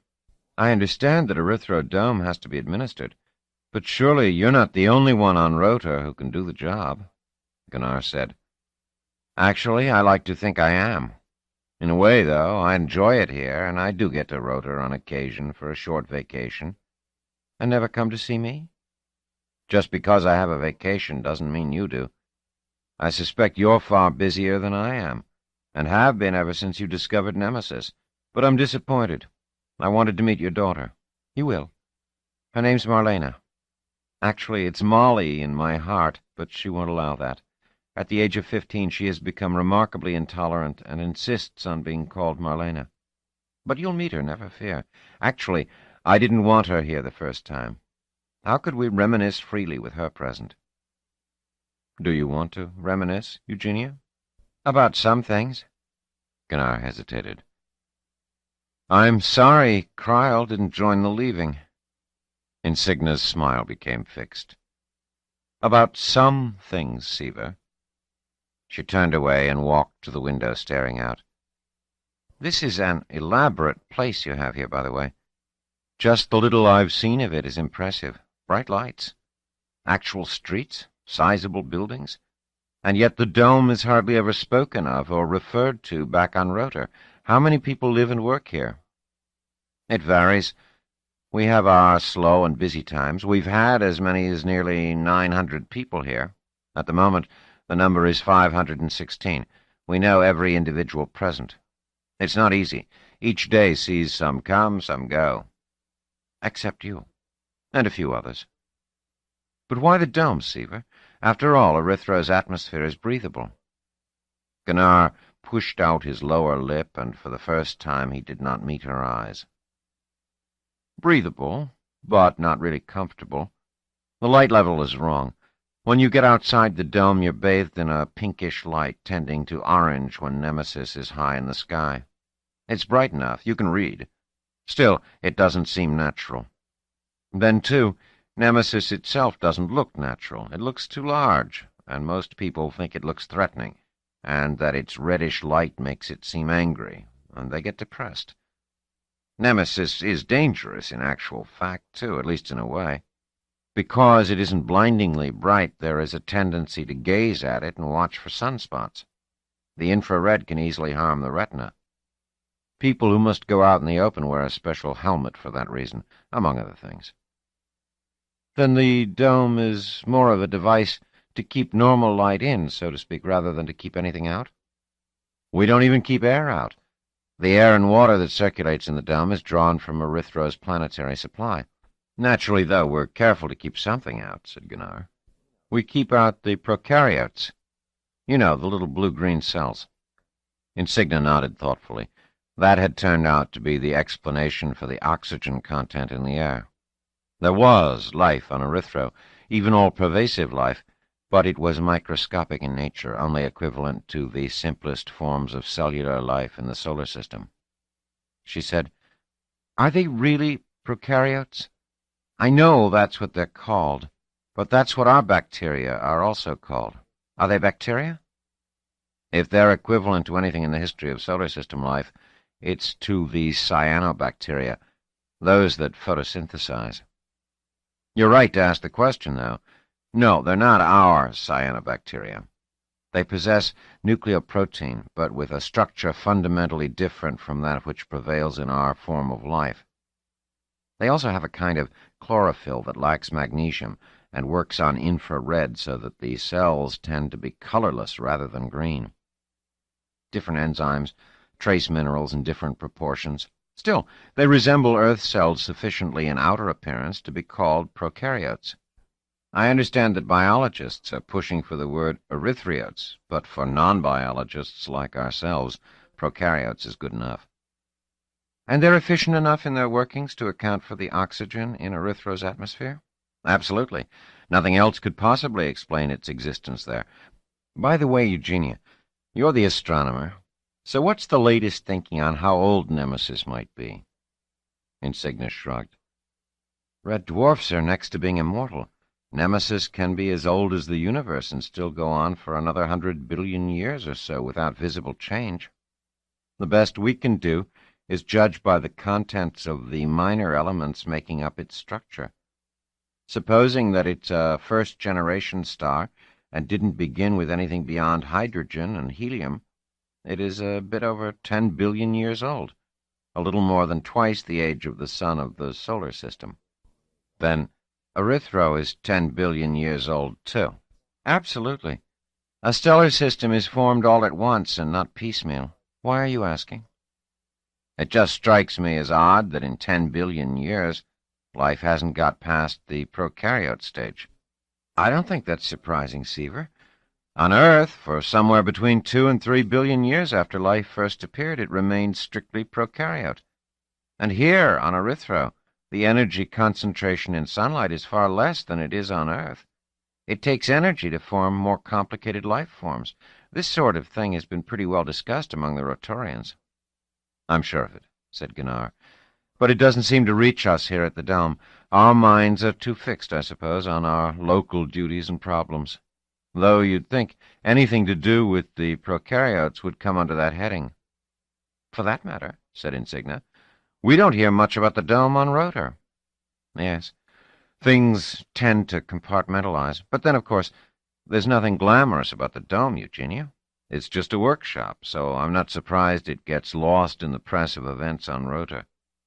It's the new settlements that are being built that get all the attention. Are you going to move to one of them? Never. I'm a Rotorian, and I intend to stay one. I wouldn't even be here, if you'll pardon my saying so, if it weren't an astronomical necessity. I've got to make a number of observations from a base that is more stable than Rotor. So I have been informed by Pitt. I am instructed to give you my full cooperation. Good. I'm sure you will. Incidentally, you mentioned earlier that the Dome would like to keep the prokaryotes out. Do you succeed in doing so? Is the water here safe to drink? Gunnar said. Obviously, since we drink it. There are no prokaryotes in the Dome. Any water that comes in, anything at all that comes in, is bathed in blue-violet light that destroys the prokaryotes in a matter of seconds. The short-wave photons in the light are too energetic for the little things and break down key components of the cells. And even if some of them come in, they're not poisonous as far as we can tell, or harmful in any way. We've tested them on animals. That's a relief. It works the other way, too. Our own microorganisms can't compete with Erythro's prokaryotes under erythrotic conditions. At least, when we seed Erythro's soil with our own bacteria, they don't succeed in growing and multiplying. What about multicellular plants? We've tried it, but with very poor results. And it must be due to the quality of Nemesis light, because we can grow plants perfectly well inside the Dome using Erythro's soil and water. We report these things back to Rotor, of course, but I doubt that the information gets widely publicized. As I said, Rotor isn't interested in the Dome. Certainly the fearsome Pitt isn't interested in us. And he's really all that counts on Rhoda, isn't he? Gunnar said that with a smile, but the smile seemed strained. What would Marlena have said about it? Insignia wondered. She said, Pitt isn't fearsome. He's sometimes tiresome, but that's a different thing. You know, Seaver, I always thought when we were young that you might be commissioner someday. You were enormously bright, you know. Were? Still are, I'm sure. But in those days you were so politically oriented, had such ideas. I used to listen to you, entranced. In some ways, you would have been a better commissioner than Janus is. You would have listened to people. You wouldn't have insisted on getting your own way as much. Which is precisely why I would have made a very poor commissioner. You see, I don't have any precise goals in life. I just have the desire to do what seems to me to be the right thing at the moment, in the hope that it will end up with something bearable. Now, Pitt knows what he wants and intends to get there by any means. You're misjudging him, Seaver. He's got strong views, but he's a very reasonable man. Of course, Eugenia. That's his great gift, his reasonableness. Whatever course he pursues, he always has a perfectly good, a perfectly logical, a perfectly human reason for it. He can make one up at any given moment, and is so sincere about it he convinces even himself. I'm sure if you've had any dealings with him, you've managed to let him talk you into doing what you at first didn't want to do, and that he won you over, not by orders and threats, but by very patient, very rational arguments. Insignia said weakly, Well, at that, Gunnar added sardonically, I see you have indeed suffered from his reasonableness. You can see for yourself, then, what a good commissioner he is. Not a good person, but a good commissioner. I wouldn't go so far as to say he wasn't a good person, Seaver, said Insignia, shaking her head slightly. Well, let's not argue about it. I want to meet your daughter. He rose to his feet. Why don't I visit your quarters after dinner? That would be delightful, said Insignia. Gunnar looked after her with a fading smile as she left. Eugenia had wanted to reminisce, and his own first reaction was to mention her husband. And she had frozen. He sighed inwardly. He still had that extraordinary faculty of ruining his own chances. 27. Eugenia Insignia said to her daughter, His name is Seaver Gunnar, and he is properly addressed as Commander because he's the head of the Erythrodome. Of course, Mother. If that's his title, I'll call him that. And I don't want you to embarrass him. I wouldn't do that. You would do so all too easily, Marlena. You know that. Just accept his statements without correcting them on the ground of body language, please. He was a good friend of mine at college, and for a while afterward. And even though he's been here in the Dome for 10 years, and I haven't seen him in all that time, he's still an old friend. I think he must have been a boyfriend. Now that's just what I mean, said Insignia. I don't want you watching him and telling him what he really means or thinks or feels. And for your information, he was not my boyfriend. Exactly. And we were certainly not lovers. We were friends, and we liked each other, as friends. But after your father... She shook her head and gestured vaguely. And be careful what you say about Commissioner Pitt, if that subject comes up. I get the feeling Commander Gunnar distrusts Commissioner Pitt. Marlena bestowed one of her rare smiles on her mother. Have you been studying Commander Seaver's subliminal behavior? Because what you have is more than a feeling. Insignia shook her head. You see, you can't stop for a moment. Very well, it's not a feeling. He actually said he didn't trust the Commissioner.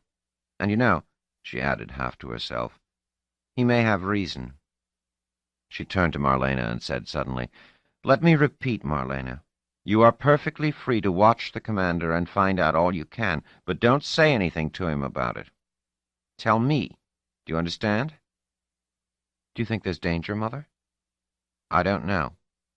I do, said Marlena matter-of-factly. I've known there was danger as soon as Commissioner Pitt said we could go to Erythro. I just don't know what the danger is. 28. Seeing Marlena for the first time was a shock to Seaver Gunnar, one that was made worse by the fact that the girl looked at him with a sullen expression that made it seem that she knew perfectly well that he had received a shock, and just why. The fact was, that there was not a thing about her that seemed to indicate she was Eugenia's daughter. None of the beauty, none of the grace, none of the charm. Only those large, bright eyes that were now boring into him, and they weren't Eugenia's either. They were the one respect in which she exceeded her mother, rather than fell short. Little by little, though, he revised his first impression. He joined them for tea and dessert, and Marlena behaved herself with perfect propriety, quite the lady, and obviously intelligent. What was it that Eugenia had said? All the unlovable virtues? Not quite that bad. It seemed to him that she ached for love, as plain people sometimes do, as he himself did. A sudden flood of fellow feeling swept over him, and after a while he said, "Eugenia, I wonder if I might have a chance to speak to Marlena alone?" Insignia said with an attempt at lightness, "Any particular reason, Seaver?" Gunnar said, "Well, it was Marlena who spoke to Commissioner Pitt, and it was she who persuaded the Commissioner to allow the two of you to come to the Dome. As commander of the Dome, I'm pretty much dependent on what Commissioner Pitt says and does, and I would value what Marlena can tell me of the meeting. I think she would speak more freely if it were just the two of us." Gunnar watched Insignia leave, and then turned to Marlena, who was now sitting in a large chair in a corner of the room, almost lost in its soft capaciousness. Her hands were clasped loosely in her lap, and her beautiful dark eyes regarded the commander gravely. Gunnar said with a hint of humor in his voice, "Your mother seemed a little nervous about leaving you here with me. Are you nervous, too?" "Not at all," said Marlena. "And if my mother was nervous, it was on your behalf, not on mine." "On my behalf? Why?" "She thinks I might say something that would offend you." "Would you, Marlena?" "Not deliberately, Commander. I'll try not to. And I'm sure you'll succeed. Do you know why I want to see you alone? You told my mother you want to find out about my interview with Commissioner Pitt. That's true. But you also want to see what I'm like." Gunnar's eyebrows drew together just a trifle. "Naturally, I would like to get to know you better." "It's not that," said Marlena quickly. "What is it, then?" Marlena looked away. "I'm sorry, Commander." "Sorry about what?" Marlena's face twitched unhappily, and she was silent. Gunnar said softly, "Now, Marlena, what is wrong? You must tell me. It is important to me that we talk frankly. If your mother told you to watch what you say, please forget that. If she implied that I was sensitive and easily offended, please forget that, too. In fact, I command you to speak to me freely and not to worry a bit about offending me, and you must obey my command, because I'm the commander of the Erythrodome." Marlena laughed suddenly. "You're really anxious to find out about me, aren't you?" "Of course. Because you're wondering how I can look the way I do when I'm my mother's daughter." Gunnar's eyes opened wide. "I never said anything of the sort. You didn't have to. You're an old friend of my mother's. She told me that much. But you were in love with her, and you haven't quite gotten over it, and you were expecting me to look the way she did when she was young, so when you saw me, you winced and drew back." "I did. It was noticeable. It was a very small gesture because you're a polite man and you tried to repress it. But it was there. I saw it easily. And then your eyes turned to my mother and back to me, and then there was the tone of your first words to me. It was all very plain. You were thinking I didn't look at all like my mother, and you were disappointed." Gunnar leaned back in his chair and said, "But this is marvelous." And a great gladness lit up Marlena's face. "You mean it, Commander. You mean it. You're not offended. You're not uncomfortable. It makes you happy. You're the first one. The first one. Even my mother doesn't like it." "Liking or not liking, it doesn't matter. That is totally irrelevant when it's a question of coming up against the extraordinary. How long have you been able to read body language in this way, Marlena?" "Always. But I've gotten better at it. I think anyone must be able to do it if they only watch and think." "Not so, Marlena. It can't be done. Don't think it. And you say I love your mother." "No doubt about it, Commander. When you're near her, you give it away with every look, every word, every twitch." "Do you suppose she notices?" "She suspects you do, but she doesn't want you to." Gunnar looked away. "She never did." "It's my father." "I know." Marlena hesitated. But I think she's wrong. If she could see you the way I do right now. But she can't, unfortunately. It makes me so happy that you do, though. You're beautiful. Marlena flushed. Then she said, You mean that? Of course I do. But I can't lie to you, can I? So I won't try. Your face isn't beautiful, your body isn't beautiful, but you are beautiful, and that's what's important. And you can tell I really believe that. Yes, I do, said Marlena, smiling with such genuine happiness that even her face had a sudden distant cast of beauty. Gunnar smiled too, and said, Shall we now talk about Commissioner Pitt? Now that I know what an uncommonly shrewd young woman you are, it is all the more important I do so. Are you willing? Marlena clasped her hands lightly in her lap, smiled demurely, and said, Yes, Uncle Seaver. You don't mind if I call you that, do you? Not at all. In fact, I'm honored. Now, tell me all about Commissioner Pitt. He has sent me instructions that I'm to give your mother all possible cooperation and that I am to make freely available to her all our astronomical equipment. Why do you suppose that is? My mother wants to make delicate measurements of Nemesis motion relative to the stars, and Rotor is too unsteady a base for those measurements. Erythra will do much better. Is this project of hers a recent one? No, Uncle Seaver. She's been trying to get the necessary data for a long time, she told me. Then why didn't your mother ask to come here a long time ago? She did, but Commissioner Pitt refused. Why did he agree now? Because he wanted to get rid of her.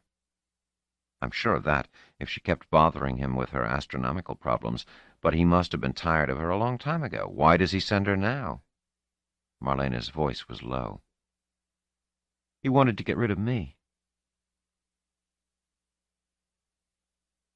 Chapter 14. Fishing. 29. 5 years had now passed since the leaving. Crowell Fisher found that hard to believe, since it seemed so much longer than that, infinitely longer. Rotor was not in the past, but in another life altogether, one that he could only view with gathering incredulity. Had he really lived there? Had he had a wife? He remembered only his daughter clearly, and even that had its element of confusion, for sometimes it seemed to him he remembered her as a teenager. Of course, the problem was compounded by the fact that his life in the last 3 years, ever since Earth had discovered the neighbor star, had been a hectic one. He had visited 7 different settlements. All of these were inhabited by settlers of his own skin shade who spoke more or less his language and shared more or less his cultural orientation. That was the advantage of Earth's variety. Earth could supply an agent similar in appearance and culture to the general population of any settlement. Of course, there was a limit to how closely he could melt into any settlement. No matter how he matched its population superficially, he still had a distinctive accent of speech. He could not remain as graceful as they under changes of gravitational pull. He could not skim along as they did in low gravity. In a dozen ways he betrayed himself on each settlement he visited, and always they withdrew from him just slightly, even though in each case he had gone through quarantine and medical treatment before being allowed to even enter the settlement proper. Of course, he remained on each settlement only a few days to a few weeks. Never was he expected to remain on a settlement on a semi-permanent basis, or to build himself a family there as he had done on Rotor. But then Rotor had had hyper-assistance, and since then Earth had been looking for items of narrower importance, or at least he had been sent on tasks of narrower importance. He had been back now for 3 months. There was no word of a new assignment, and he was not anxious for one. He was tired of the uprooting, tired of not fitting in, tired of the pretense of being a tourist. And there was Garand Weiler, his old friend and colleague, fresh from a settlement of his own, and staring at him with tired eyes. The dark skin of his graceful hand glimmered in the light as he raised his sleeve to his nose for a moment, then let it drop. Fisher half smiled. He knew the gesture, had gone through it himself. Each settlement had its own characteristic odor, depending on the crops it grew, the spices it used, the perfumes it affected, the very nature of the machinery and lubricants it used. It quickly went unnoticed, but on the return to Earth the settlement odor clung to one quite detectably. And though the person might be bathed and the clothing washed so that others did not notice, one still noticed the smell on himself. Fisher said, "Welcome back. How was your settlement this time?" "As always, terrible. Old Man Taniyama is correct. What all the settlements fear and hate most is variety.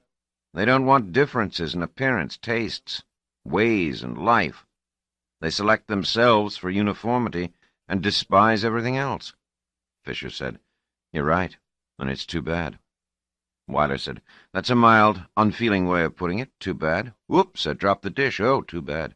Whoops, my contact seal is out of line. Oh, too bad. We're talking humanity here. We're talking about Earth's long struggle to find a way of living together, all cultures, all appearances. It isn't perfect yet, but compare it to how it was even a century ago, and it's heaven. Then when we get a chance to move into space, we shuck it all off and move right back into the Dark Ages. And you say, too bad. That's some reaction to something that's an enormous tragedy." "I agree," said Fisher. "But unless you can tell me something practical I can do about it, what does it matter how eloquently I denounce it?" "You were at Akruma, weren't you?" "Yes," said Weiler. "Did they know about the neighbor star?" "Certainly. As far as I know, the news has now reached every settlement." "Were they concerned?" "Not a bit. Why should they be? They've got thousands of years. Long before the neighbor star is anywhere near, and if it should seem to be dangerous, which isn't absolutely certain, you know, they can wander off. They can all wander off. They admire Rotor and only wait for a chance to get away themselves." Weiler was frowning, his tone bitter. He went on, "They'll all leave and we'll be stuck. How are we going to build enough settlements for 8 billion human beings and get them all away?" "You sound just like Taniyama. What good will it do us to chase them down and punish them and destroy them? We'll still be here and we'll still be stuck. If they all stayed behind like good kids and faced the neighbor star with us, would we be better off?" "You're cold about this, Krell. Taniyama is hot, and I'm on his side. He's hot enough to pull the galaxy apart if necessary to find hyper-assistance on our own. He wants it so we can chase after Rotor and blow them out of space. But even if that does no good, we're going to need hyper-assistance to get as many people off Earth as possible if it turns out that the neighbor's star will make it necessary. So what Taniyama is doing is right, even if his motives are wrong." "And suppose we have hyper-assistance, and then we find we only have the time and the resources to get 1 billion people off. Which is the billion that goes? And what happens if those who are in charge start saving only their own kind?" Weiler growled, "It doesn't bear thinking of." "It doesn't," agreed Fisher. "Let's be glad we'll be long gone before even the barest beginning can be made." "If it comes to that," said Weiler, his voice suddenly dropping, "the barest beginning may already have been made. I suspect we have hyper-assistance now, or just about have it." Fisher's expression was one of deep cynicism. "What makes you think that? Dreams? Intuition? No. I know a woman whose sister knows someone on the old man's staff. Will that do you?" "Of course not. You'll have to give me more than that." "I'm not in a position to. Look, Krell, I'm your friend. You know I helped you get back your status in the office." Krell nodded. "I do, and I appreciate it. And I've tried to make an adequate return now and then." "You have done so, and I appreciate that. Now, what I want to do is give you some information which is supposed to be confidential and which I think you will find useful and important. Are you ready to accept it and keep me clear?" "Always ready." "You know what we've been doing, of course?" Fisher said, "Yes." It was the kind of useless, rhetorical question that required no other answer. For 5 years, agents of the office, for the last 3 years, Fisher among them, had been rummaging in the informational garbage heaps of the settlements, scavenging. Every settlement was working on hyper-assistance, just as Earth itself was ever since the word had leaked out that Rotor had it, and certainly ever since Rotor had proved the fact by leaving the solar system. Presumably most settlements, perhaps all, had obtained some scrap of what it was that Rotor had done. By the Open Science Agreement, each one of those scraps should have been laid on the table, and if all were then put together, it might have meant practical hyper-assistance for all. That, however, was clearly too much to ask in this particular case. There was no telling what useful side effects might be born of the new technique, and no settlement could abandon the hope that it might be the first in the field, and, in this way, gain an important lead on the others in one way or another. So each hoarded what it had, if it had anything, and not one of them had enough. And Earth itself, with its vastly elaborate terrestrial board of inquiry, sniffed at all the settlements indiscriminately. Earth was fishing, and Fisher, appropriately enough, was one of the fishermen. Wyler said slowly. We've put what we've got together, and I gather it's enough. We'll be able to have hyper-assisted travel. And I'm thinking we'll go out to the neighbor star. Wouldn't you want to be on that trip when it goes out there? Why do I want to be on it, Garrett? If there's going to be such a trip, which I doubt. I'm pretty sure there will be. I can't give you my source, but take my word for it, it's reliable. And of course you'll want to make the trip. You might see your wife, or if not her, your kid. Fisher moved restlessly. It seemed to him he spent half his days now trying not to think of those eyes. Marlena would be 6 years old now, talking in a quiet, deliberate way like Roseanne, seeing through people like Roseanne. He said, "You're talking nonsense, Garrett. Even if there were such a flight, why would they let me be on it? They would send specialists of one sort or another. Besides, if there's one person the old man will keep off, it's me.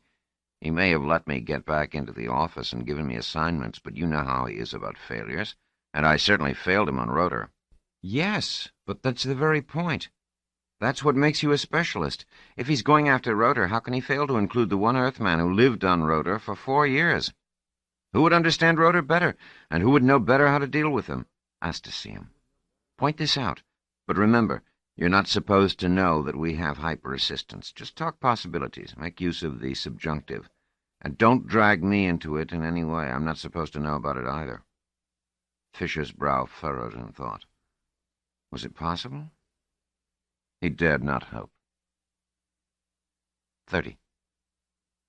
The next day, while Fisher was still wondering whether to risk asking for an interview with Taniyama, the decision was taken out of his hands. He was summoned. A simple agent is rarely summoned by the director. There are plenty of deputies to grind away at them. And if an agent is summoned by the old man, it is almost never good news. So Cryle Fisher prepared himself with grim resignation for an assignment as an inspector of the fertilizer factories. Taniyama looked up at him from behind his desk.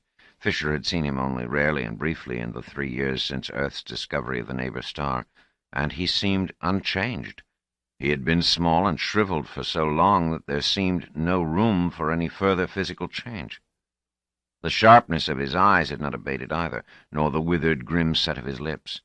He might even be wearing the same garments he had worn 3 years before. Fisher could not tell. But if the harsh voice, too, was the same, the tone was surprising. Apparently, in the face of astronomical odds, the old man had called him in for the purpose of praising him. Taniyama said in his queer and not altogether unpleasant distortion of planetary English, "Fisher, you have done well. I want you to hear that from me." Fisher, standing, he had not been invited to sit down, managed to suppress his small start of surprise. The director said, "There can be no public celebration of this, no laser beam parade, no holographic procession. It is not in the nature of things, but I tell you this." "That is quite enough, Director," said Fisher. "I thank you." Taniyama stared fixedly at Fisher out of his narrow eyes. Finally he said, "And is that all you have to say? No questions?" "I presume, Director, you will tell me what I need to know." "You are an agent, a capable man. What have you found out for yourself?" "Nothing, Director. I do not seek to find out anything but what I am instructed to find out." Taniyama's small head nodded very slightly. "An appropriate answer, but I seek inappropriate ones. What have you guessed?" "You seem pleased with me, Director, and it may therefore be that I have brought in some information that has proved useful to you." "In what respect?"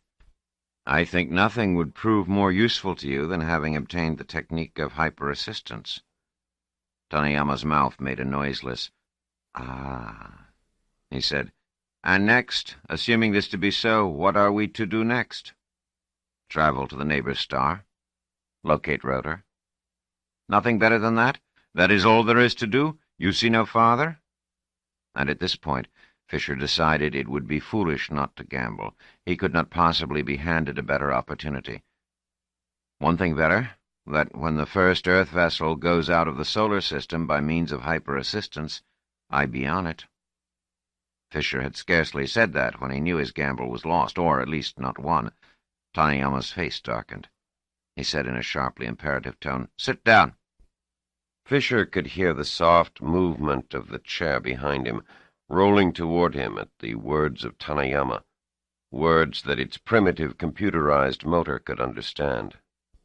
Fisher sat down without looking behind him to make certain the chair was there. To have done so would have been insulting, and at the present moment there was no room to insult Tanayama. Tanayama said, "Why do you want to be on the vessel?" With an effort, Fisher kept his voice level.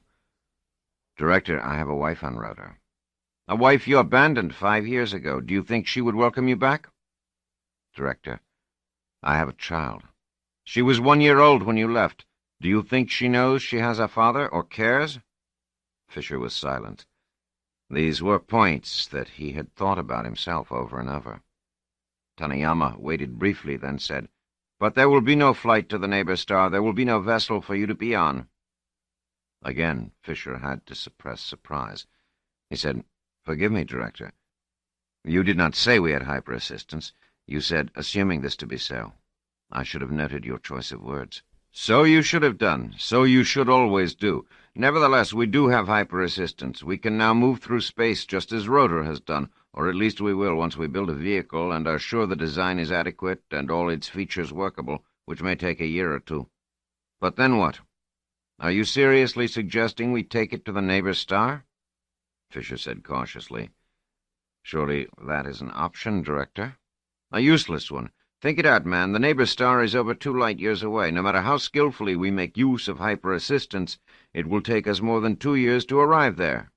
Our theoreticians now tell me that while hyper-assistance will allow a ship to go faster than light for brief periods of time, the faster the briefer, the end result is always that it cannot reach any point in space faster than a ray of light would have if the two had started from the same point of origin." "But if that is so, you would be forced to remain on a spaceship in close quarters with several other crew people for over 2 years. Do you think you can endure that? You know very well that small ships have never made long trips. What we need is a settlement, a structure large enough to provide a reasonable environment, like Rotor. How long will that take?" "I couldn't say, Director. Perhaps 10 years if all works well, if there are no hitches or mishaps. Remember, we haven't built a settlement in nearly a century. All the recent settlements have been built by other settlements. If suddenly we begin building one, we will attract the attention of all the settlements that already exist, and that must be avoided. Then, too, if such a settlement can be built and outfitted with hyper-assistance and sent to the neighbor star in over a 2-year flight, what will it do when it gets there? As a settlement, it will be vulnerable and easy to destroy if Rotor has warships, as it certainly will have. Rotor will have more warships than we could possibly carry on our traveling settlement.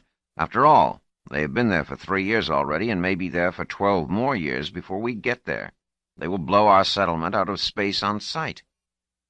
"In that case, Director—" "No further guessing, Agent Fisher. In that case, we must have true hyperspatial travel, so that we may move any distance we like in as short a period as we like." "Pardon me, Director. But is that possible? Even in theory? That is not for you or me to say.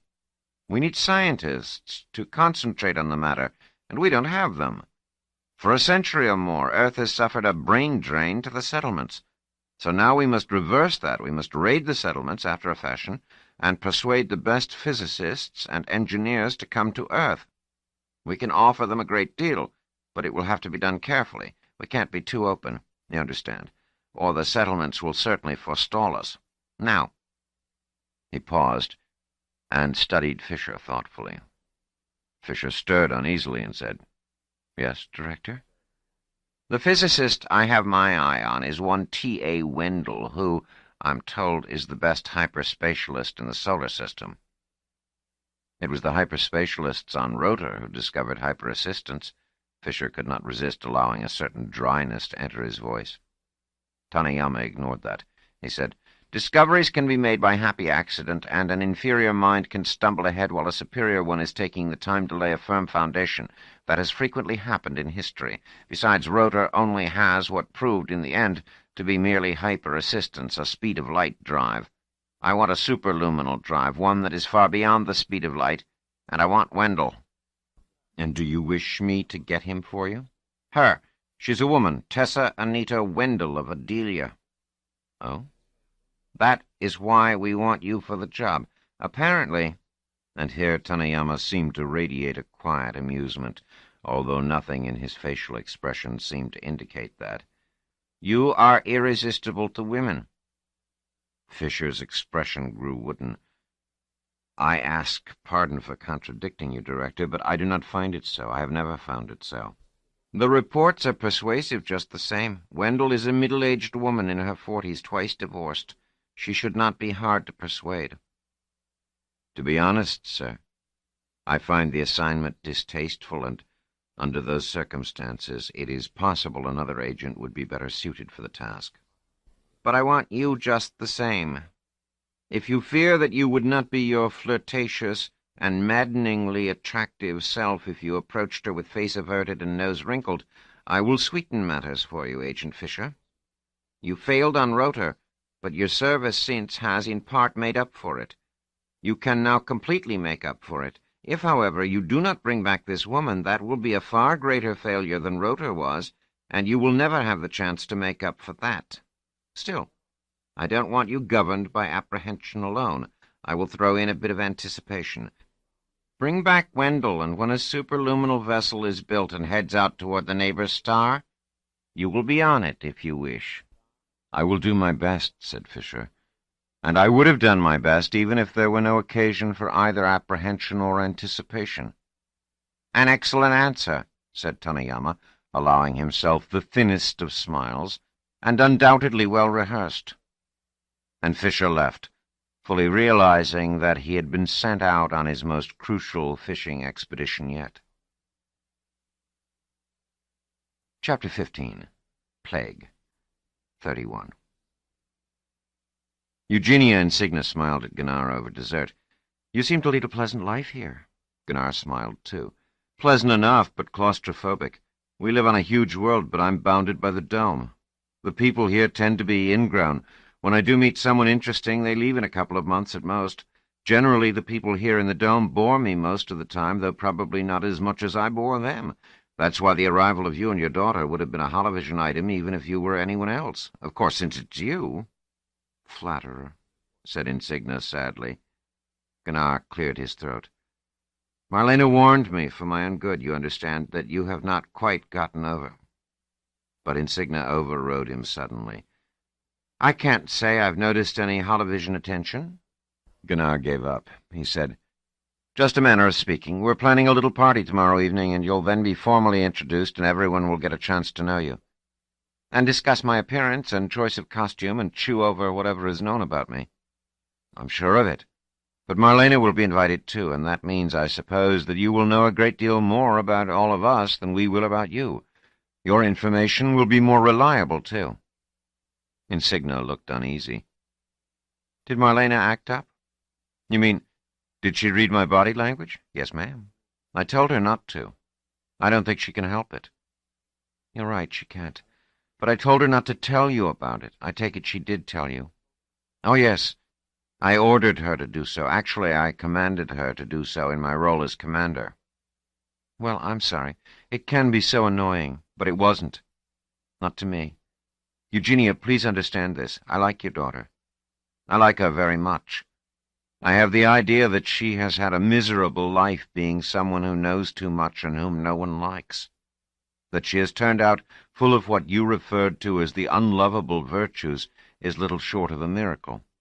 I warn you, she'll tire you out, and she's only 15.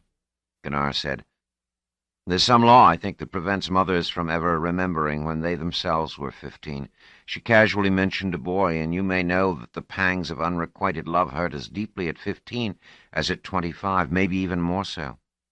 Though your teenage years may well have been sunny ones, considering your appearance. Remember, too, that Marlena is in a particularly bad position. She knows she's plain, and she knows she's intelligent.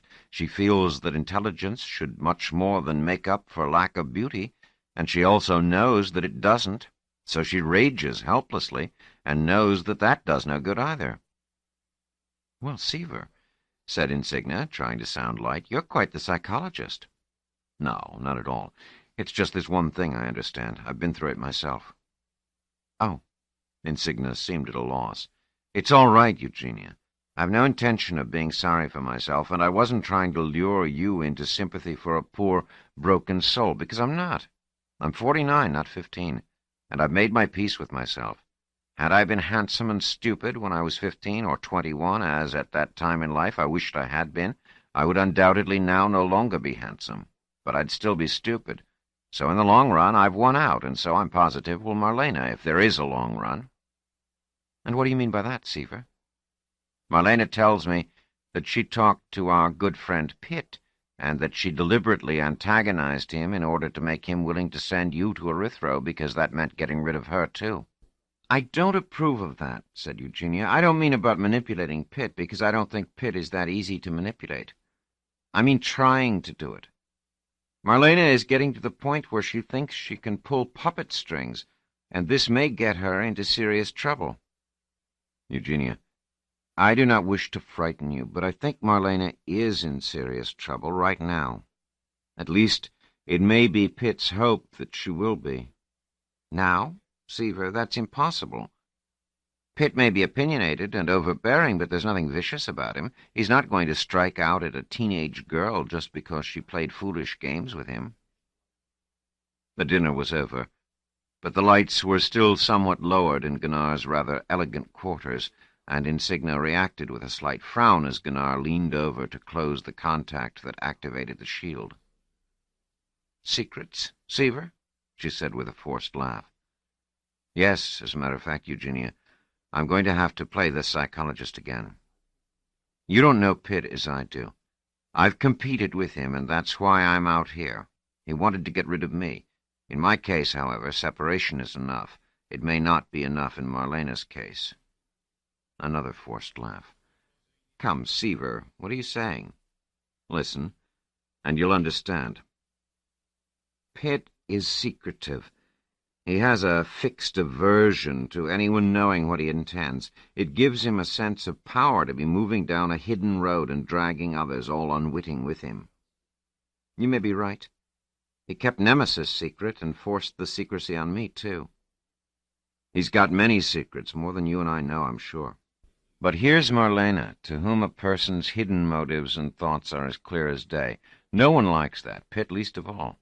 So he's sent her out here, and you too, since he couldn't send her without you."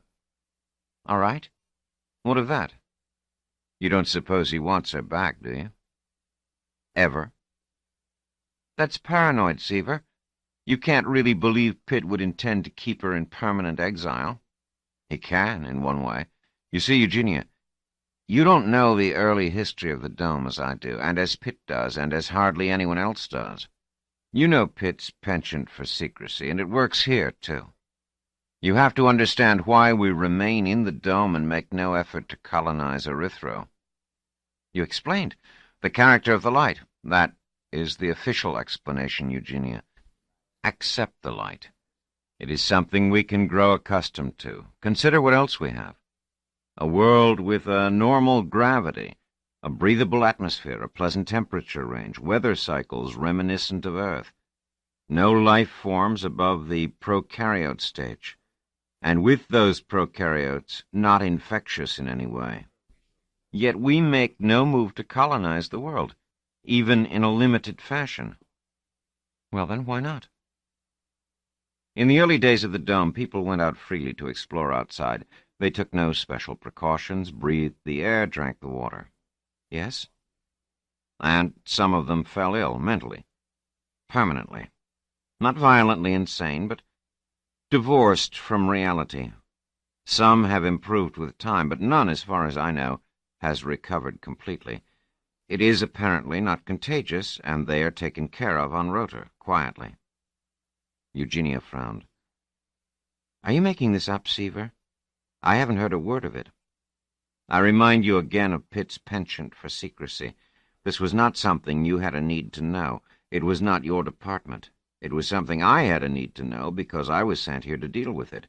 If I failed, we might have had to abandon Erythro altogether, and a pall of fear and discontent would have fallen over us all."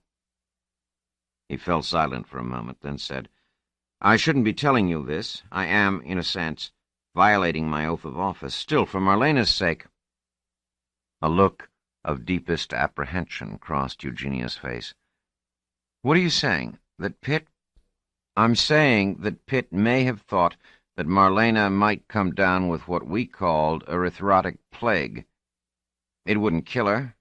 It wouldn't even make her ill in the ordinary sense. But it would sufficiently disorder her brain to put her peculiar gift out of action, perhaps. And that is what Pitt would want."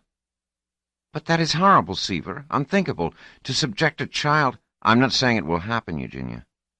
What Pitt wants is not necessarily what Pitt will get. Once I got here, I introduced drastic methods of protection. We don't go out in the open except in the equivalent of protective suits, and we don't stay out longer than need be. The filtration procedures of the dome have been improved, too. Since I instituted those measures, we've only had 2 cases, both rather light." "But what causes it, Seaver?"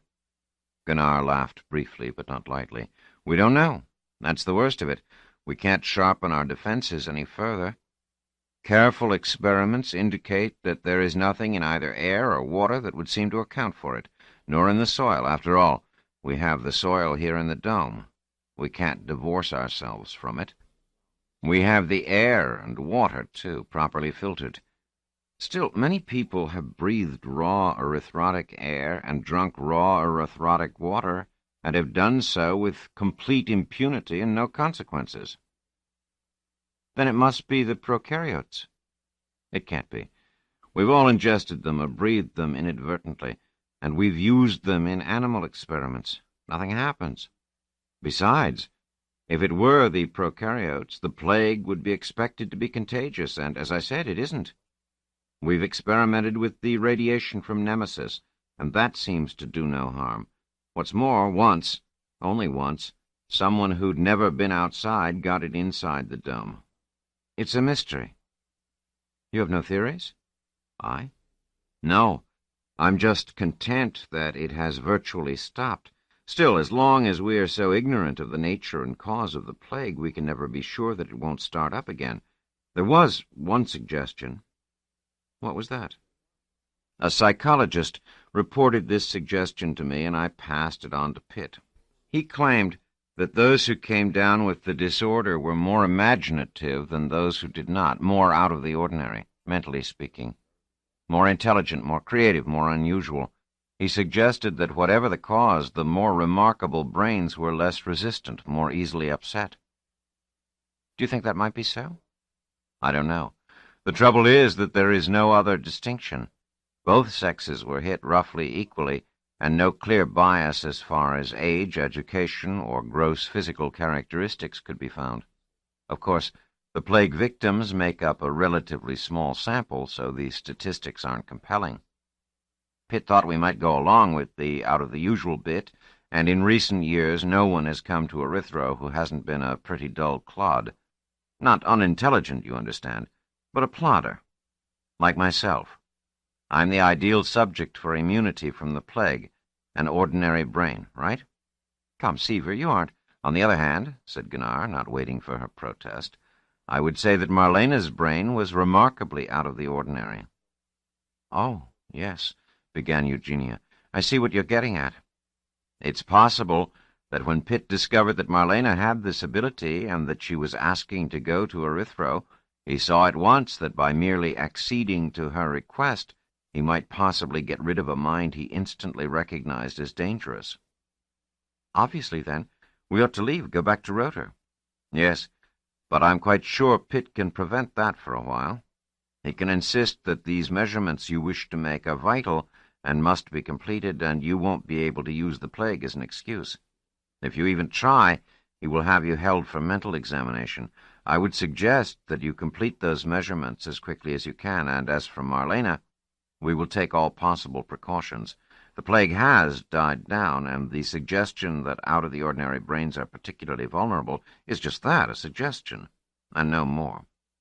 There's no real reason to think we can't get away with it. We can keep Marlena safe and do Pitt in the eye. You'll see." Insignia stared at Gunnar, not quite seeing him, her stomach tying itself into a knot. Chapter 16, Hyperspace. 32. Adelia was a pleasant settlement, much more pleasant than Rotor had been. Crowell Fisher had now been on 6 settlements other than Rotor, and all had been more pleasant than Rotor. Fisher paused momentarily to go over the list of names and sighed. There were 7, not 6. He was losing track. Perhaps it was all getting to be too much for him. Whatever the number, Adelia was the most pleasant settlement Crowell had visited, not perhaps physically. Rotor had been an older settlement, one that had managed to work itself into an assembly of traditions, so to speak. There was an efficiency about it, a sense of each person knowing his place exactly, being satisfied with it and working away at it successfully. Of course, Tessa was here on Adelia. Tessa, Anita, Wendell. Crowell had not pursued matters there yet, perhaps because Taniyama's characterization of him as irresistible to women had shaken him. However much it might have been meant as humor or as sarcasm, it forced him almost against his will to go slowly. Producing a fiasco would seem doubly bad in the eyes of someone who believed him, however insincerely, to have a way with women. It was 2 weeks after Fisher had settled himself into the settlement before he managed to see her. It was always a source of wonder to him that on any settlement one could always manage to arrange to get a view of anyone. Not all his experience had accustomed him to the smallness of a settlement, to the fewness of its population, to the manner in which everyone knew everyone else in his or her social circle. Everyone else, and almost everyone else outside that circle, too. When he did see her, however, Tessa Wendell turned out to be rather impressive. Taniyama's description of her as middle-aged and as twice divorced, the quirk of his aged lips as he said so, as though he were knowingly setting Fisher an unpleasant task, had built a picture in Fisher's mind of a harsh woman, hard-faced, with a nervous twitch perhaps, and an attitude toward men that was either cynical or hungry. Tessa did not seem at all like this from the moderate distance at which he first saw her. She was almost as tall as he was, and brunette, with her hair sleeked down. She looked quite alert, and she smiled easily, he could tell that. Her clothes were refreshingly simple, as though she went out of her way to eschew ornament. She had kept herself slim, and her figure was still surprisingly youthful. Fisher found himself wondering why she was twice divorced. He was ready to assume that she had tired of the men rather than the other way around, even though common sense told him that incompatibility could strike against all odds. It was necessary to be at some social function at which she would also be present. His being an Earthman interposed a small difficulty, but there were people on every settlement who were, to some extent or other, in Earth's pay. One of them would surely see to it that Fisher would be launched, to use the term most settlements applied to the ritual. The time came, then, when he and Wendell were facing each other, and she gazed at him thoughtfully, her eyes making a slow sweep downward, then upward again, followed by the inevitable, "You're from Earth, aren't you, Mr. Fisher?"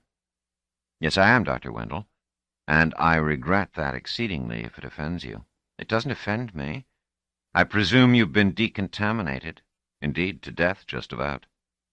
"And why have you dared the decontamination process in order to come here?" And Fisher said, without staring at her too directly, but keen to detect the effect, "Because I was told that Adelian women were particularly beautiful." "And now I suppose you will go back and deny the rumor." "On the contrary, it has just been confirmed." She said, "You're a fetcher, you know that?" Fisher didn't know what a fetcher was in Adelian slang, but Wendell was smiling, and Fisher decided the first exchange had gone well. Was it because he was irresistible? He suddenly remembered that he had never tried to be irresistible to Eugenia. He had merely wanted a way of being launched into the difficult Rotorian society. The Adelian society was not so difficult, Fisher decided, but he had better not belabor his irresistibility. Yet to himself he smiled sadly. 33. A month later, Fisher and Wendell were sufficiently at ease with each other to spend some time together in a low-G gym.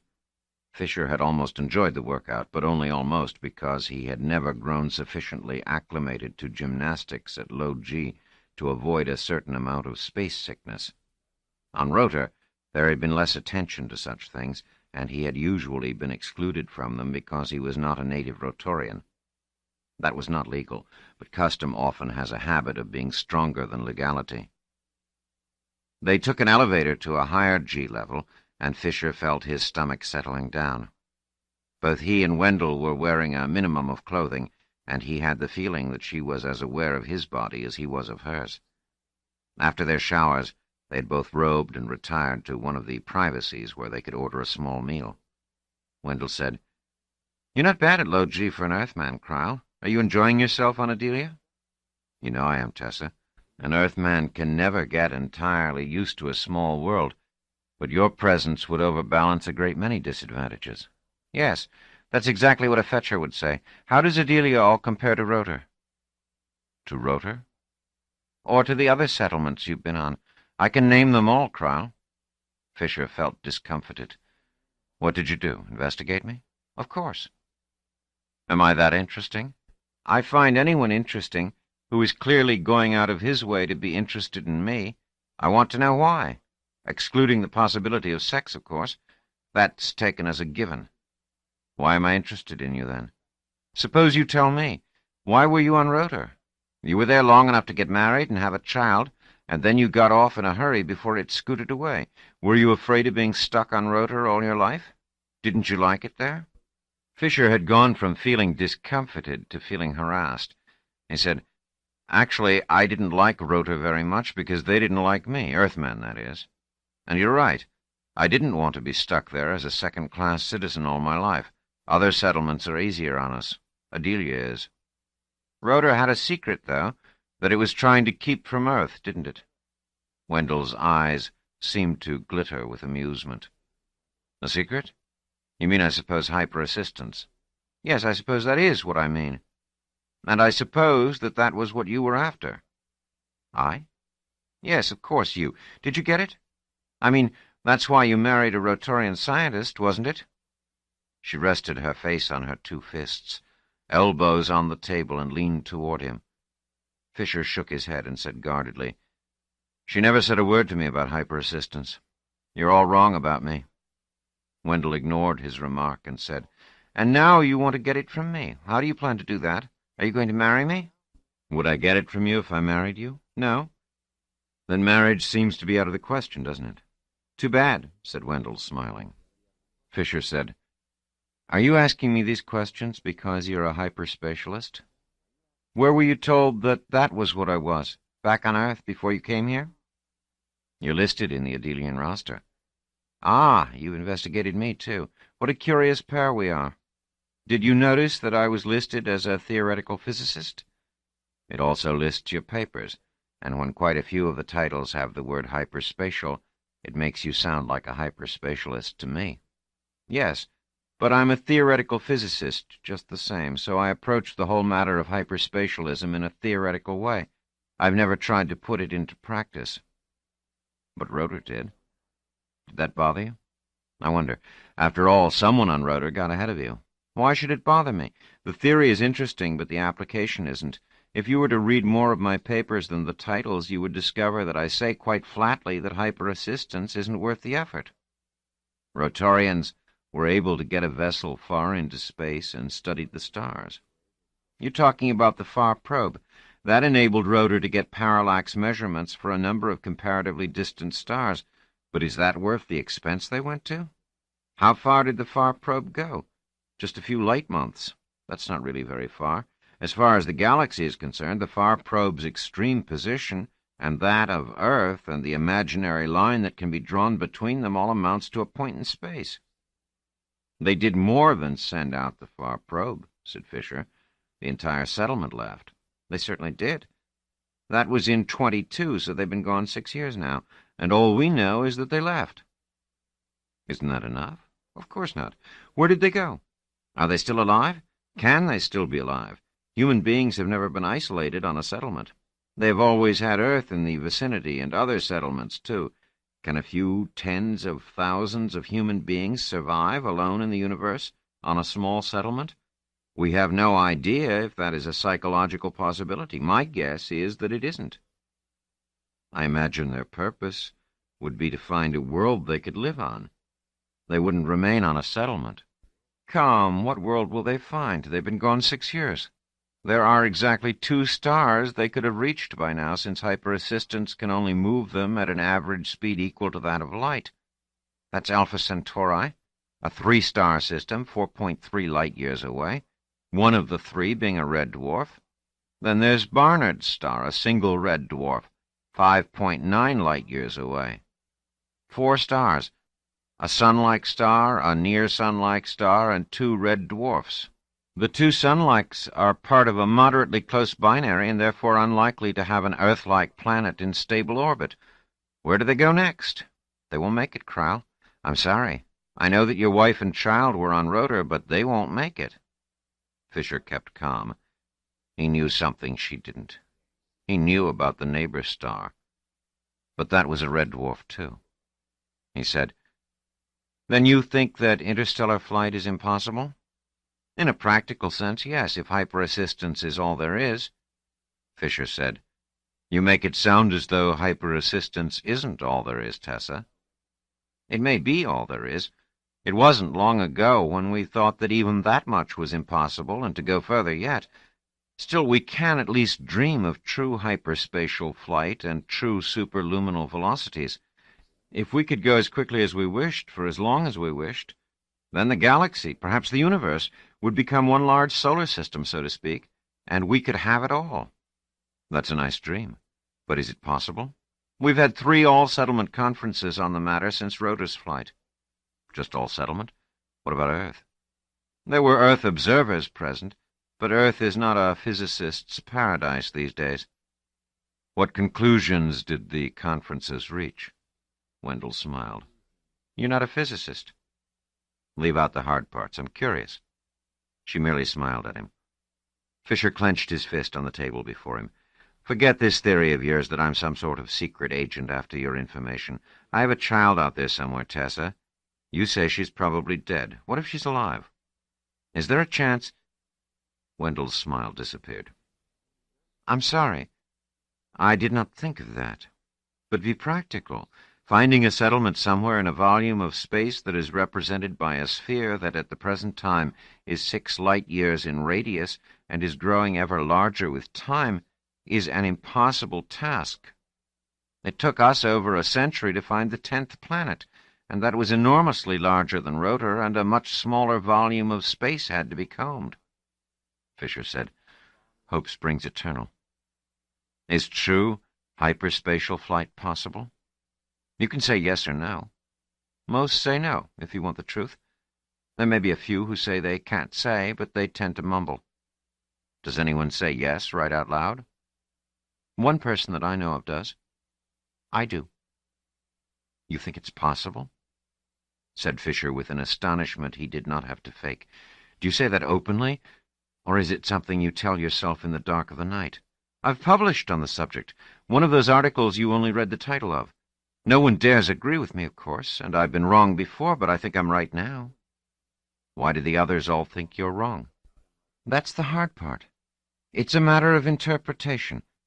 Hyper-assistance on the Rotorian model, the techniques of which are by now understood in the settlements generally, by the way, depends on the fact that the product of the ratio of ship speed to light speed multiplied by time is a constant, where the ratio of ship speed to light speed is greater than 1. What does that mean? That means that when you go faster than light, the faster you go, the shorter the time you can maintain that speed, and the longer the time you must go more slowly than light before you can get a boost over it again. The result is that, in the end, your average speed over a particular distance is no greater than the speed of light. Well, that makes it sound as though the uncertainty principle is involved, and the uncertainty principle, all of us are convinced, can't be fooled with. If the uncertainty principle is involved, then true hyperspatial flight would seem to be theoretically impossible, and most physicists have come down on that side of the argument, while the rest of them waffle. My view, however, is that what's involved merely seems like the uncertainty principle, but isn't, and that true hyperspatial flight is, therefore, not eliminated. Can the matter be settled? Probably not, said Wendell, shaking her head. The settlements are definitely not interested in wandering off with mere hyper-assistance. No one is going to repeat the Rotorian experiment and voyage for years to probable death. On the other hand, neither is any settlement going to invest an incredible amount of money, resources, and effort in order to try to work out a technique that the vast majority of experts in the field are convinced is theoretically impossible. Fisher leaned forward. Doesn't that bother you? Of course it bothers me. I'm a physicist, and I'd like to prove that my view of the universe is the correct one.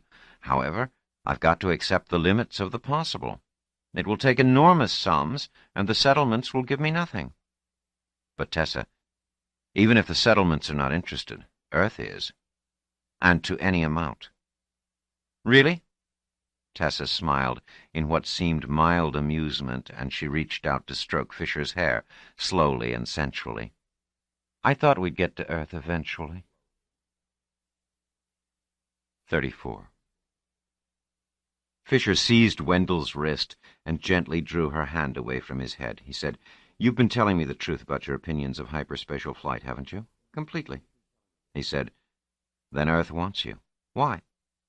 Because Earth wants hyperspatial flight, and you're the one important physicist who thinks it can be done. If you knew that, Crow, why the cross-examination? I didn't know it until you told me so. The only information I had been given was that you were the most brilliant physicist alive today. Oh, I am, said Wendell mockingly. And you were sent to get me? I was sent to persuade you. Persuade me to do what? To come to Earth? Overcrowded, filthy, impoverished, racked by uncontrolled weather? What an enticing thought. Listen to me, Tessa. Earth is not all of a piece. It may have all those faults, but there are parts that are beautiful and peaceful, and that is all you would see. You don't really know what Earth is like. You've never been there, have you? Never. I'm a Delian, born and bred. I have been to other settlements, but I've never been to Earth, thank you. Then you can't know what Earth is like. You can't know what a large world is. A real world. You live here enclosed in a toy box with a few square kilometers of surface, with a handful of people. You're living in a miniature that you've used up long ago and that has nothing more to offer you. Earth, on the other hand, is over 600 million square kilometers of surface. It is 8 billion human beings. It is infinite variety, lots of it very bad, but lots of it very good. And all of it very poor, and you have no science. Because scientists, and with them science, have moved out to the settlements. That's why we need you and others. Come back to Earth. I still don't see why. Because we have goals, ambitions, desires. The settlements have only self-satisfaction.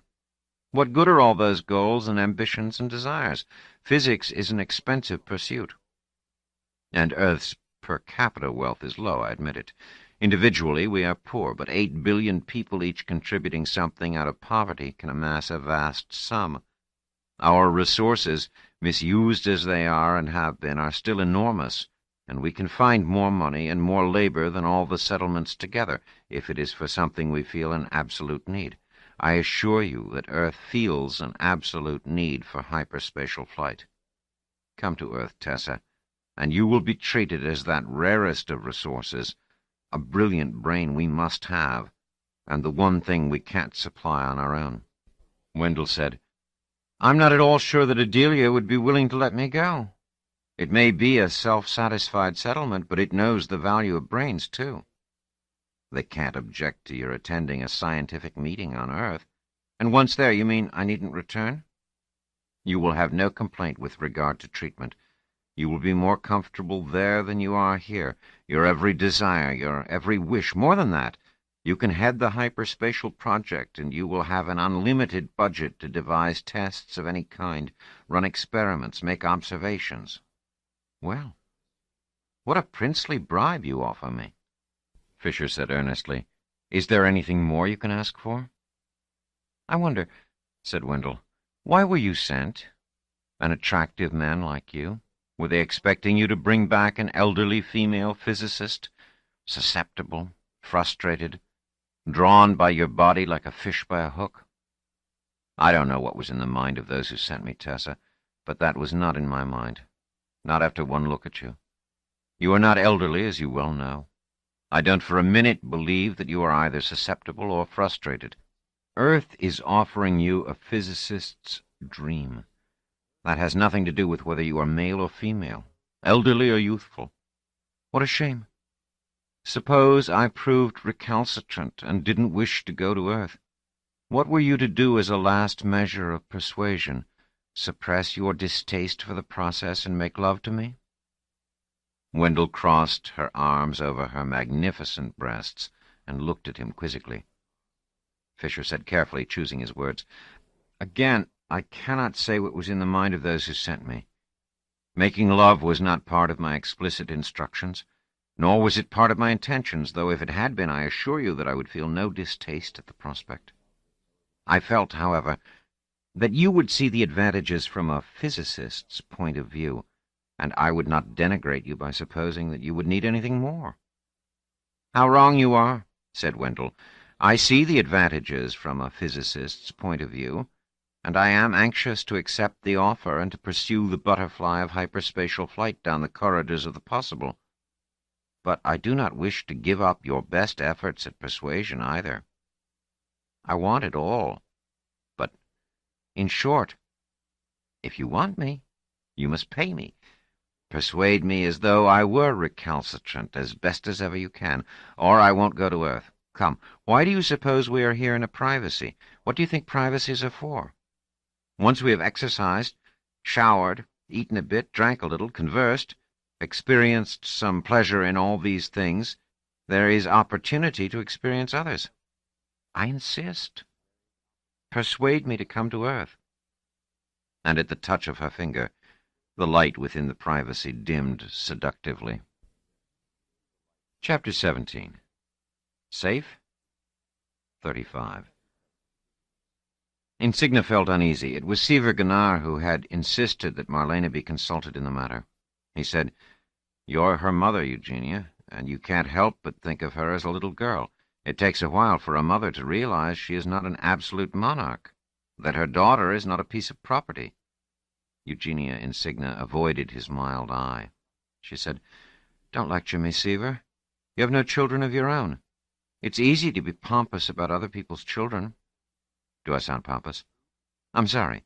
Let us say I'm not as emotionally bound as you are to the memory of an infant. I like the girl a great deal, but I have no picture of her in my mind except that of a burgeoning young woman with a very remarkable mind. She's important, Eugenia. I have a peculiar feeling that she is much more important than either you or I. She must be consulted.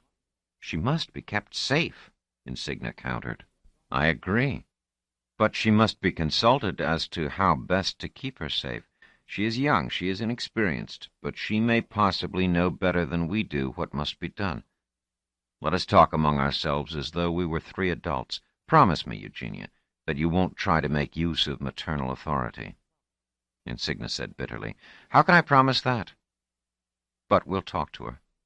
So now the three were together in Gunnar's office, the room shielded, and Marlena, looking quickly from one to the other, pressed her lips tightly together and said unhappily, "I'm not going to like this." Insignia said, "I'm afraid it is bad news. Here it is bluntly. We're considering a return to Rota." Marlena looked astonished. "But your important work, Mother. You can't abandon that." "But I see you don't intend to. I don't understand, then." "Marlena," Insignia spoke slowly and with emphasis, "we're considering that you return to Rota. Only you." At that, there were a few moments of silence while Marlena searched both of their faces. Then she said, almost in a whisper, "You're serious? I can't believe it. I won't return to Rota. I don't want to, ever. Erythro is my world. Right here is where I want to be." "Marlena," began Insignia, her voice shrill. Gunnar held up his hand in Insignia's direction, shaking his head slightly. She fell silent, and Gunnar said, "Why are you so anxious to be here, Marlena?" And Marlena answered flatly, "Because I am. You can be hungry for some particular food sometimes, just feel like eating it. You can't explain why, you just want it. I'm hungry for erythro. I don't know why, but I want it. I don't have to explain that." Gunnar said, "Let your mother tell you what we know." Insignia took Marlena's cold and unresponsive hand in hers and said, "Do you remember, Marlena, before we left for erythro, when you were telling me about your conversation with Commissioner Pitt?" "Yes." "You told me then that when he said we could go to erythro, he left out something. You didn't know what that something was, but you said it was rather unpleasant, sort of evil." "Yes, I remember." Insignia hesitated, and Marlena's large, penetrating eyes grew hard. She whispered, as though she was talking to herself and wasn't entirely aware that her inner thoughts were being voiced. "Optic flicker at head. Hand nearly at temple. Moves away." The sound died, though her lips continued to move. Then, in loud outrage, she said, "Are you under the impression there's something wrong with my mind?" "No," said Insignia quickly. "Quite the reverse, dear. We know that your mind is an excellent one, and we want it to stay that way. Here's the story." Marlena listened to the tale of the erythro plague with what seemed to be the deepest suspicion, and finally said, "I see you believe what you're telling me, Mother, but it could be that someone told you a lie." "She heard it from me," said Gunnar, "and I tell you of my personal experience that it's all the truth. Now you tell me if I'm telling the truth right now." Marlena clearly accepted that and moved onward. "Why am I in particular danger, then? Why am I in danger more than you or Mother?" "As your mother said, Marlena, the plague is thought to strike more readily at people who are more imaginative, more fanciful. There is evidence that leads some to believe that unusual minds are more susceptible to the plague, and since yours is the most unusual I have ever encountered, it seems to me possible that you are dangerously susceptible. The Commissioner has sent instructions that you are to have a free hand on erythro, that we're to make it possible for you to see and experience whatever you wish, that we are even to allow you to explore outside the dome, if that is your desire. It sounds very kind of him, but might he not want to expose you to the outside in the hope of increasing your chance at coming down with the plague?" Marlena considered this with no sign of emotion. Insignia said, "Don't you see, Marlena, the Commissioner doesn't want to kill you. We're not accusing him of that. He just wants to put your mind out of action. It is inconvenient to him. You can easily find out things about him and about his intentions that he doesn't want you to know, and he won't have that. He's a man of secrets." "If Commissioner Pitt is trying to do me harm," said Marlena at length, "then why are you trying to send me back to him?" Gunnar raised his eyebrows. "We've explained it. You're in danger here." "I'd be in danger there with him. What might he do next if he really wants to destroy me? If he thinks I'm going to be destroyed here, then he'll forget about me. He'll leave me alone, won't he? At least for as long as I'm here." "But the plague, Marlena, the plague!" She reached out to hug her. Marlena evaded the embrace. "I'm not worried about the plague." "But we explained—" "It doesn't matter what you explained. I'm not in danger here. Not at all. I know my mind. I've lived with it all my life. I understand it. It's not in danger." Gunnar said, "Be reasonable, Marlena. However stable you feel your mind to be, it's subject to disease and deterioration. You might get meningitis, epileptic symptoms, a brain tumor, or, eventually, senescence. Can you hold any of those things at bay just by being sure none of it will happen to you?" "I'm not talking about any of those things. I'm talking about the plague. That won't happen to me." "You can't possibly be sure, dear. We don't even know what the plague is. Whatever it is, it won't happen to me." "How can you tell, Marlena?" asked Gunnar. "I just know." Insignia felt her patience break. She caught Marlena by both elbows. "Marlena, you must do as you're told." "No, Mother, you don't understand. On Rotor, I've felt a pull toward erythro. It pulls me more strongly than ever, now that I'm on it. I want to stay on it. I'll be safe here. I don't want to go back to Rotor. I'll be less safe there."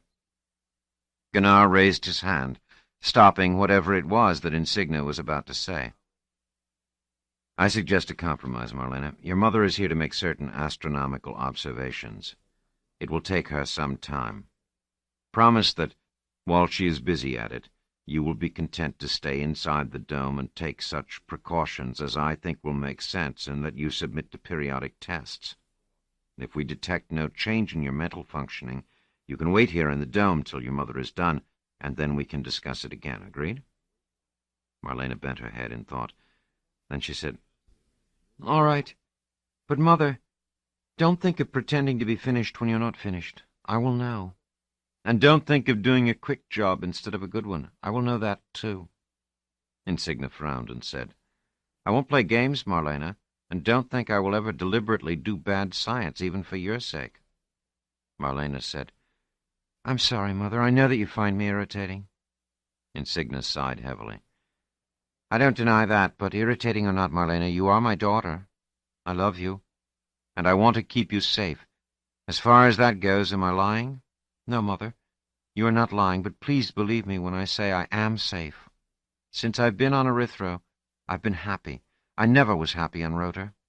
Gunnar said, "And why are you happy?" "I don't know, Uncle Seaver, but being happy is enough, even when you don't know why, isn't it?" 36. "You look tired, Eugenia," said Gunnar.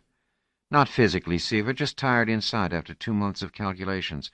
I don't know how it was possible for astronomers in pre-spatial times to do what they did with nothing more than primitive computers. For that matter, Kepler worked out the laws of planetary motion with nothing more than logarithms and had to consider himself fortunate that they had just been invented. Pardon a non-astronomer, but I thought that these days astronomers simply gave their instruments their directions, then went to sleep, and after a few hours woke up and found everything printed up neatly and waiting at the desk. I wish, but this job was different. Do you know how precisely I had to calculate the actual velocity of Nemesis and the Sun relative to each other, so that I could know exactly where and when the two made their closest approach?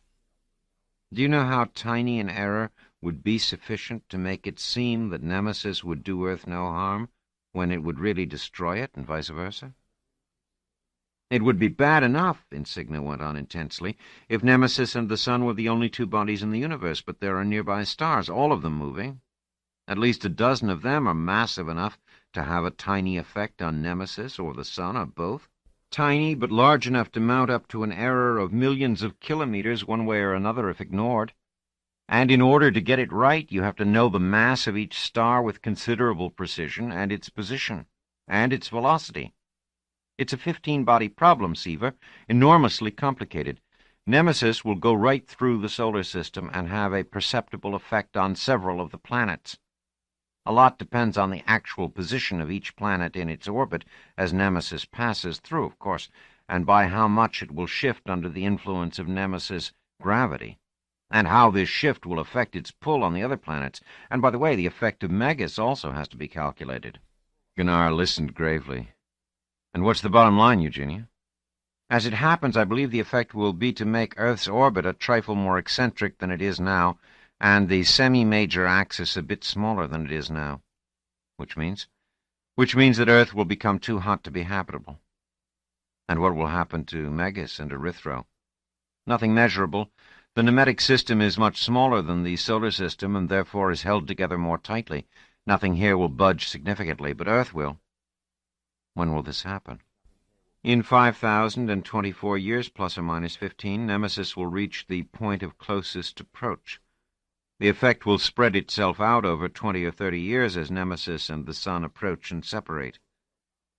"Are there going to be any collisions or anything like that?" "Almost zero chance of anything significant. No collisions between any major bodies. Of course, a solar asteroid might strike Erythro, or a Nemetic asteroid might strike the Earth. There would be a very small chance of that, though. It would be catastrophic for Earth if it happened. There's no chance of calculating that, however, until the stars are very close to each other." "But in any case, Earth will have to be evacuated, is that it?" "Oh, yes. But they've got 5,000 years to do it in." 5,000 years is none too long to arrange for the evacuation of 8 billion people. They should be warned." Won't they find out for themselves, even if they aren't warned? Who knows when? And even if they find out soon, we should give them the technique of hyper-assistance. They will have to have it. I'm sure they will have that on their own, too, and perhaps in not too long a time. And if they don't? I'm also sure that within a century or less, communication will be established between Rotor and Earth. After all, if we have hyper-assistance for transportation, we will have it for communication eventually. Or we will send a settlement back to Earth, and there will still be time. You talk like Pitt, Gunnar chuckled.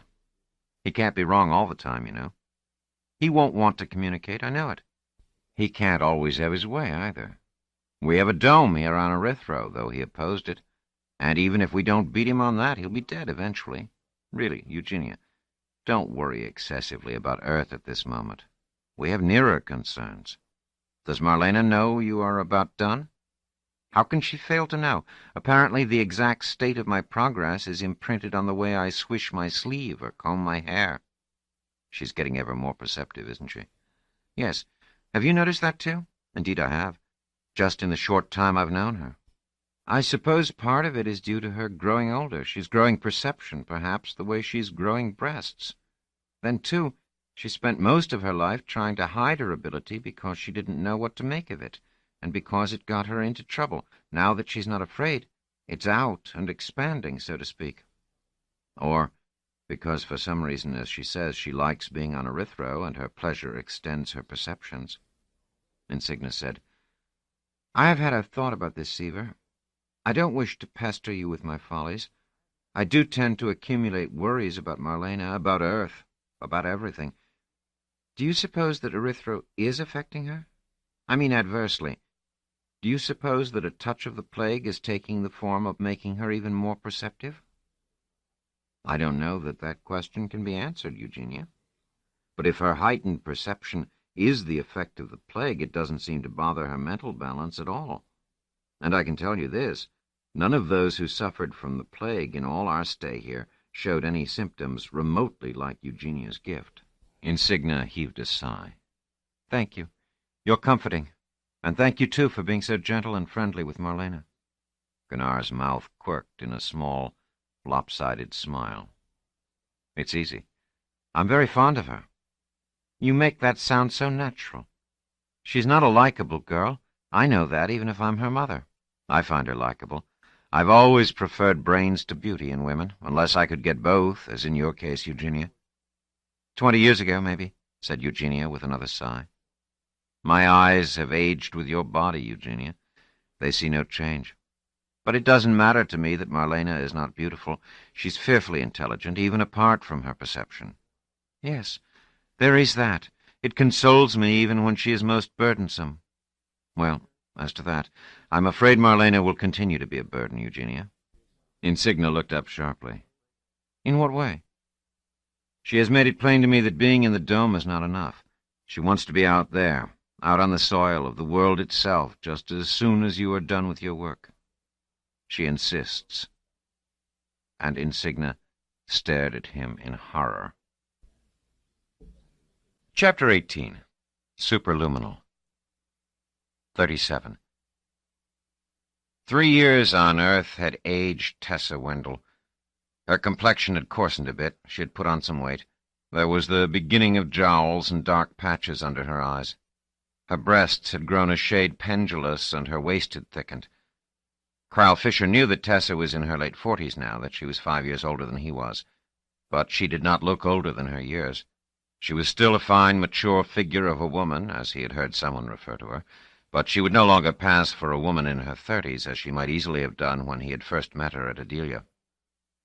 Tessa was aware of it, too, and had spoken of it bitterly to him only the week before.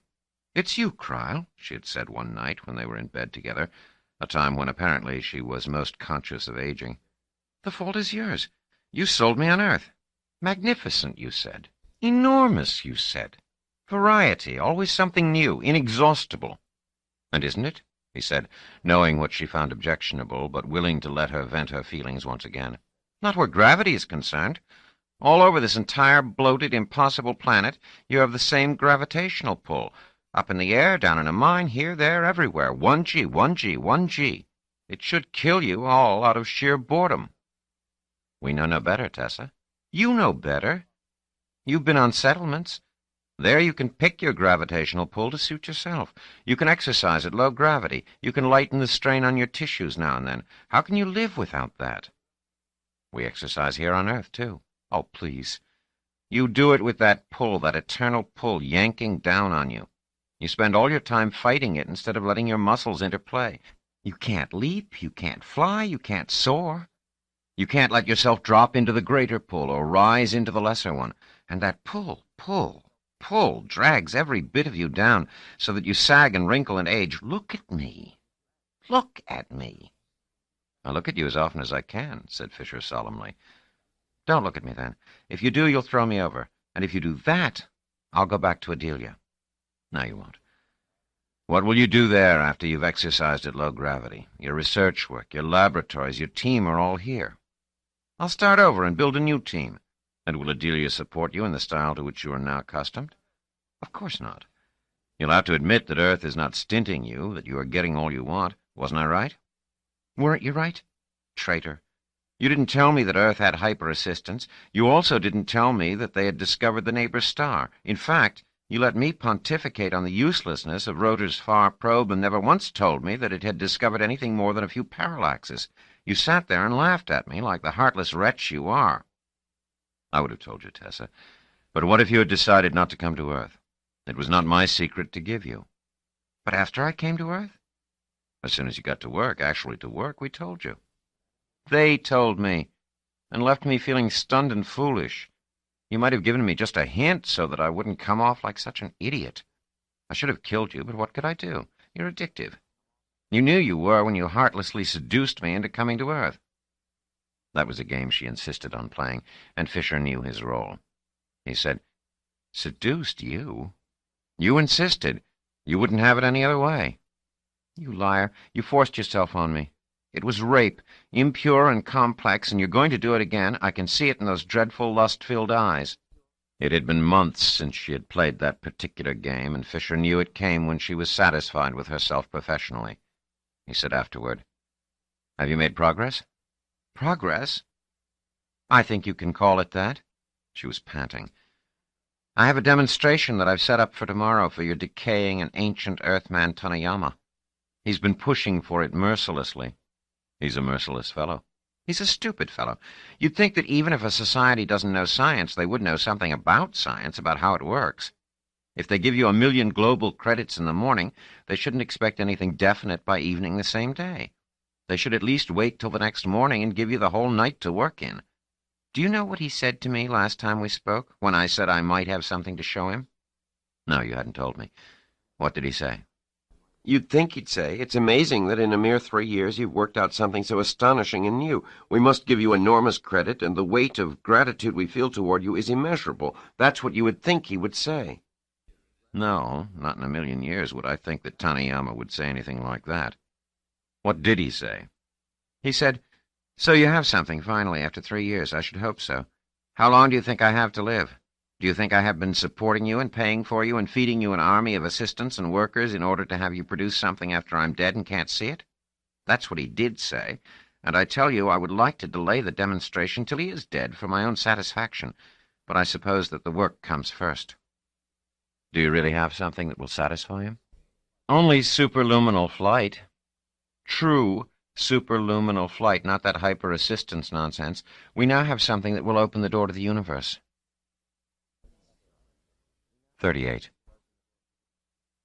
The site where Tessa Wendell's research team labored, intent on shaking the universe, had been prepared for her even before she had been recruited and come to Earth.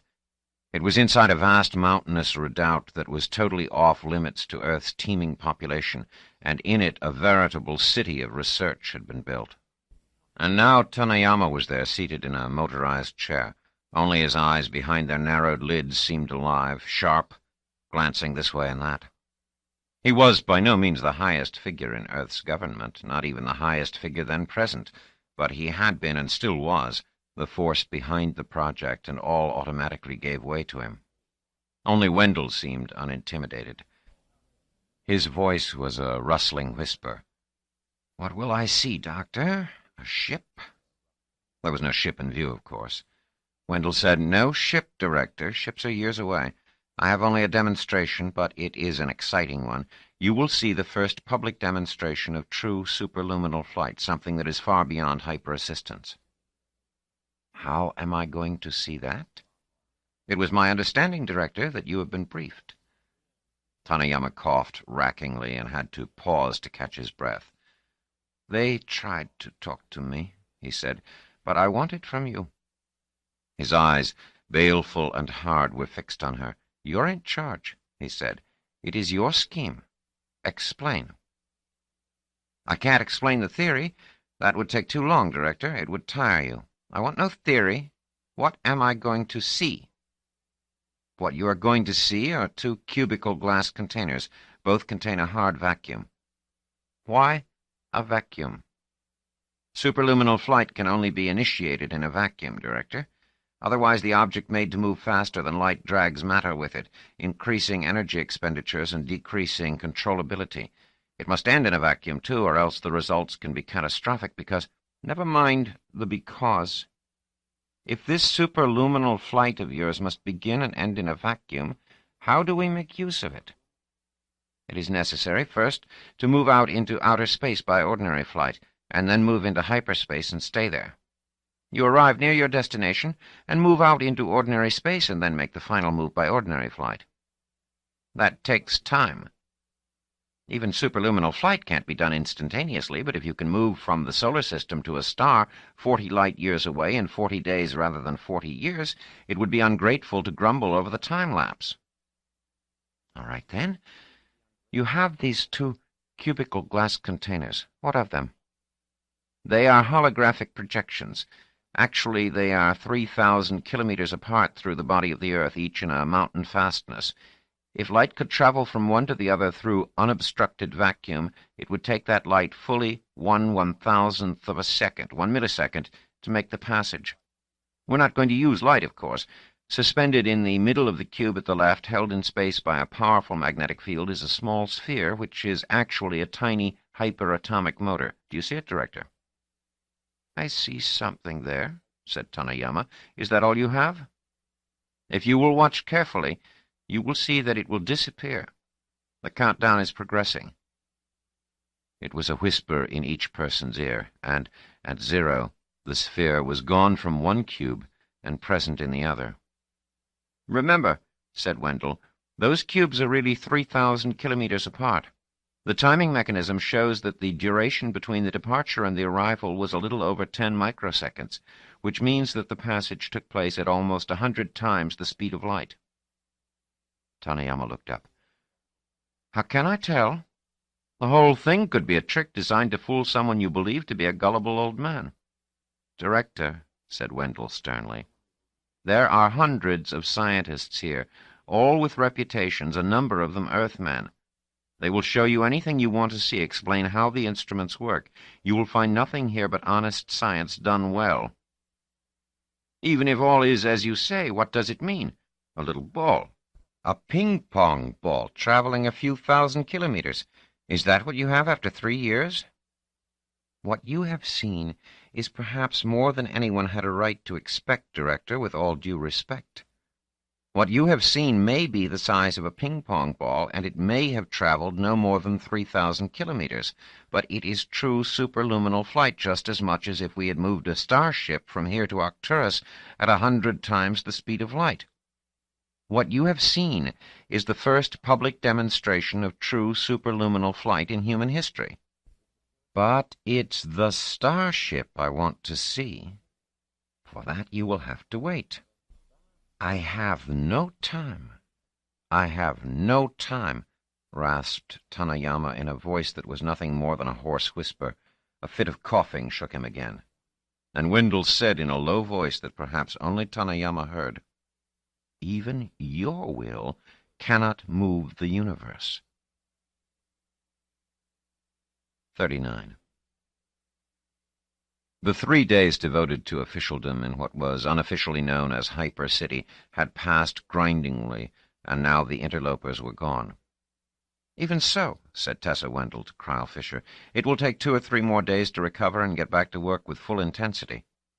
She looked haggard and intensely displeased as she said, "What a vile old man." Fisher had no trouble divining the reference to be to Tanayama.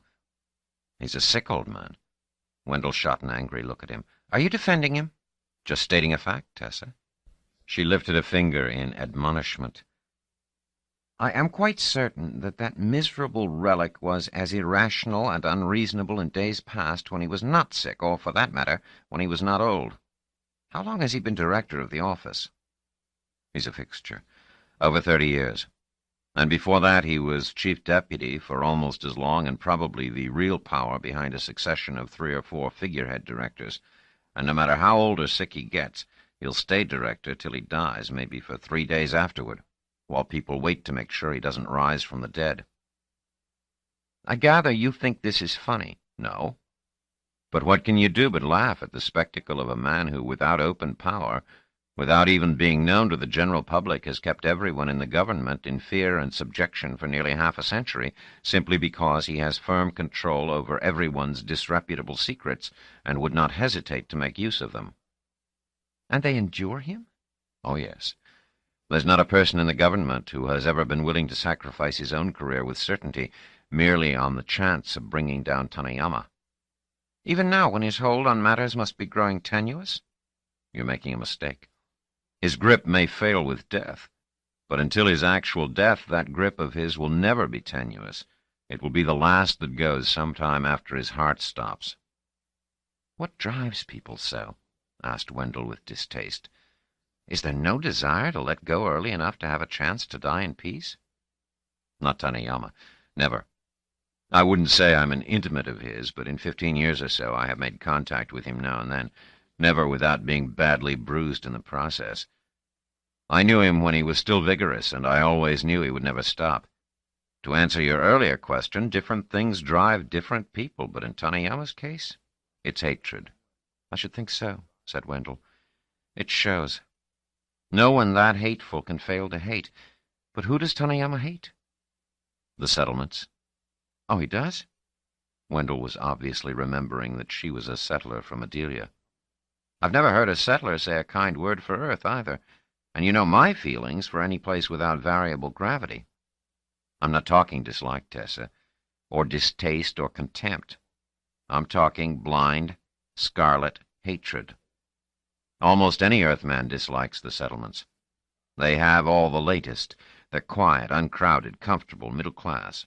They have ample food, ample recreation, no bad weather, no poor. They have robots that are kept smoothly out of sight.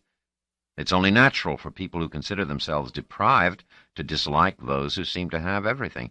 But with Tanayama, it's active, boiling hatred. I think he would like to see the settlements destroyed, every one." "Why, Cryle?" "My own theory is that what gets him is none of the things I have listed. What he can't stand is the cultural homogeneity of the settlements. Do you know what I mean?" "No." "The people of the settlements select themselves. They select people like themselves. There's a shared culture, even to some extent, a shared physical appearance on each settlement. Earth, on the other hand, is, and through all of history has been, a wild mixture of cultures, all enriching each other, competing with each other, suspicious of each other. Tanayama and many other Earthmen, myself for instance, consider such a mixture to be a source of strength and feel that cultural homogeneity on the settlements weakens them and, in the long run, shortens their potential lifespan." "Well, then, why hate the settlements for possessing something you consider a disadvantage to them? Does Tanayama hate us for being better off and for being worse off? It doesn't make sense." "It doesn't have to. Who would bother hating if it had to be reasoned out into sensibleness first? Perhaps, just perhaps, Tanayama is afraid that the settlements will succeed too well and will prove cultural homogeneity to be a good thing after all. Or perhaps he thinks that the settlements are as anxious to destroy the Earth as he himself is to destroy the settlements. The matter of the neighbor star infuriated him." "The fact that Roeder discovered the neighbor star and did not inform the rest of us?" "More than that. They did not bother to warn us that it was speeding toward the solar system." "They might not have known, I suppose." "Tanayama would never believe that. I'm sure that he feels that they knew and deliberately refused to warn us, hoping that we would be caught unprepared and that Earth, or at least Earth's civilization, would be destroyed. Has it been decided that the neighbor star will approach closely enough to damage us? I haven't heard that. It's my understanding that most astronomers think it will pass at a great enough distance to leave us substantially untouched. Have you heard differently? Fisher shrugged. No, I haven't. But I think it feeds Tanayama's hatred to believe that there is danger here, and from that you move logically to the notion that superluminal flight is what we must have in order to locate an Earth-like world elsewhere. Then we can transfer as much of Earth's population as possible to that other world, if the worst comes to worst. You'll have to admit that's sensible. It is. But you don't have to imagine destruction, Cryle. It is a natural feeling that humanity ought to spread outward even if Earth remains perfectly safe. We've moved out to the settlements, and reaching for the stars is a logical next step. And for that next step, we must have superluminal travel. Yes, but Tanayama would find that a cold view. The colonization of the galaxy is something I'm sure he is willing to leave to generations to come. What he wants for himself is to find Rotor and punish it for having abandoned the solar system without regard for the rest of the human community. He wants to live to see that, and that's why he keeps pushing you, Tessa. He can push all he wants, and it won't help him. He's a dying man. I wonder. Modern medical procedures can perform marvels, and I'm sure the doctors will go all out for Tanayama. Even modern medicine can only go so far. I asked the doctors. And they answered? I would have supposed that the question of Tanayama's health was a state secret. Not to me, under the circumstances, Cryle. I went to the medical team that attended the old man here and told them that I was anxious to build an actual ship capable of carrying human beings to the stars, and that I wanted to do so before Tanayama died. I asked them how much time I had. And what did they say? I had a year. That's what they said, at the most. They urged me to hurry. Can you do it in 1 year? In 1 year? Of course not, Cryle, and I'm glad of it. I find pleasure in the fact that that poisonous person won't live to see it. What are you making faces about, Cryle? Does it bother you that I make so cruel a remark? It's a petty remark, anyway, Tessa. That old man, however poisonous, has done all this. He's made Hyper City possible. Yes, but for his own purposes, not mine, and not Earth's or humanity's. And I'm allowed to have my pettiness, too. I am sure that Director Tanayama never once pitied anyone he considered his enemy or lightened the pressure of his foot on that enemy's throat by a dyne. And I imagine he doesn't expect pity or mercy from anyone else. He would probably despise as a weakling anyone who offered it. Fisher still looked unhappy. How long will it take, Tessa? How can anyone say? It might take forever. Even if everything broke reasonably well, I don't see how it could take less than 5 years at the least. But why? You already have superluminal flight. Wendell sat up straight. No, Cryle. Don't be naive. All I have is a laboratory demonstration. I can take a light object, a ping-pong ball, in which a tiny hyperatomic motor makes up 90% of the mass, and move it superluminally. A ship, however, with people aboard, is a totally different thing. We'll have to be certain, and for that 5 years is optimistic. I tell you that before the days of modern computers and the kind of simulations they make possible, 5 years would be an unrealizable dream. Even 50 years might have been. Cryle Fisher shook his head and said nothing. Tessa Wendell watched him thoughtfully, then said almost testily, "What's the matter with you? Are you in such a great hurry also?" Fisher said soothingly, "I'm sure you're as anxious to get this done as anyone, but I do long for a practical hyperspatial ship." "You more than someone else?" "I, quite a bit." "Why?" "I'd like to go to the neighbor star." She glared at him. "Why? Are you dreaming of reuniting with the wife you abandoned?" Fisher had never discussed Eugenia with Tessa Wendell in any detail, and he had no intention of being trapped into it now. He said, "I have a daughter out there. I think you can understand that, Tessa. You have a son." So she did. He was in his early 20s, attending Adelia University, and he occasionally wrote his mother. Wendell's face softened. "Cryle," she said, "you mustn't allow yourself false hopes in this. I'll grant you that since they knew about the neighbor star, that's where they went. With merely hyper-assistance, however, the trip must have taken over 2 years. We can't be sure that Rotors survived such a trip, and even if they did, the chances of finding a suitable planet around a red dwarf star is just about 0.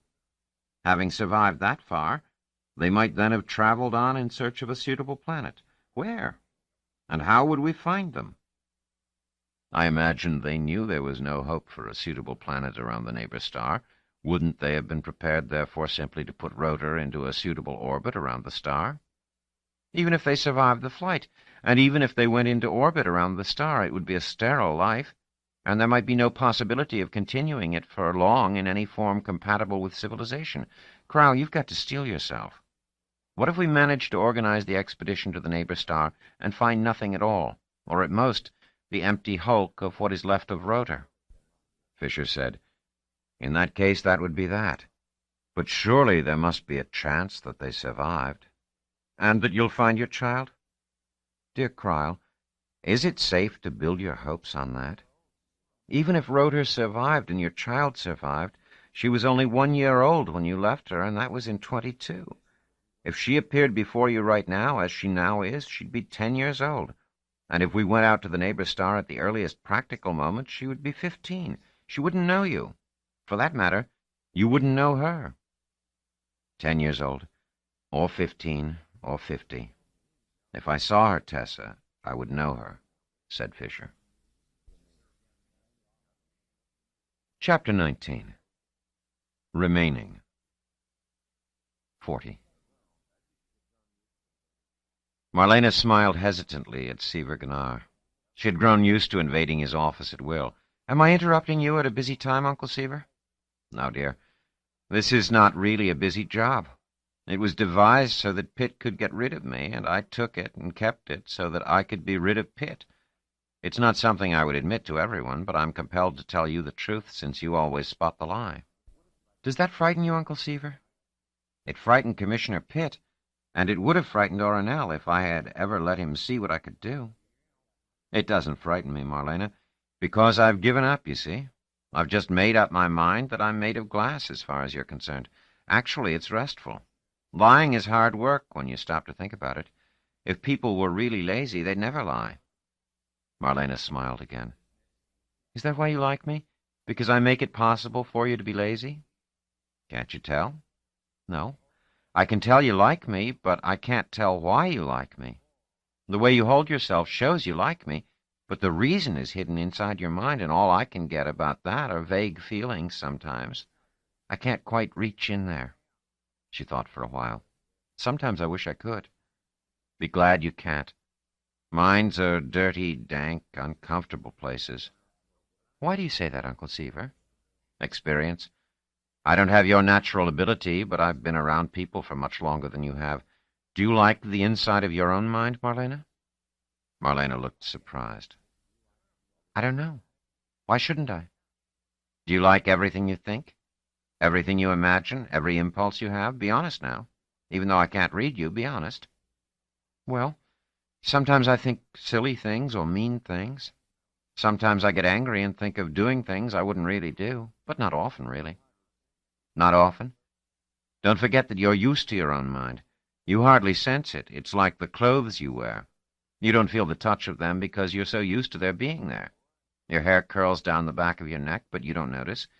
If someone else's hair touched the back of your neck, it would itch and be unbearable. Someone else's mind might think thoughts no worse than yours, but they would be someone else's thoughts, and you wouldn't like them.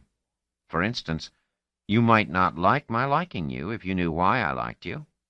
It is much better and more peaceful to accept my liking you as something that exists and not scour my mind for reasons." And inevitably Marlena said, "Why? What are the reasons?" "Well, I like you because once I was you." "What do you mean?" "I don't mean I was a young lady with beautiful eyes and the gift of perception. I mean that I was young and thought I was plain and that everyone disliked me for being plain. And I knew I was intelligent, and I couldn't understand why everyone didn't like me for being intelligent. It seemed unfair to be scorned for a bad property while a good property was ignored. I was hurt and angry, Marlena, and made up my mind that I would never treat others as people treated me. But I haven't had much chance to put that good resolution into practice. Then I met you, and you come close. You're not as plain as I was by far, and you're much more intelligent than I ever was, but I don't mind your being better than me. He smiled very broadly. It's like giving myself a second chance, with advantages. But come, I don't think that is what you came to talk to me about. I may not be perceptive in your sense, but I can tell that much. Well, it's my mother. Oh? Gunnar frowned with a sudden, obvious, and almost painful increase in interest. What about her? She's just about finished her project here, you know. If she goes back to Rotor, she'll want me to go back with her. Must I? I think so. Don't you want to? No, I don't, Uncle Seaver. I feel it's important that I stay here. So what I would like you to do is to tell Commissioner Pitt that you would like to keep us here. You can make up an excuse that sounds good, and the Commissioner, I'm pretty sure, will be quite glad to have us stay, especially if you explain that Mother has found out that Nemesis will destroy Earth. Has she told you that, Marlena? No, she didn't, but she didn't have to. You can explain to the Commissioner that Mother will probably annoy him continually with her insistence that the solar system be warned. Has it occurred to you that Pitt would not be keen on obliging me? If he gets the idea I want to keep Eugenia and you here in the Erythrodome, he's liable to order you back to Rotor just to annoy me. I'm quite sure, said Marlena calmly, that the Commissioner would much rather please himself by keeping us here than displease you by taking us back. Besides, you want Mother here because you're fond of her. Very fond of her. All my life, it seems. But your mother's not fond of me. You told me quite a while ago that your father still occupies her thoughts. She likes you more and more, Uncle Seaver. She likes you a great deal. Liking is not loving, Marlena. I'm sure you've already discovered that. Marlena reddened. I'm talking about old people. Like me. And Gunnar leaned his head back and laughed. Then he said, I'm sorry, Marlena. It's just that old people always think young people haven't really learned about love, and young people think that old people have forgotten about love, and you know, they're both wrong. And why do you think it's important to stay in the Erythrodome, Marlena? Surely not just because you like me. Of course I like you, said Marlena seriously. Very much. But I want to stay here because I like Erythro. I've explained that it's a dangerous world. Not for me. You're still certain that the plague won't affect you? Of course it won't. But how do you know? I just know. I've always known this, even when I was on Rotor. I had no reason not to. No, you didn't. But after you were told about the plague? That didn't change things. I feel completely safe here, even more than on Rotor. Gunnar shook his head slowly. I must admit that I don't understand this. He studied her solemn face, her dark eyes half hidden by those magnificent lashes. However, let me read your body language, Marlena, if I can. You mean to have your own way in this, at whatever cost, and to remain on Erythro. Yes, said Marlena flatly, and I expect you to help me. 41. Eugenia Insignia blazed quietly with anger. Her voice was not loud, but it was intense. He can't do this, Seaver. Of course he can, Eugenia, said Gunnar just as quietly. He's the Commissioner. But he's not an absolute ruler. I have my citizens' rights, and one of them is freedom of movement. If the Commissioner wishes to establish a state of emergency, either general or, for that matter, confined to one person, then citizens' rights are suspended. That's more or less the gist of what the Enabling Act of 24 says. But it makes a mockery of all the laws and traditions we have, dating back to Rotor's establishment. I agree. And if I make an outcry over this, Pitt will find himself... Eugenia, please, listen to me. Let it go. For now, why don't you and Marlena simply stay here? You're more than welcome. What are you saying? This amounts to imprisonment without accusation, without trial, without judgment. We are compelled to stay in Erythro indefinitely by the arbitrary ukase. Please do it without objection. It will be better. How better? Insignia spoke with infinite contempt. Because Marlena, your daughter, is very anxious that you do so. Insignia looked blank. Marlena? Last week she came to me full of suggestions that I maneuver the commissioner into ordering the two of you to remain here on Erythro. Insignia half rose from her seat, wildly indignant. And you actually did it? Gunnar shook his head vigorously. No. Now listen to me. All I did was to inform Pitt that your work here was finished, and that I was uncertain whether it was his intention to have you return to Rotor with Marlena or to stay here. It was a perfectly neutral statement, Eugenia. I showed it to Marlena before I sent it off, and she was satisfied. She said, and I quote, "If you give him the choice, he will keep us here." And apparently he's doing that. Insignia sank back. Seaver, are you really following the advice of a 15-year-old girl? I don't think of Marlena as merely a 15-year-old girl. But tell me, why are you so anxious to go back to Rotor? My work? There is none. There will be none if Pitt doesn't want you. Even assuming he allows you to return, you'd find yourself replaced. Here, on the other hand, you'll find equipment you can use, that you have used. You came here, after all, to do what could not be done on Rotor. My work doesn't matter, cried out Insignia with sweeping inconsistency. Don't you see that I want to return for the same reason that he wants me to stay? He wants Marlena destroyed. If I had known before I left of this Erythro plague, we'd never have come. I can't risk Marlena's mind. Her mind is the last thing I'd want to risk, said Gunnar. I would sooner risk myself. But it is at risk if we stay here. Marlena doesn't think so.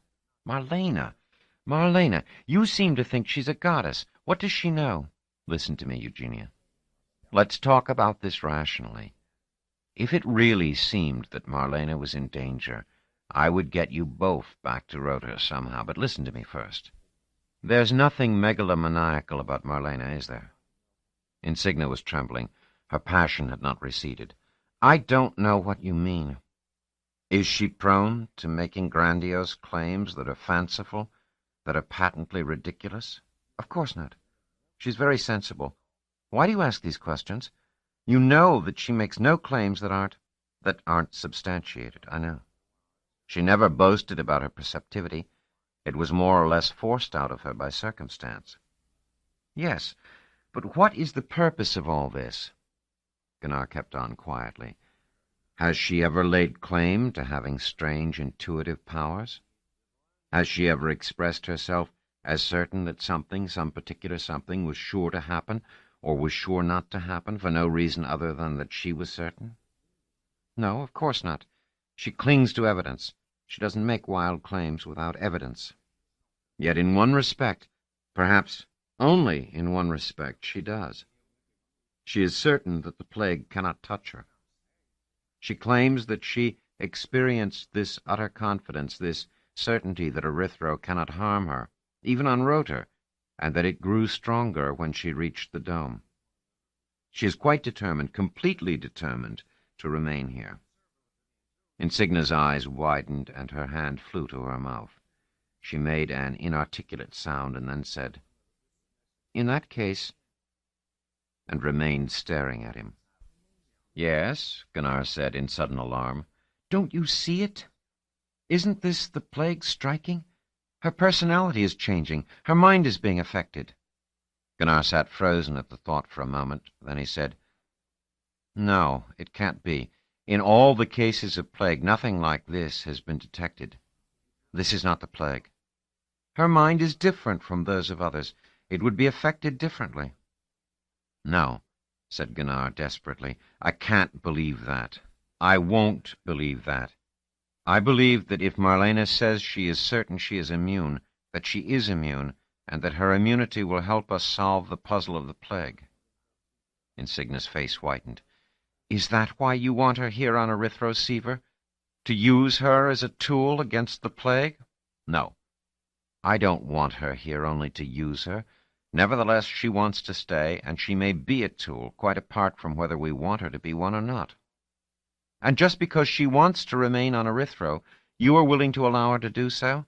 Just because she wants to stay out of some perverse desire she can't explain, and in which you and I can see no reason or logic? You seriously think she should be allowed to remain here merely because she wishes to? Do you dare tell me that? Gunnar said with an effort. As a matter of fact, I am tempted in that direction. It is easy for you to be tempted. She is not your child. She is my child. She is the only— I know, said Gunnar. She is the only thing you have left of— Cryle. Don't stare at me like that. I know that you have never overcome your loss. I understand how you feel. He said this last softly, gently, and looked as if he wanted to reach out and touch Insigna's bowed head. Just the same, Eugenia, if Marlene really wants to explore Erythro, I think nothing will stop her from doing so in the end. And if she is absolutely convinced that the plague will not touch her mind, perhaps that mental attitude will prevent it from doing so. Marlene's aggressive sanity and confidence may be her mental immune mechanism. Insignia snapped her head up, her eyes smoldering. You are speaking nonsense, and you have no right to give in to this sudden streak of romanticism in a mere child. She is a stranger to you. You do not love her.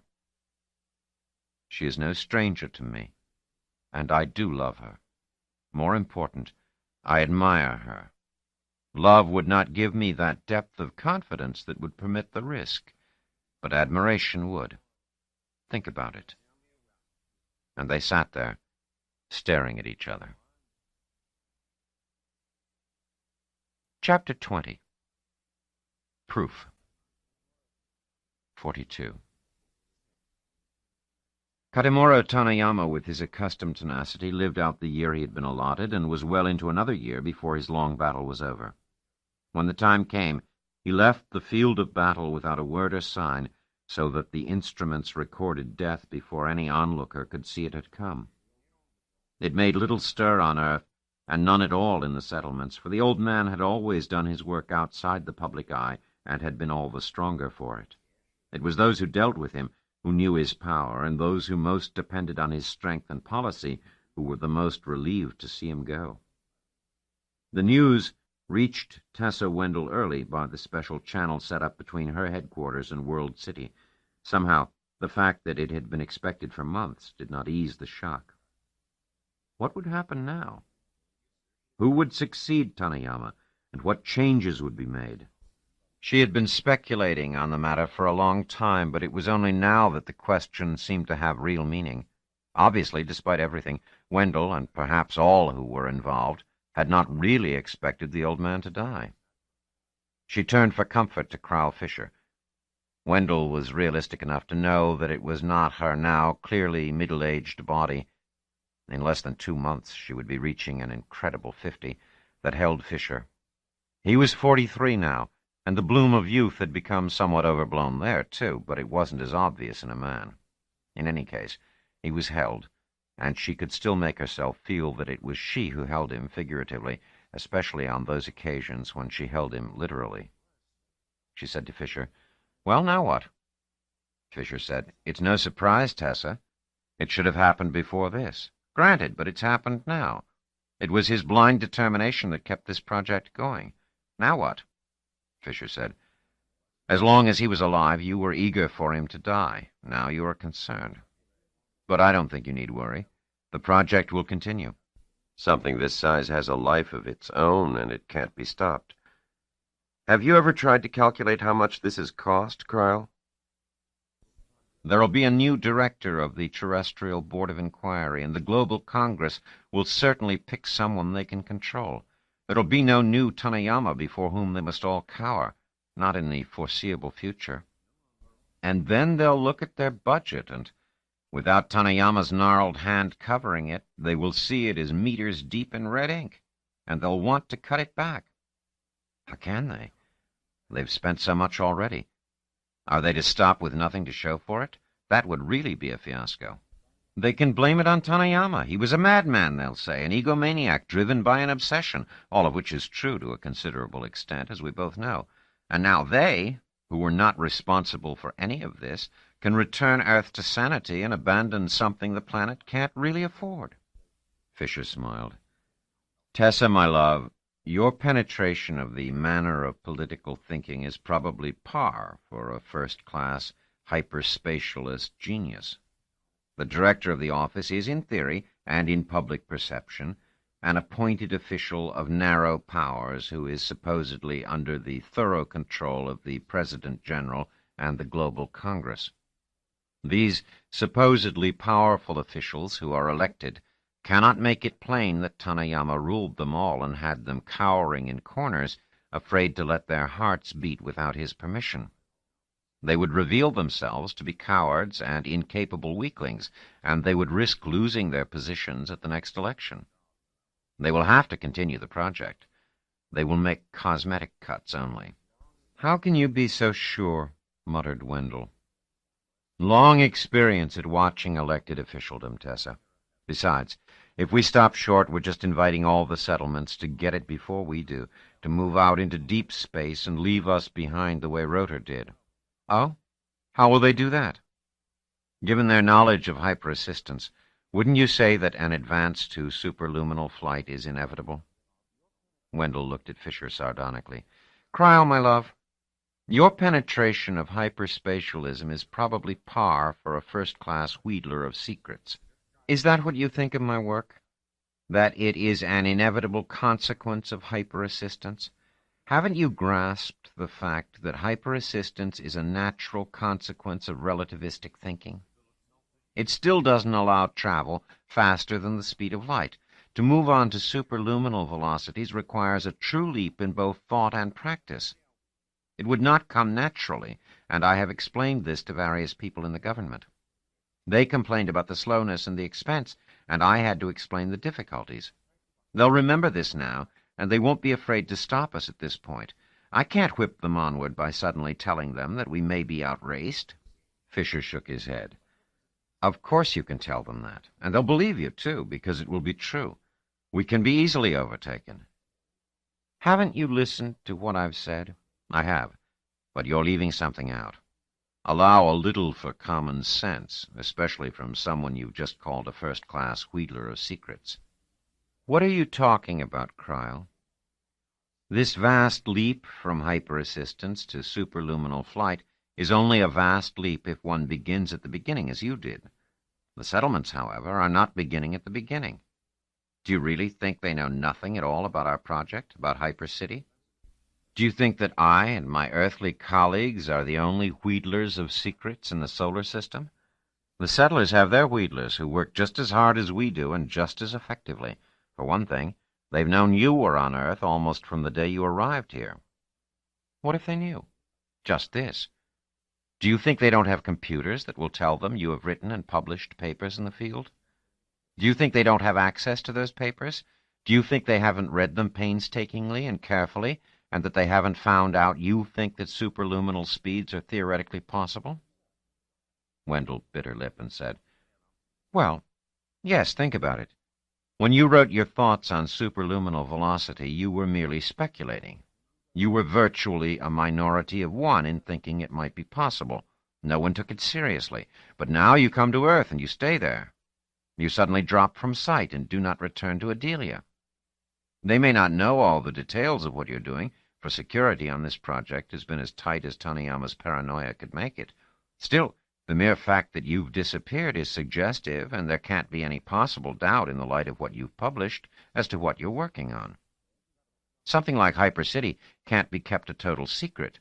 The incredible sums of money being invested must leave a noticeable trace, so every settlement is scrabbling for odds and ends they may be able to convert into bits of knowledge, and every bit gives them hints that will enable them to progress much more quickly than you were able to. You tell them all that, Tessa. If any question arises over ending the project, we can and will be overtaken in the race if we stop running. That thought will keep the new people as fired up over the matter as ever Tanayama was, and it all has the merit of being true." Wendell was silent for a considerable time while Fisher watched her carefully. "You're right, my dear wheedler of secrets," she said at last. "I made a mistake in thoughtlessly considering you a lover rather than an adviser." "Why should the two necessarily be mutually exclusive?" asked Fisher. "Although," said Wendell, "I know very well that you have your own motivations in this." "What does that matter?" said Fisher. "Even if it's true, provided mine run parallel with yours." 43. A delegation of congressmen eventually arrived along with Igor Koropatsky, the new director of the Terrestrial Board of Inquiry. He had been in subordinate positions at the office for years, so he was not completely unknown to Tessa Wendell. He was a quiet man with smooth, thinning gray hair, a rather bulbous nose, a comfortable double chin, who looked well-fed and good-natured. He was shrewd, undoubtedly, but he obviously lacked Tanayama's almost diseased intensity. At a full kilometer, you could see that. Congressmen were with him, of course, as though to show that this successor was their property and under their control. They must surely be hoping it would stay that way. Tanayama had been a long and bitter lesson. No one suggested that the project be ended. Rather, the concern was that it be hastened, if possible. Wendell's cautious attempt to stress the possibility that the settlements might overtake Earth or be hot on its heels was accepted without demur, almost dismissed as obvious on the face of it. Koropatsky, who was allowed to be spokesman and to take the responsibility, said, "Dr. Wendell, I do not ask for a long, formal tour of Hyper City. I have been here before, and it is more important that I spend some time reorganizing the office. I mean no disrespect to my distinguished predecessor, but any shifting of an important administrative body from one person to another requires a great deal of reorganization, especially if the predecessor's tenure has been a lengthy one. Now, I am not by nature a formal man. Let us therefore speak freely and informally, and I will ask some questions which I hope you will answer in a way that a man of my own modest attainments in science will have no trouble in understanding." Wendell nodded. "I will do my best, Director." "Good. When do you expect to have a superluminal starship in operation?" "You must realize, Director, that this is an essentially unanswerable question. We are at the mercy of unforeseen difficulties and accidents." "Assume only reasonable difficulties and no accidents." "In that case, since we have completed the science and need only the engineering, if we are fortunate, we will have a ship in 3 years, perhaps." "You will be ready in 2236, in other words?" "Certainly not sooner." "How many persons will it carry?" 5 to 7, perhaps. "How far will it go?" "As far as we wish, Director. That is the beauty of superluminal velocity. Because we are passing through hyperspace where the ordinary laws of physics do not apply, not even the conservation of energy, it costs no more effort to go 1,000 light-years than to go 1. The director stirred uneasily. "I am not a physicist, but I find it difficult to accept an environment without constraints. Are there not things you cannot do?" "There are constraints. We need a vacuum and a gravitational intensity below a certain point if we are to make the transition into and out of hyperspace. We will, with experience, undoubtedly find additional restraints which might have to be determined through test flights. The results might necessitate further delays. Once you have the ship, where will the first flight take you? It might seem prudent to allow the first trip to go no farther than the planet Pluto, for instance, but that might well be considered an unbearable waste of time. Once we have the technology with which to visit the stars, the temptation to actually visit one would be overwhelming." "Such as the neighbor star?" "That would be the logical goal. Ex-Director Tanayama wanted that visited, but I must point out that there are other stars far more interesting. Sirius is only 4 times as far away, and it would give us a chance to observe a white dwarf star at close range." "Dr. Wendell, I think that the neighbor star must be the goal, though not necessarily for Tanayama's reasons. Suppose you travel far out to some other star, any other star, and return. How would you prove that you had indeed been in the neighborhood of another star?" Wendell looked startled. "Proof? I don't understand you." "I mean, how would you counter accusations that the supposed flight was actually a fake?" A fake? Wendell rose furiously to her feet. That is insulting. Koropatsky's voice suddenly grew dominating. Sit down, Dr. Wendell. You are being accused of nothing. I am trying to foresee a situation and to guard against it. Humanity moved into space almost 3 centuries ago. It is a not altogether forgotten episode in history, and my subdivision of the globe remembers it particularly well. When the first satellites went up in those dim days of terrestrial confinement, there were those who insisted everything presented by those satellites were fakes. The first photographs of the far side of the moon were accused of having been faked. Even the first pictures of Earth from space were called fakes by some few who believed the Earth was flat. Now, if Earth claims to have superluminal flight, we may run into similar trouble. Why, Director? Why should anyone think we would lie about a thing like that? My dear Dr. Wendell, you are naive. For over 3 centuries, Albert Einstein has been the demigod who invented cosmology. People, for generation after generation, have grown used to the concept of the speed of light as an absolute limit. They will not readily give it up. Even the principle of causality, and one can't think of anything more basic than that cause must precede effect, seems violated. That's one thing. Another, Dr. Wendell, is that the settlements might find it politically useful to convince their peoples, and Earthmen too, that we are lying. It will confuse us, involve us in polemics, waste our time, and give them more of a chance to catch up. So I ask you, is there a simple proof that any flight you might make would be a truly legitimate one? Wendell said icily, Director, we would permit scientists to inspect our ship once we return. We will undertake to explain the techniques used. No. Please, don't go any further. That would only convince scientists as knowledgeable as yourself. Well, then, when we come back, we will have photographs of the sky, and the nearer stars will be positioned slightly differently with respect to each other. From the change in relative positions, it will be possible to calculate exactly where we were relative to the sun. Also, just for scientists. Completely unconvincing to the average person. We'll have close-up pictures of whatever star we visit. It will be quite different from our sun in every respect. But this sort of thing is done in every trivial holovision program dealing with interstellar travel. It is the small change of the science fiction epic. It would be no more than a Captain Galaxy program. In that case, said Wendell, with teeth-clenching exasperation, I don't know of any way. If people will not believe, then they will not believe. It is a problem you must handle. I am only a scientist. Now, Doctor, keep your temper, please. When Columbus returned from his first trip across the ocean 7.5 centuries ago, no one accused him of fakery. Why? Because he brought back with him native people from the new shores he had visited.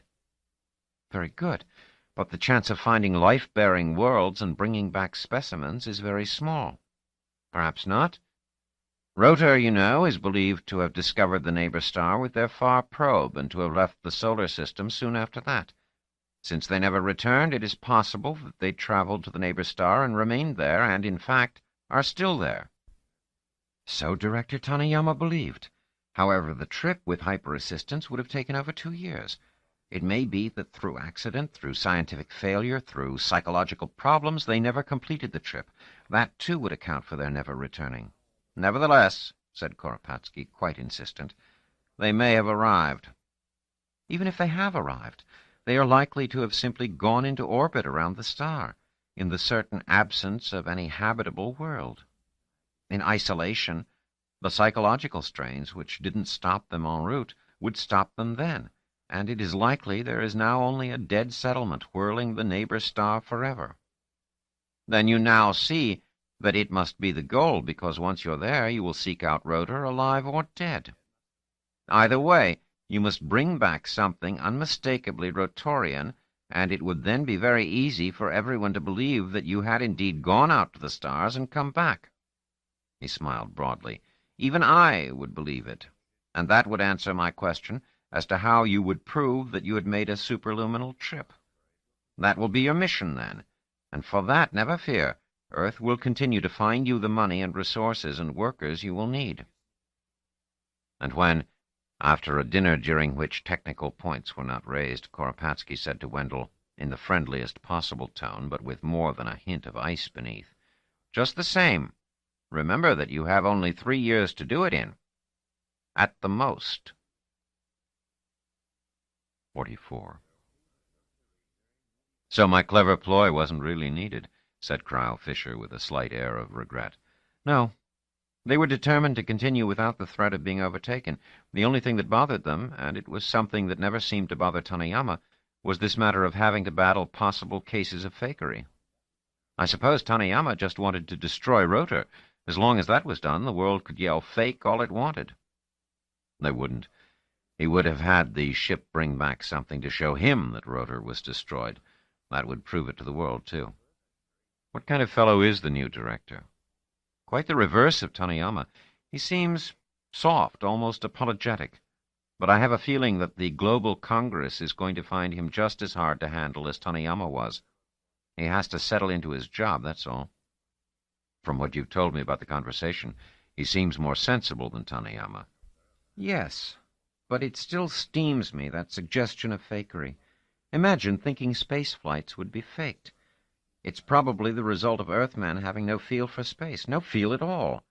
It's you people having this endless world and, except in a microscopic fraction of cases, never leaving it." Fisher smiled. "Well, I'm one of the microscopic fraction that has left it, often. And you're a settler, so neither one of us is planet-bound." "That's right," said Wendell, shooting him a sidelong glance. "Sometimes I think you don't remember that I'm a settler." "Believe me, I never forget it. I don't go about muttering to myself, 'Tessa is a settler, Tessa is a settler,' but at all times I know you are." "Does anyone else, though?" She waved her hand around as though to include an indefinite surrounding volume. "Here is Hyper City under unimaginably tight security, and why? Against the settlers. The whole point is to get out there with practical superluminal flight before the settlers can even get started. And who is in complete charge of the project? A settler. Is this the first time you've thought of that in the 5 years you've been on the project?" "No, but I think of it periodically. I just don't understand it. Aren't they afraid to trust me?" Fisher laughed. "Not really. You're a scientist. So? So scientists are considered mercenaries without ties to any one society. Give a scientist a fascinating problem and all the money, equipment, and help that he or she needs to tackle that problem, and that scientist wouldn't care who the source of support was. Be truthful. You care neither for Earth nor Adelia, nor for the settlements as a whole, nor even for humanity as a whole. You just want to work out the details of superluminal flight, and you have no loyalties beyond that." Wendell said haughtily, "That's a stereotype, and not every scientist will fit it. I may not fit it." "I'm sure they realize that, too, so that you are probably under constant surveillance, Tessa. Some of your closest associates probably have, as an important aspect of their work, the constant monitoring of your activities and the constant reporting to the government." "You're not referring to yourself, I hope."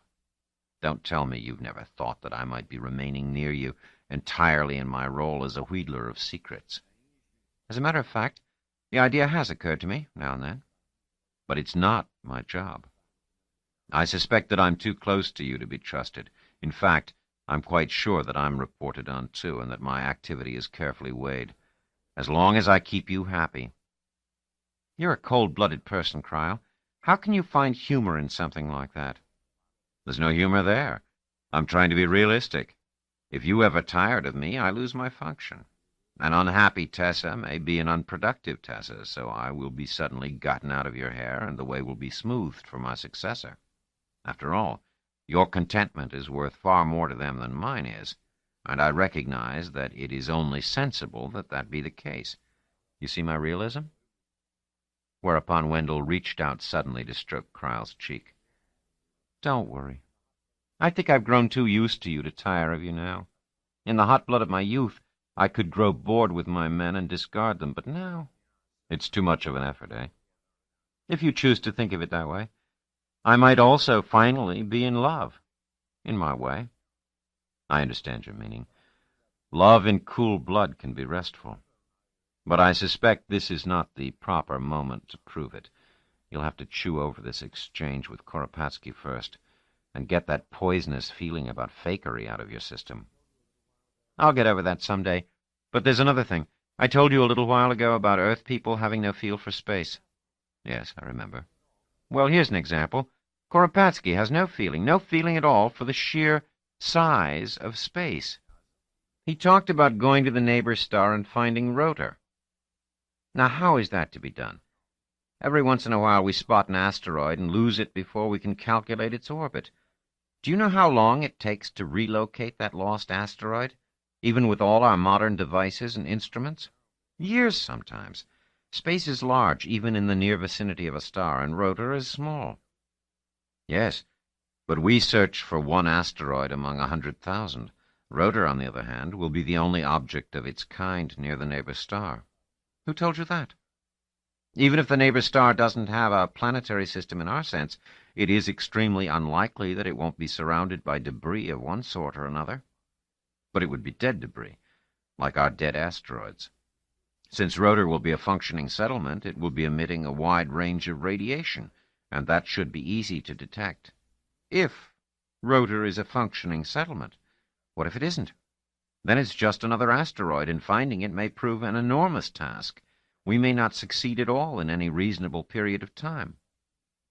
Fisher could not keep his face from falling into lines of misery. Wendell made a small sound and moved closer to him, placing an arm around his unresponsive shoulder. "Oh, my dear, you know the situation. You must face it," Fisher said in a choked voice. "I know. But they may have survived. Isn't that true?" "They may," said Wendell, with a slightly synthetic lilt to her voice, "and if they have, so much the better for us. As you pointed out, it would then be easy to locate them through their radiational output. And more than that." "Yes?" "Koropatsky wants us to bring back something that will prove we encountered Rotor, feeling that would be the best evidence that we had indeed been in deep space and returned, covering several light years in at most a few months. Except, what exactly could we bring back that would be convincing? Suppose we find some drifting bits of metal or concrete. Not any bit will do. A lump of metal with nothing to identify it as Rotorian would be something we might well have taken with us. Even if we managed to find a piece that is characteristic of Rotor, some artifact that could only exist on a settlement, it might be considered a fake. If, however, Rotor were a working, living settlement, we might be able to persuade some Rotorian to come back with us. A Rotorian can be identified as one. Fingerprints, retinal patterns, DNA analysis. There may even be people on other settlements or on Earth who would be able to recognize the particular Rotorian we bring back. Koropatsky hinted heavily that we do this. He pointed out that Columbus, returning from his first voyage, brought Native Americans with him. Of course, and Wendell sighed heavily as she went on, there is a limit to how much we can bring back, animate or inanimate. Someday we may have starships as large as settlements, but our first one is going to be a small and, by later standards, a primitive thing, I'm sure. We might be able to bring back one Rotorian. More than one would be more than we can handle, so we'll have to pick the right one. "My daughter Marlena," said Fisher. "She might not want to come. We can only take someone who's willing to return. There's bound to be one among the thousands, perhaps even a large number. But if she doesn't want to come, Marlena will be willing to come. You let me talk to her. Somehow I'll win her over. Her mother might not wish it." "Somehow I'll talk her into it," said Fisher stubbornly. "Somehow I'll manage." Wendell sighed again. "I can't let you live with that thought, Cryle. Don't you see that we can't take your daughter back, even if she is willing to come?" "Why not?" "Why not? She was 1 year old when she left. She has no memories of the solar system. No one in the solar system could identify her. There are very unlikely to have been any records that could be checked independently elsewhere in the system. No, we would have to have some middle-aged person at the least, and one who has visited other settlements, or better yet, Earth." She paused and then said tightly, "Your wife might be suitable. Didn't you once tell me that she took part of her education on Earth?" There would be records, and she would be identifiable. Though, to be honest, I would much rather take someone else. Fisher was silent. Wendell said almost timidly, I'm sorry, Cryle. It's not as I would wish it. And Fisher said bitterly, just let my Marlena be alive. We'll see what can be done.